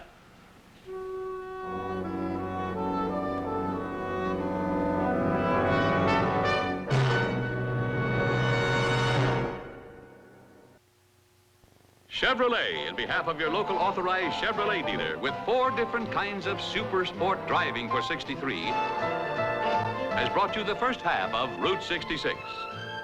Route 66 will continue after station identification.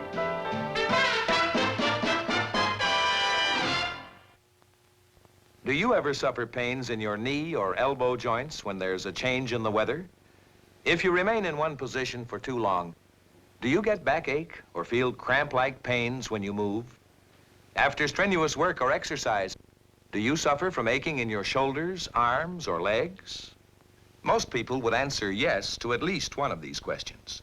After all, everyday aches and pains are likely to occur in cases like these, when muscles and joints react to an abrupt change in weather or activity. That's why you should always keep Bayer aspirin on hand to relieve these discomforts fast. Just take 2 Bayer tablets and see how quickly Bayer soothes those aching muscles and joints.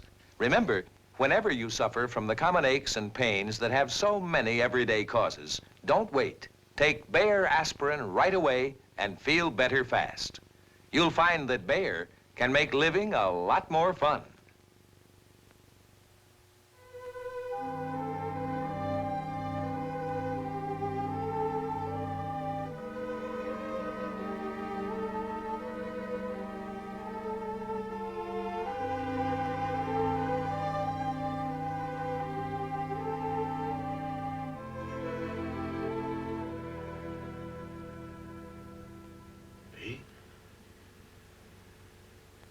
Remember my greedy friend?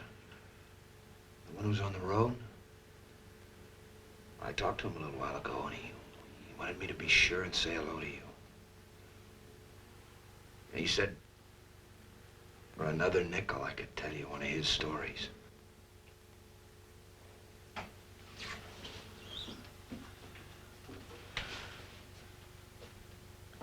Now, Pete, picture a steaming hot day in one of those little South Texas oil towns. A bunch of kids are just going to explode if they can't cool off. You know, you're lucky. You can just hop on your bike and ride down to the lake. Link, he didn't have a lake within 100 miles. Unless you call that oil a lake. What did he do? Well, picture this hill out at one end of town, leading right smack down onto a dirt road. Picture the carts that Link and the other kids made out of crates and whatever wheels they could scrounge. You got that? Well, now, on this dirt road in those days, there used to be lumber wagons and ice wagons and such coming by all the time. And right at the crossroads was a big stand of cottonwood trees blocking the view. Well, Link and the kids used to come tearing down that hill, and they'd see how close they could come to those wagons. That was the idea. Besides, coming down, the breeze was supposed to cool you off. What if the wagon was coming by? Well, I asked Link about that. And he said one summer he was roaring down that hill, and he went right under a wagon. Right between the wheels, you know, just ducked down and came out the other side. Why? Yeah. I guess he was about the most famous kid in Lander after that. Link, he said that he did it to cool off. But I think he did it to prove that when you're a boy, nothing can hurt you.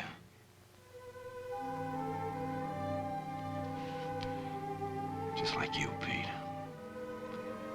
Nothing can hurt you. You're gonna be fine. Cool and fine. Why don't I feel sick like the kids? It takes a greater degree of infection to make an adult ill. Or you might have built up some kind of immunity. Well, when you disinfected my clothes in the warehouse, did you find any ticks? No.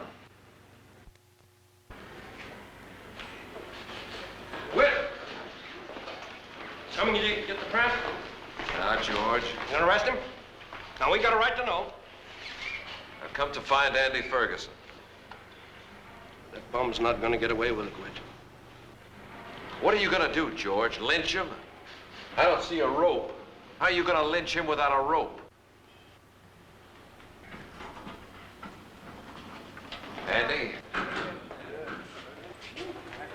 They'd have gone in after him if they weren't all a little awed by the hospital. Sooner or later, they'll work up to it, especially if another child is brought in sick. How's your boy? No change.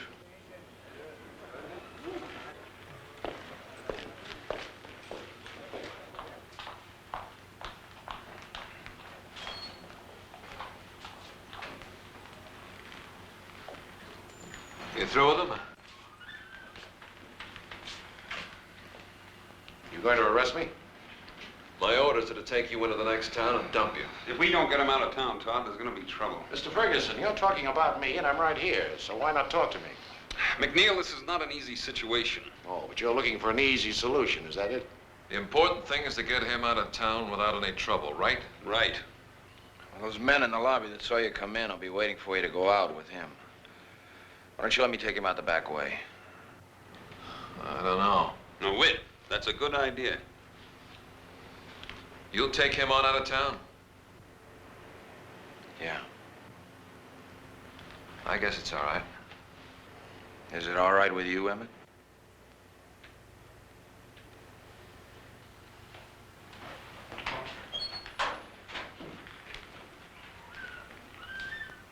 Johnny?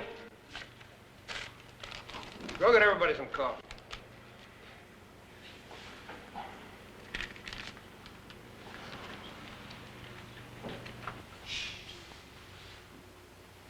And how about some hot dogs, soda pop, and paper flags? Shut up and get the coffee. Listen, tossing a duffel bag around, having a few laughs, that's one thing. I'm going home. Logan, get some coffee.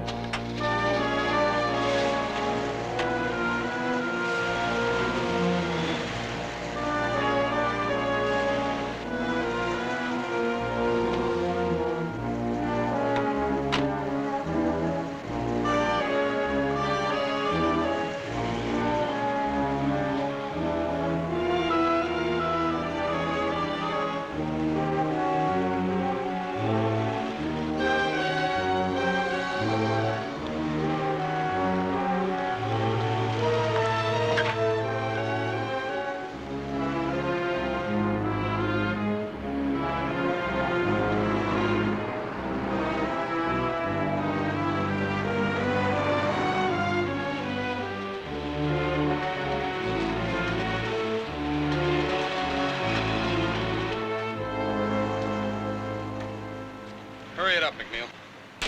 This is as far as I'm going. You can't stay here. Well, I can try. Well, why should you? Well, on the other hand, why shouldn't I?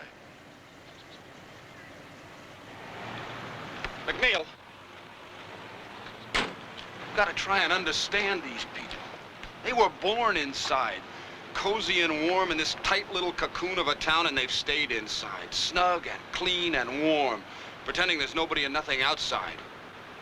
But every once in a while, something from the outside manages to slip in, and they get a good look at some of the cold and dirt and hunger and sickness that's outside, and it scares them. And then they fall all over themselves trying to get rid of whatever it is that's threatening their nice, clean little world. If you're Andy Ferguson, you try and sneak it out of town. But if you're Simmons, you have to stomp it and smash it. Now, don't you get involved in this, kid. Emmett, how's your gin rummy?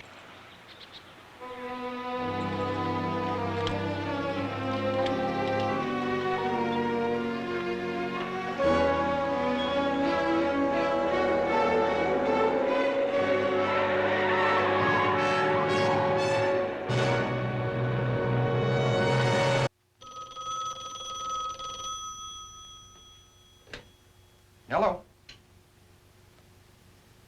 No, operator, if you can't be reached, I'll talk to Mr. Morrison. Hello, Mr. Morrison? Link Case. I'm calling from Martinsdale. Oh? Mr. Horst called you already. I don't know. I guess he doesn't like the way I comb my hair. Let's just say I'm not cut out to be a salesman.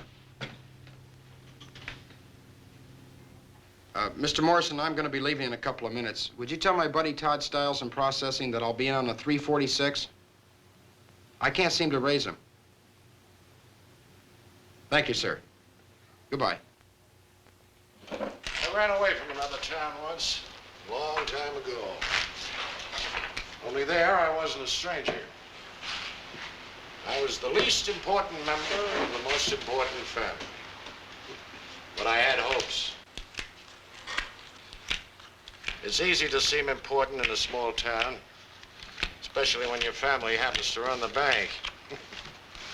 Oh, sure, I spent a little more than I earned at the bank, drank a little more than I could handle.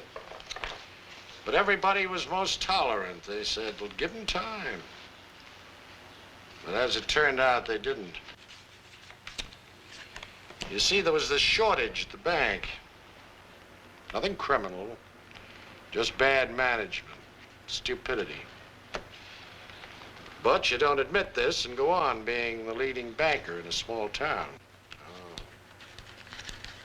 You have to find yourself a scapegoat.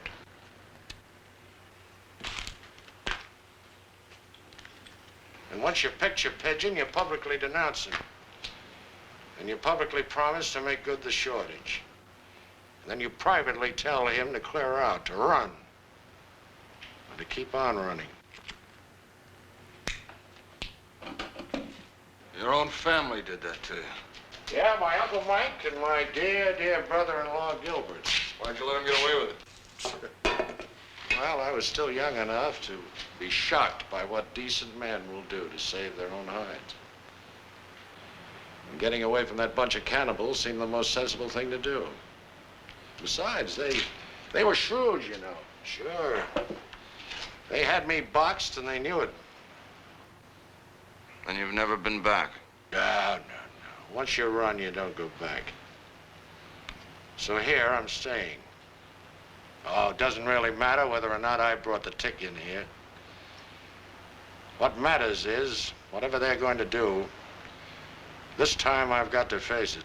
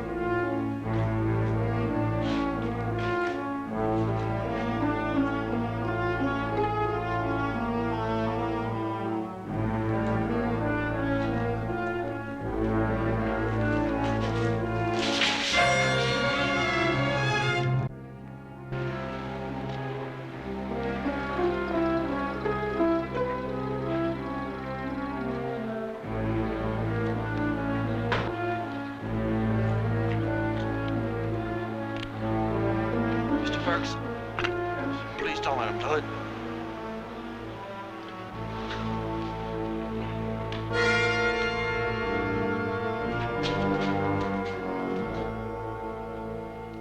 Get out of the way, Andy. How can you help a bum like that? I don't know that it was his fault. Even if I did, I couldn't be part of what you're doing. Nobody asked you to be a part of it. Well, I would be if I didn't try to stop you. Now, George, if nothing will satisfy you short of beating or killing this man, be ready to kill me, too.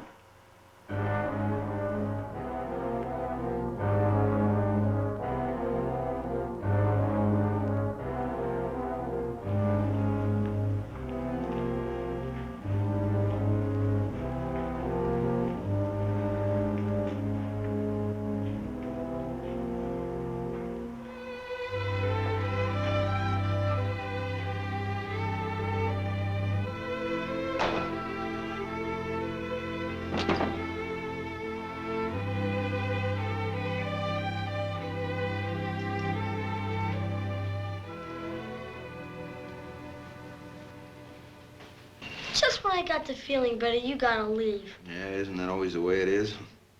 I'd sure like to come to Texas sometime when you and Link are gonna be there. Link could show you that old dirt road where the lumber wagons and ice wagons came by. For a nickel. Take it easy, Pete. You too. Say, when you get that rocket built, if you need a navigator, you can count on me. So long, Todd. So long, Pete.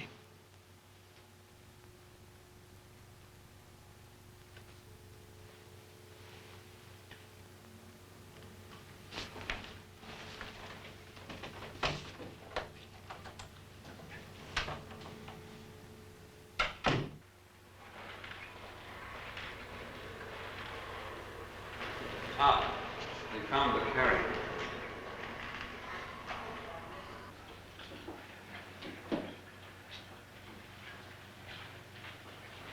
There's your carrier. Pete's dog, huh? I had her sent up from Texas for his birthday. And the ticks came with her. Whole story will be in the paper tonight. Well, fine. Send me a copy, care of General Delivery in New Orleans. You are a contrary cuss. You stay when we want you to go and go when we'd like you to stay. Good luck.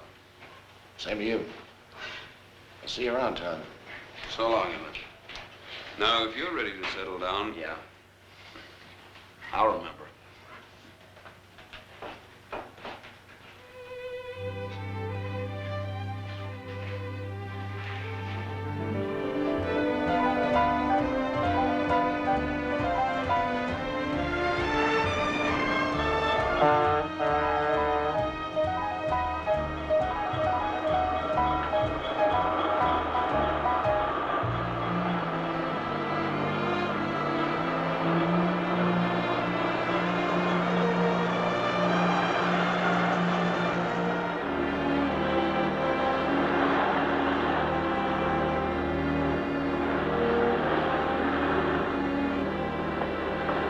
Funny thing happened to me on the way to Memphis. Yeah.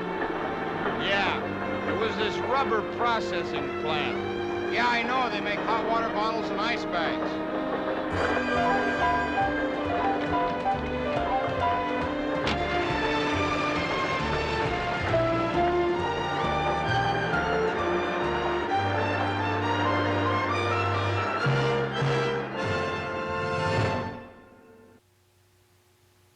Yes, Ethel. Sure, Ethel.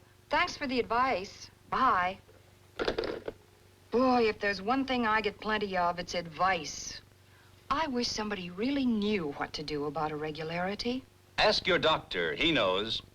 Doctors recommend milk of magnesia. Thousands of doctors in personal interviews all over the country were asked, do you ever recommend milk of magnesia? And their answer in an overwhelming majority was yes. You see, milk of magnesia is both a dependable laxative and a soothing antacid. It relieves irregularity and accompanying acid indigestion. No single-purpose laxative can give such complete yet comfortable relief.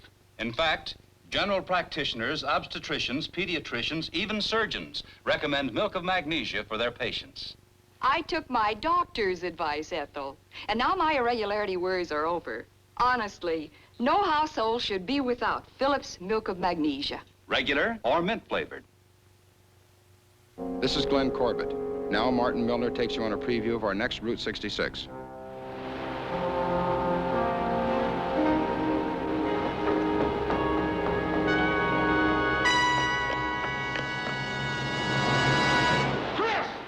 We could do this two ways. Right here where we break up the furniture and somebody whistles cop and we all got grief. Or outside nice and quiet where like only one of us has grief. There's another way. You could just leave. I don't know what the beef is, but why don't we try and straighten it out? Like tonight at dinner, the three of us, okay? I hate her. I don't believe that. I wish she was never born. Do you hear me? I wish she was dead. Be with us in Los Angeles for the next episode of Route 66, when Susan Oliver gives a startling performance in Between Hello and Goodbye. Instant flaking Bayer aspirin and orange-flavored Bayer aspirin for children and Phillips Milk of Magnesia, the complete antacid laxative, have brought you this portion of Route 66.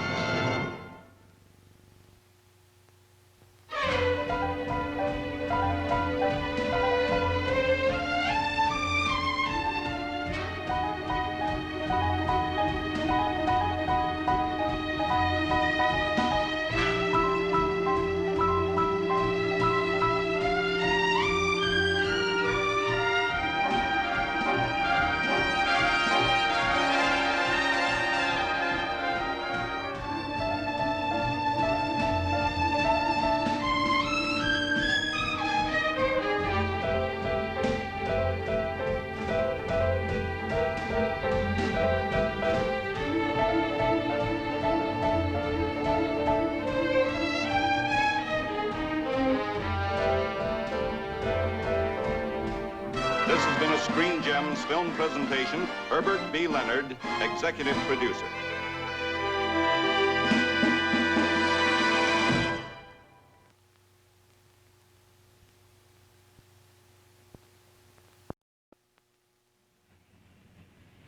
How does this work? Well, baby. Doesn't this come back first? Rick, honey, I figure $300 for the 2 days it took you to maneuver this play. Plus rooms, the booze, and car fare in and out. So my end, $600. I'll break it off. I'll find you, Julie. Sure you will.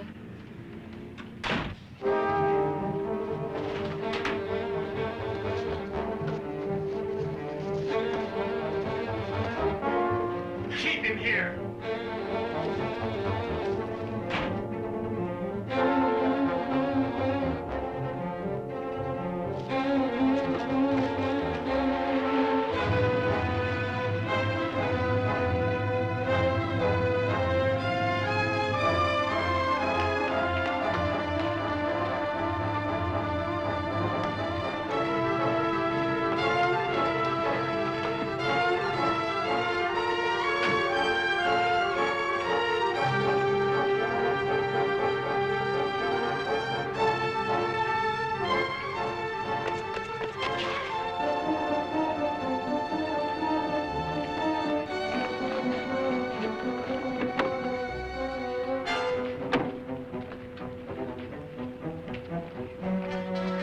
Green is for go, buddy.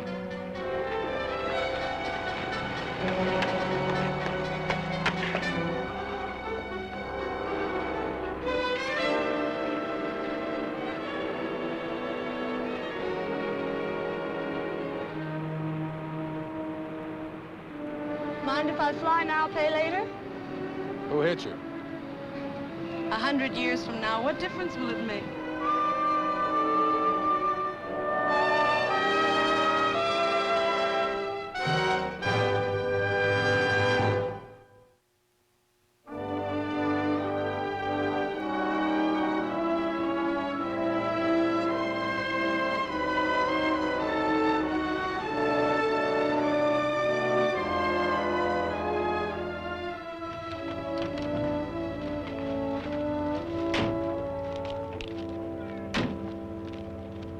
Once more from the top. With onions? You don't believe one word she said, do you? Order the onions. It's perfectly logical. She came into town yesterday for a job interview. She was sitting around the hotel lobby doing nothing when this distinguished-looking couple, a man and woman, invited her up to their room for tea and sandwiches. Suddenly, the woman's gone, and the man's no longer distinguished. It makes sense.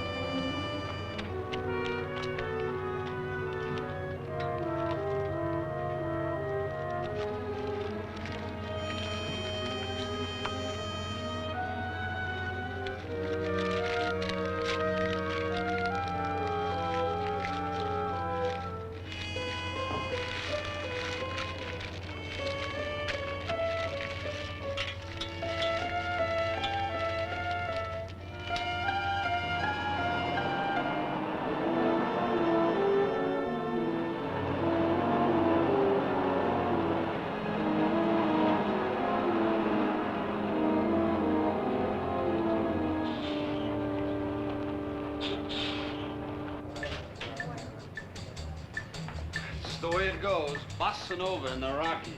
She have to go to Times Square to hear mountain music. I ordered the onions for him.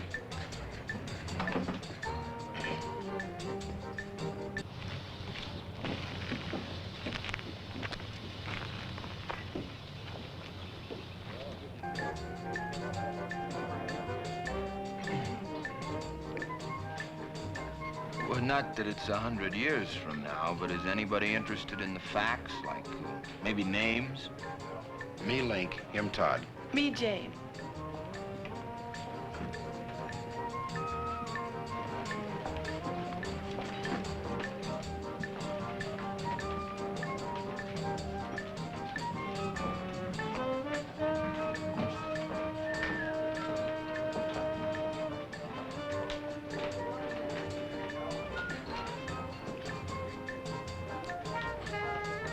Look, Jane. Julie.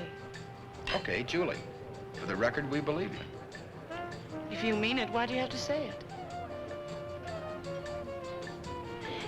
You're just dying to know who was after me and why. You know, all that time you were coming on, I was thinking, there's a boy who polishes his conscience every morning so he can enjoy the shine of his own goodness. And where are those burgers? I'm starved. The pain hasn't set in yet. I'm still riding with the shock.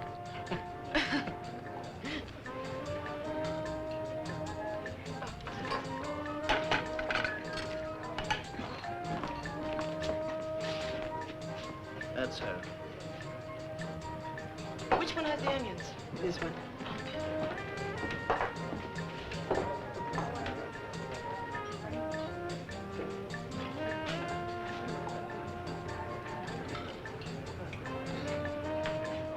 She's only a kid. Yeah, some kid. Go ahead, ask her to fish out the money.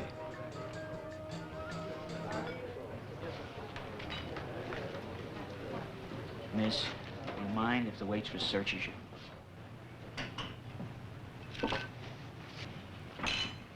She's supposed to have $600 on her. In here, honey. Is there a back way out of here? You the guy who hit her? No, her partner hit her. They're a couple of card hustlers specializing on salesmen passing through like me.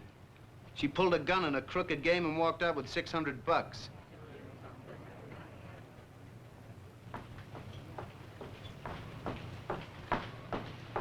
Just black, please.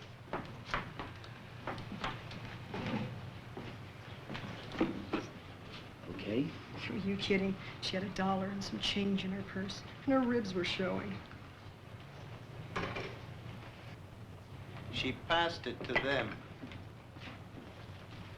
Well, there's an easy way or a hard way.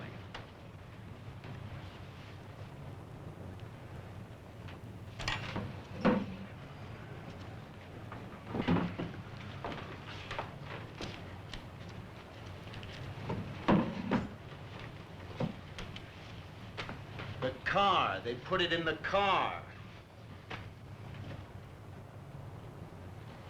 Okay, outside.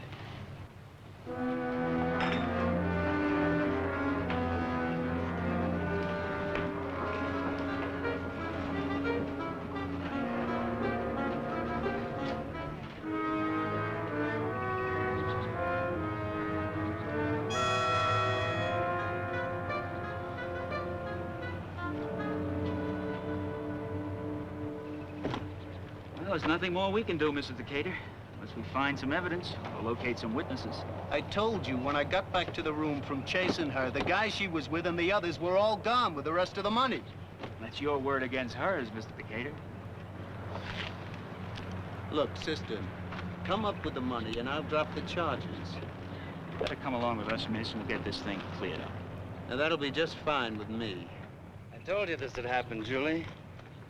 100 times I told you. Now look.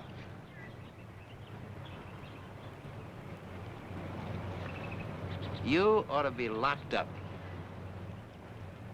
I'm Jay Ringby. This is my sister's kid, Julie. A little wild, but she's a good kid. She's supposed to be on the bus with me to Denver, but she wanted to see the country her way. Left me sitting in the depot at Salt Lake. What's her name? Julie? Julie Severn. You don't believe me? Look.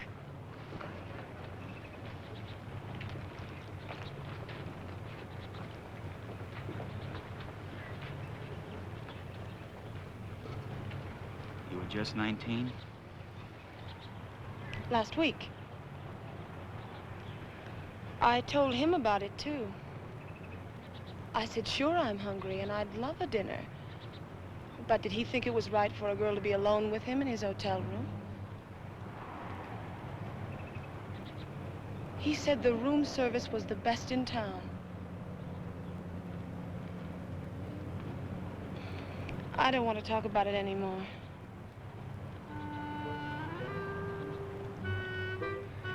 Look, officer, if this man wants to bring charges against my niece, I'll bring a few charges of my own. All aboard. Come on.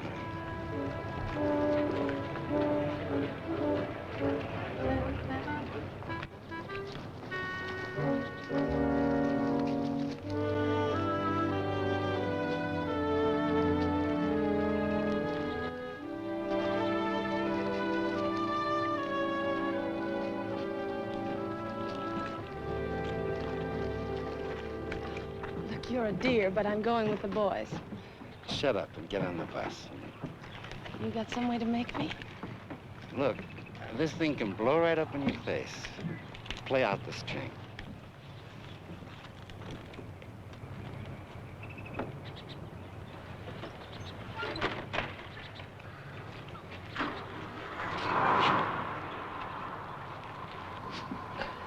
You don't understand. There's $600 in the hubcap. Peanuts. Link! Where are you staying? The Gotham, Denver. Hold the thought.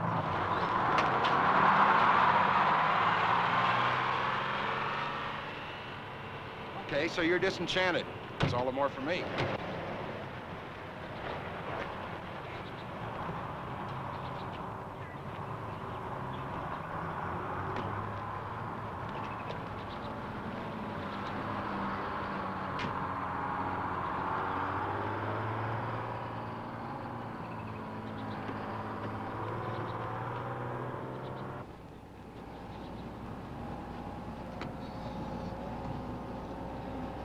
Why? I'm looking for somebody to leave some money to. I picked you. Come on, Uncle Jay. You're a little crook, and you're in big trouble. So I'm going to leave you a legacy. I'm going to make a good woman out of you.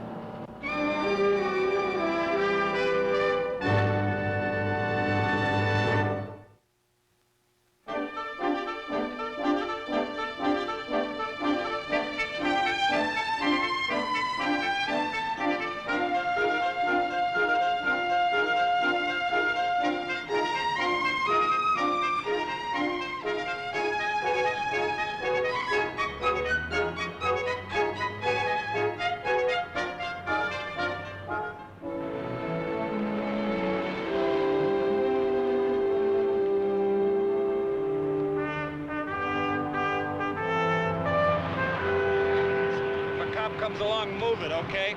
I won't be long. Enjoy.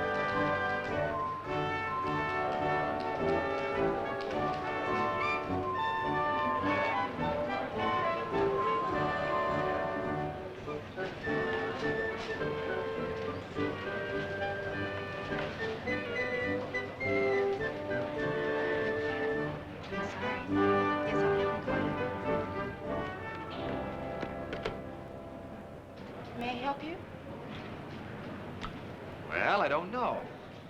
New account? Guess again. I better ask Mr. Blease to help you. Yes, sir. Picked the name right out of the Wall Street Journal. Any bank, I said to myself, that combines the word Denver with the words United States has to be plenty solid.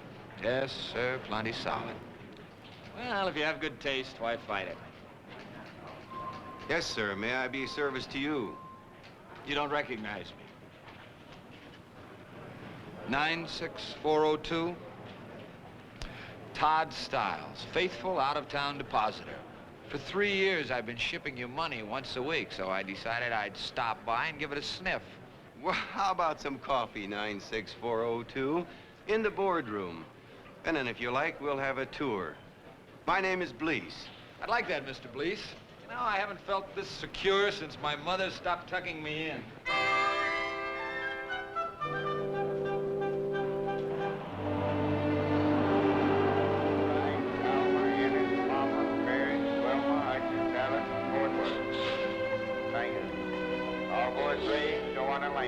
Madison, Bruxton, Jackson, Moravian, Macon, Augusta, Fayetteville, Raleigh, Washington, and New York City.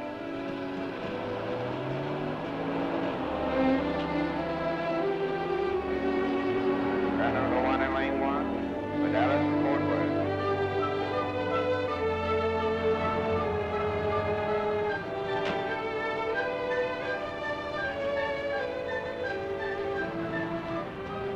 Julie!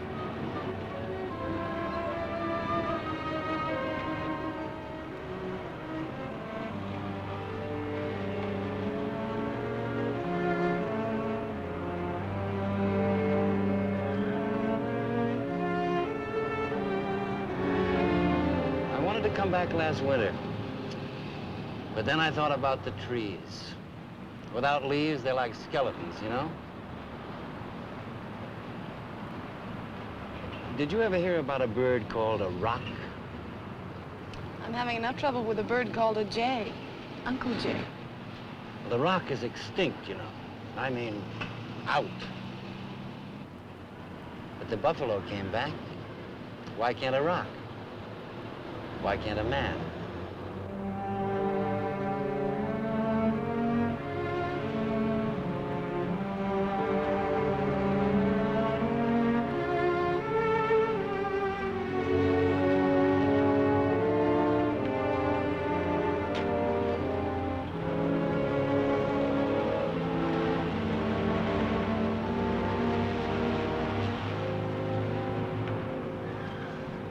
Well, goodbye, Uncle Jay, and thanks for everything. There used to be houses here on this side of Colfax. Telephone poles. Traffic. It's heavy now, I guess. But in those days, it was light. You could park there. Right where they'd wheel the money out. 30 feet. From the front door to the curb and transfer trucks. You're gonna have to learn all of it. Every detail. But we'll take it in steps. You know what I think, Uncle Jay? You'd be wrong. It's worth $25,000 to you. You're not planning to rob the mint.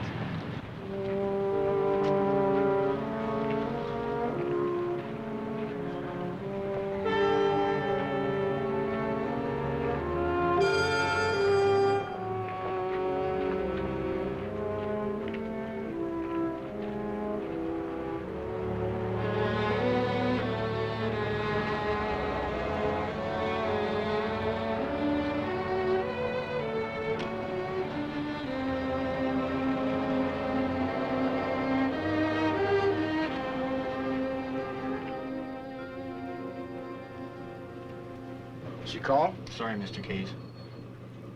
I'll be in the lounge. Yes, sir.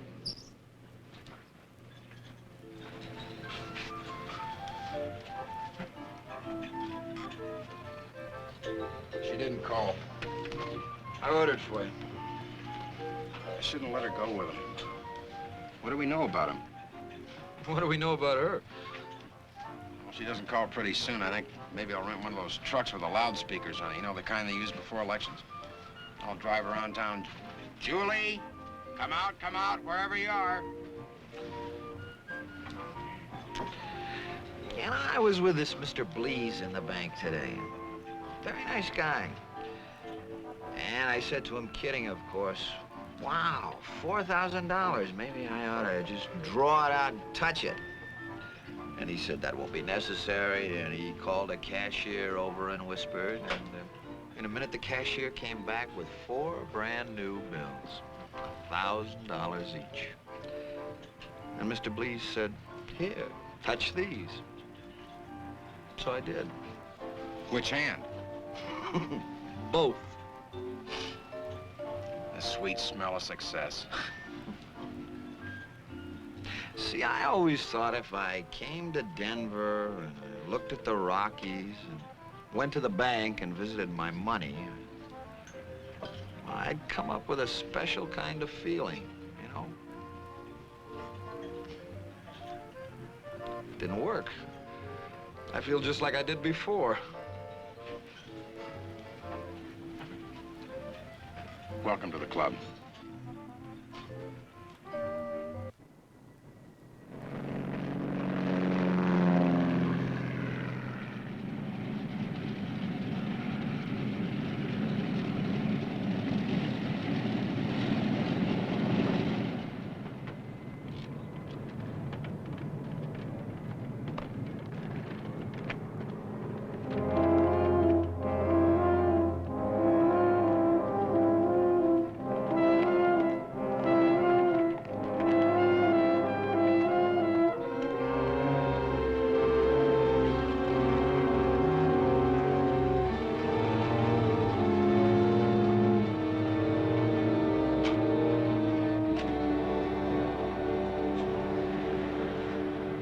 Like this, baby.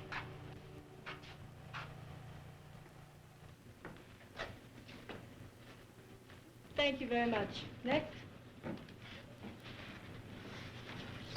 Fine, fine. Next.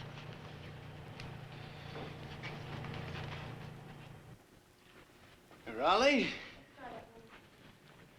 Now, you look in the pink. How's it going with the, exotics? Isn't this your week to hustle Salt Lake?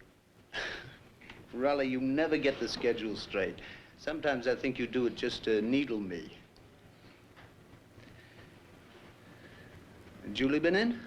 Did she leave you? Julie, leave me? Whatever gives you an idea like that? You're such a bargain.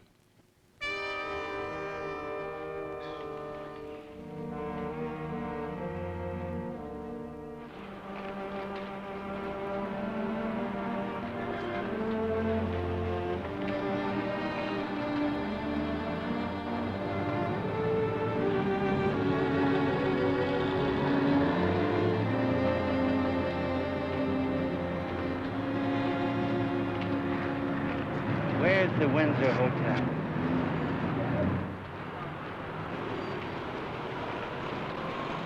It has to be over there. Uncle Jay. Gold King, millionaire. Sports from out of town. All the high rollers stayed at the Windsor.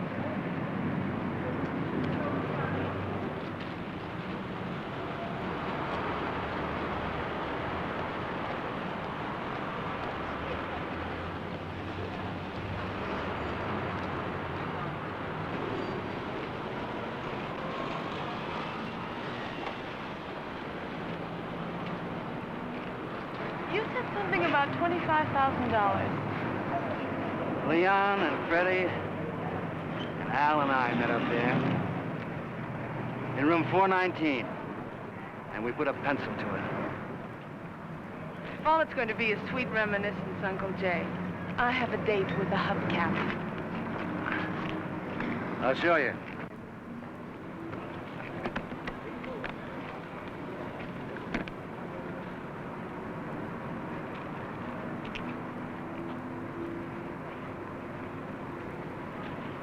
You see? I already held up the mint. 33 years ago. Look at those headlines. We got away with $250,000, and they never caught one of us.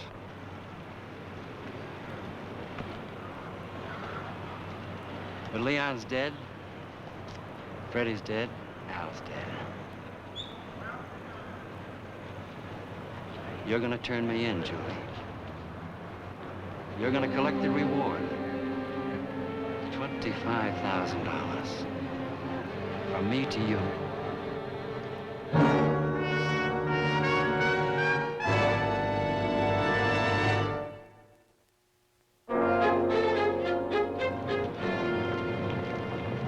Did I ask you to do anything wrong? Look, I make my own rules, and one of them is don't be a fink.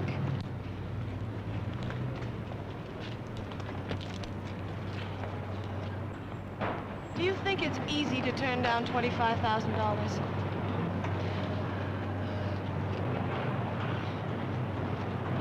You all right? It's the altitude. You know what a girl could do with $25,000? Get married, buy a house, have kids. I'd rather file down my teeth first. Can't you tell?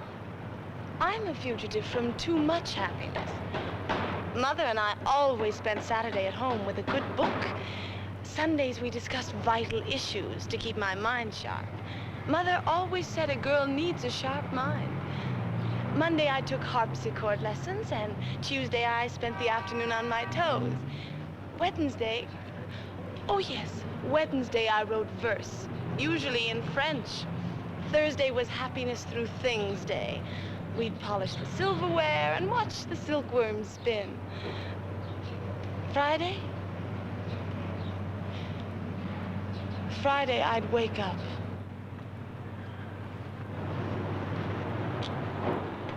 Hey, let me. Now, you carry the scrapbook, okay? What do you want to turn yourself in for? After 33 years, who's looking? Who cares? I care.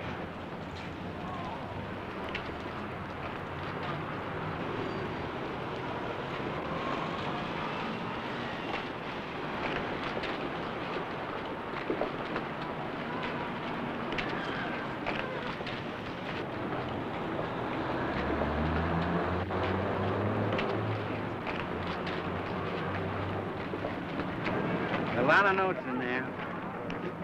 How we planned the robbery. All the things you should know about to answer their questions. After all these years, it might not be easy to prove I did it. But there's plenty of evidence. Your share was more than $56,000, and no taxes. Uncle Jay, you should be a millionaire today. No business sense. Right through my fingers. But even worse was the way I felt after the robbery. You see, I kept waiting to feel guilty, but I never did. I only felt alone. Anyway, I never got married. That's all I wanted. A wife and a kid I could call Jay. But when the money was gone, I thought, okay, now you can start in clean. But I couldn't get started. So, I went looking for the happy people. I looked everywhere. You know who they are, Julie? They're the people who get rid of themselves. And that's your answer. Well, I don't mean by jumping off a bridge. I mean, you've got to find something you can get lost in. Some other person. Some cause that helps somebody. You got to make a connection. That's the only way you get to be a person, Julie. You're my connection. I've got to help you be something. Really be something. That way I'm something too. Don't you see?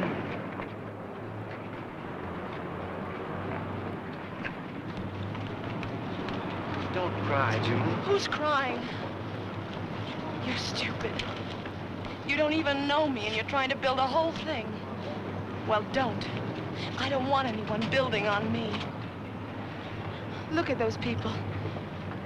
You hold out your hand to them and say, I'm lonely. I'm lost, I'm afraid. They'll spit in it. That's the name of the game, Uncle Jay. It doesn't matter what we do, good or bad. You call it a connection. I call it a cage. All those foolish little cages people jump into. Friends, marriage, busy, busy work. You're only kidding yourself if you think that helping me is going to help you. Because there's a bigger cage. Way out there, all around the universe. With its own rules. So big, so cruel, it doesn't even know we're in it. Or care.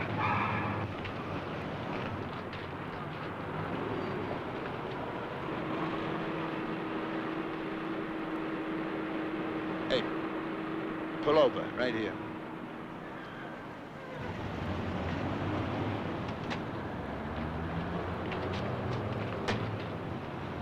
I'm sorry, Uncle Jay. Go find someone else to shut your cage. If nothing makes any difference, how come you won't turn me in?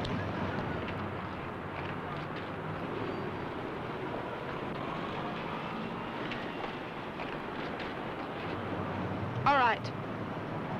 Okay. But not until tomorrow. I've got to study this book first. 9 sharp at 16th and Arapahoe. We'll work out a cover story about how you first got onto me. What's 16th and Arapahoe? I just happened to be in the neighborhood. You ran off and left the dishes in the sink. What kind of a welcome is that? Is this the man I think he is? She beat me out of 6 bills and got me some lumps. But okay, I'll forget about that. You're a bright kid, and it's good between us. A new deal, fresh start, okay? Get lost. Sure. There was a time when I would have shot you just for stepping on my shine. Now I give you friendly advice. Do like the lady says. Get lost. I don't know who you are, but the Social Security boys are looking for you, Grandpa. Now go have a happy old age. Go on, Judy. I'll see you tomorrow. Go on.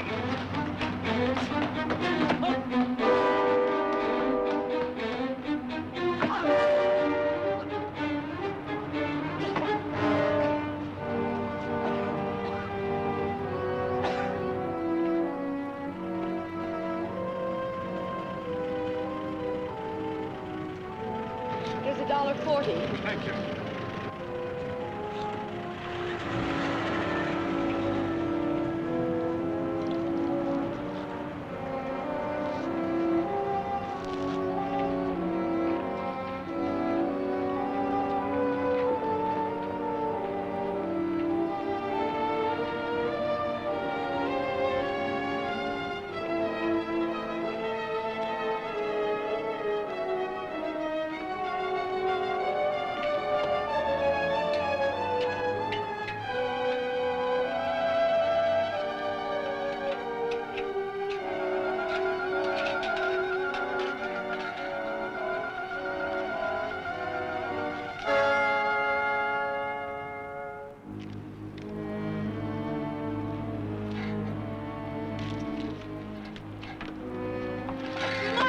You gotta have it now. Get on now, will you? Don't take it. Your hands off of me. Hey, fella.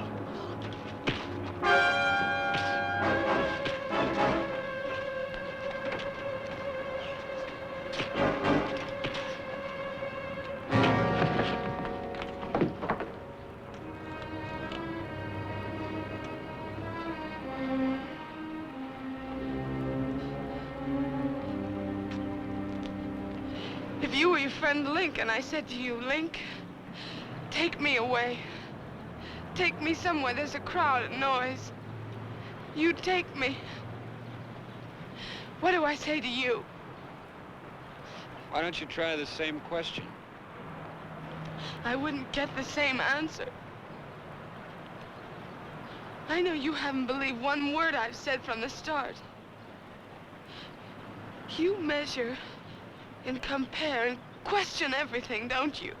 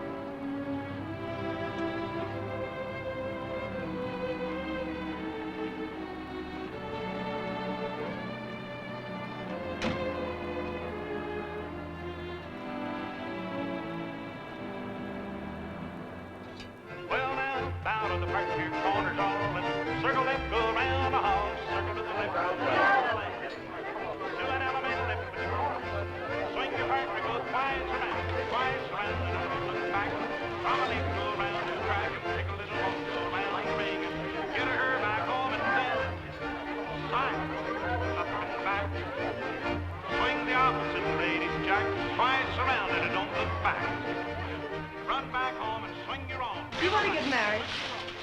Why not? Go right and left through across the track and I don't mean 100 years from now. go right and left back. Same two ladies came across. Then turn them on around and came right back. Join 8 hands, circle to the left, you'll circle to the left, go round to go.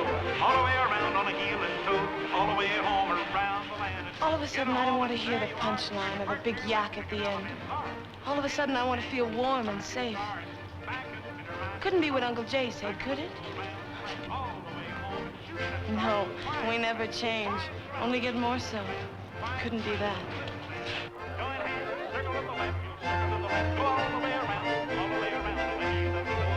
Get a home and when you're there to get back home, turn your partner left. What did Uncle Jay say? He said you have to get lost in somebody else if you ever hope to find yourself. Does it make any difference who? It might 100 years from now.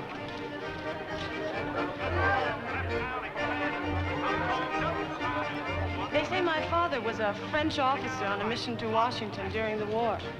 Isn't that a switch? You'd love Mother if I knew where she was. But why bother looking? You still interested? Nothing you can say will change my mind. Todd.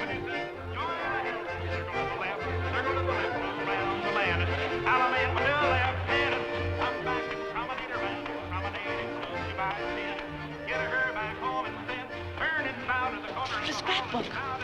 I hit him with the scrapbook. Todd, if Rick sees what's in it, he'll turn Uncle Jay over to the police.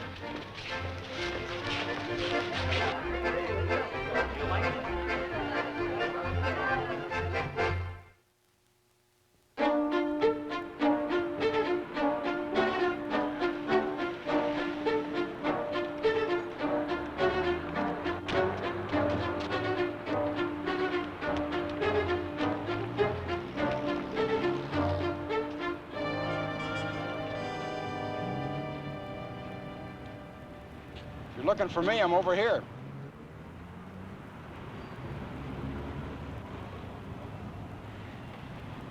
Well, if you can't fight him, join him. What are we looking for? Bet he's wandering around town living it all over again, making himself feel good and guilty.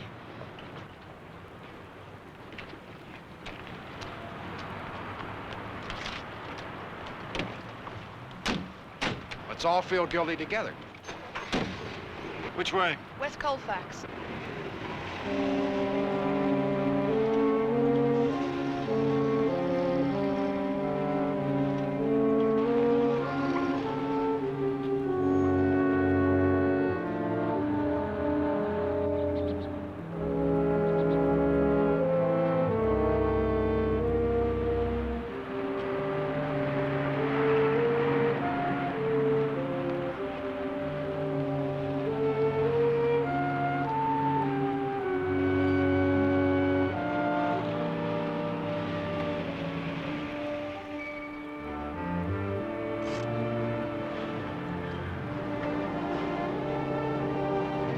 He's been here, I can feel it.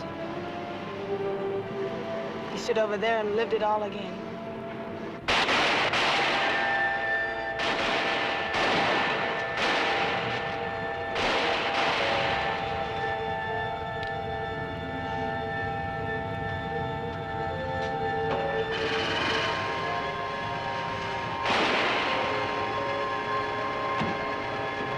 Wouldn't it be smarter for us to try the hotels? They cut out east on Colfax.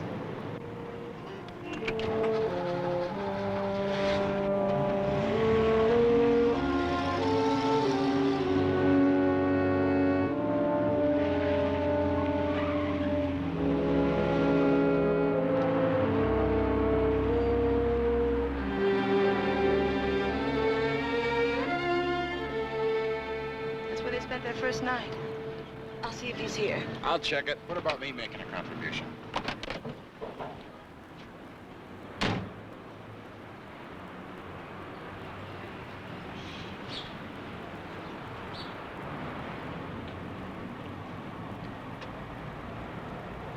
Thanks. For what? That little game we played this afternoon while the world was dancing.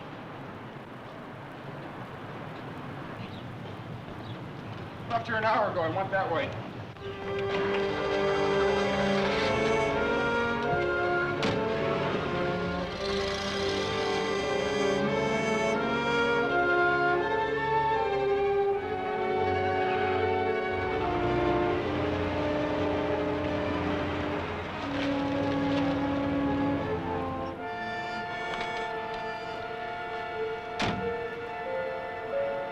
First and only clue the police ever found. The stolen Buick Jay left in this garage. You seen a fellow around here in the last hour or so?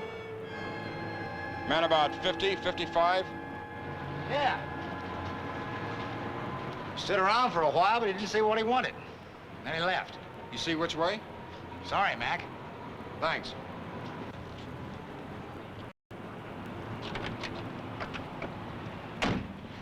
Take me to 16th and Arapahoe.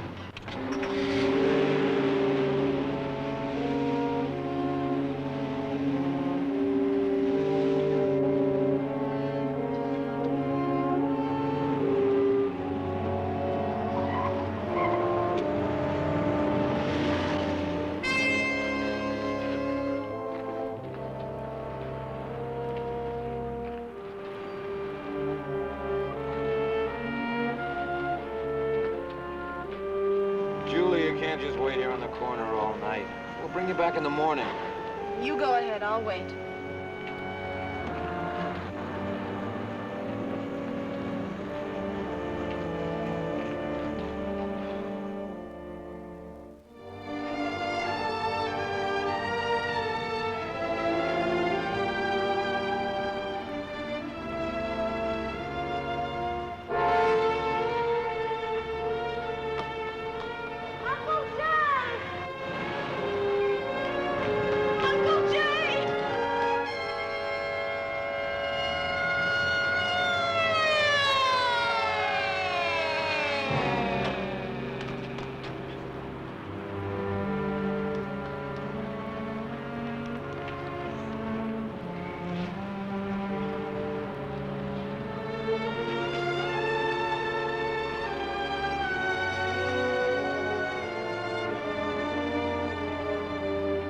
All right, get in the car.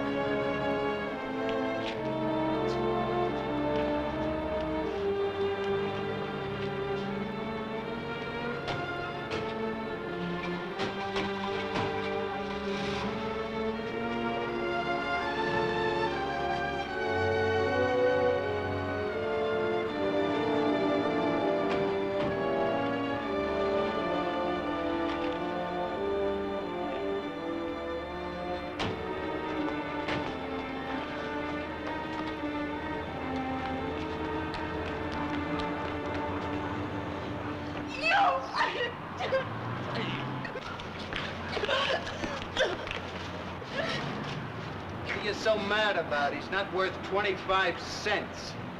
So you're out nothing. There's no reward, Julie. Once upon a time, sure, but not anymore. It's all gone with the wind. Canceled, withdrawn, fini. Got the picture? Wasted a whole day and night. Well, come on, kid, let's get out of here. I may kill you, Rick. I may go buy a gun right now and kill you. She won't kill you. But we might beat you to death if you ever bother her again. And we have a lot of time to devote to you. You could be our main occupation. Got the picture? That the deal, baby?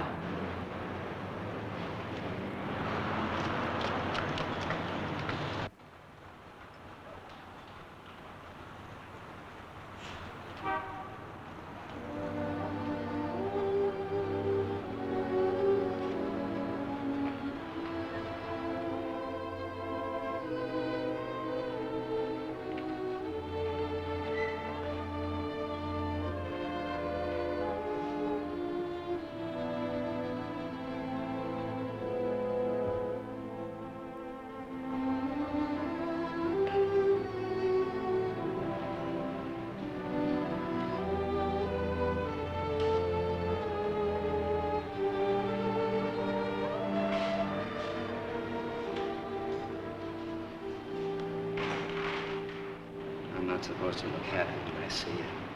Don't forget you turned me in.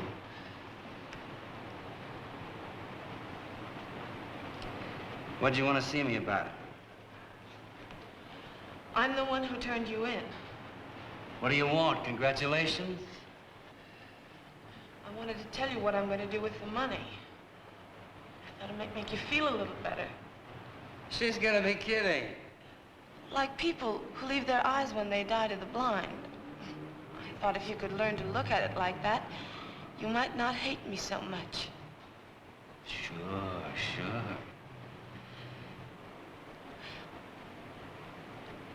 That boy over there's asked me to marry him. I said yes. He said he wants to have a nice place and children. The money will help us do that.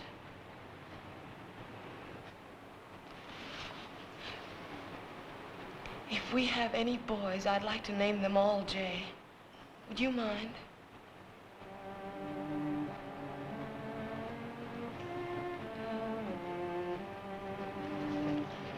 Will you get her out of here?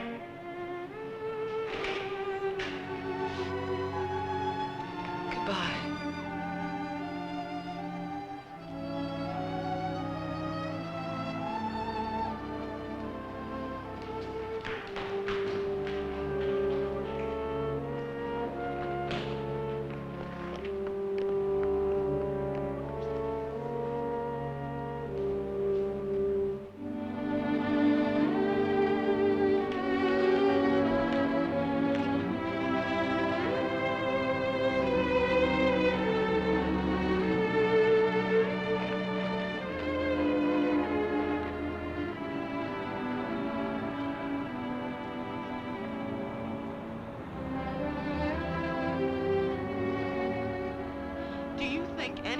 Changed?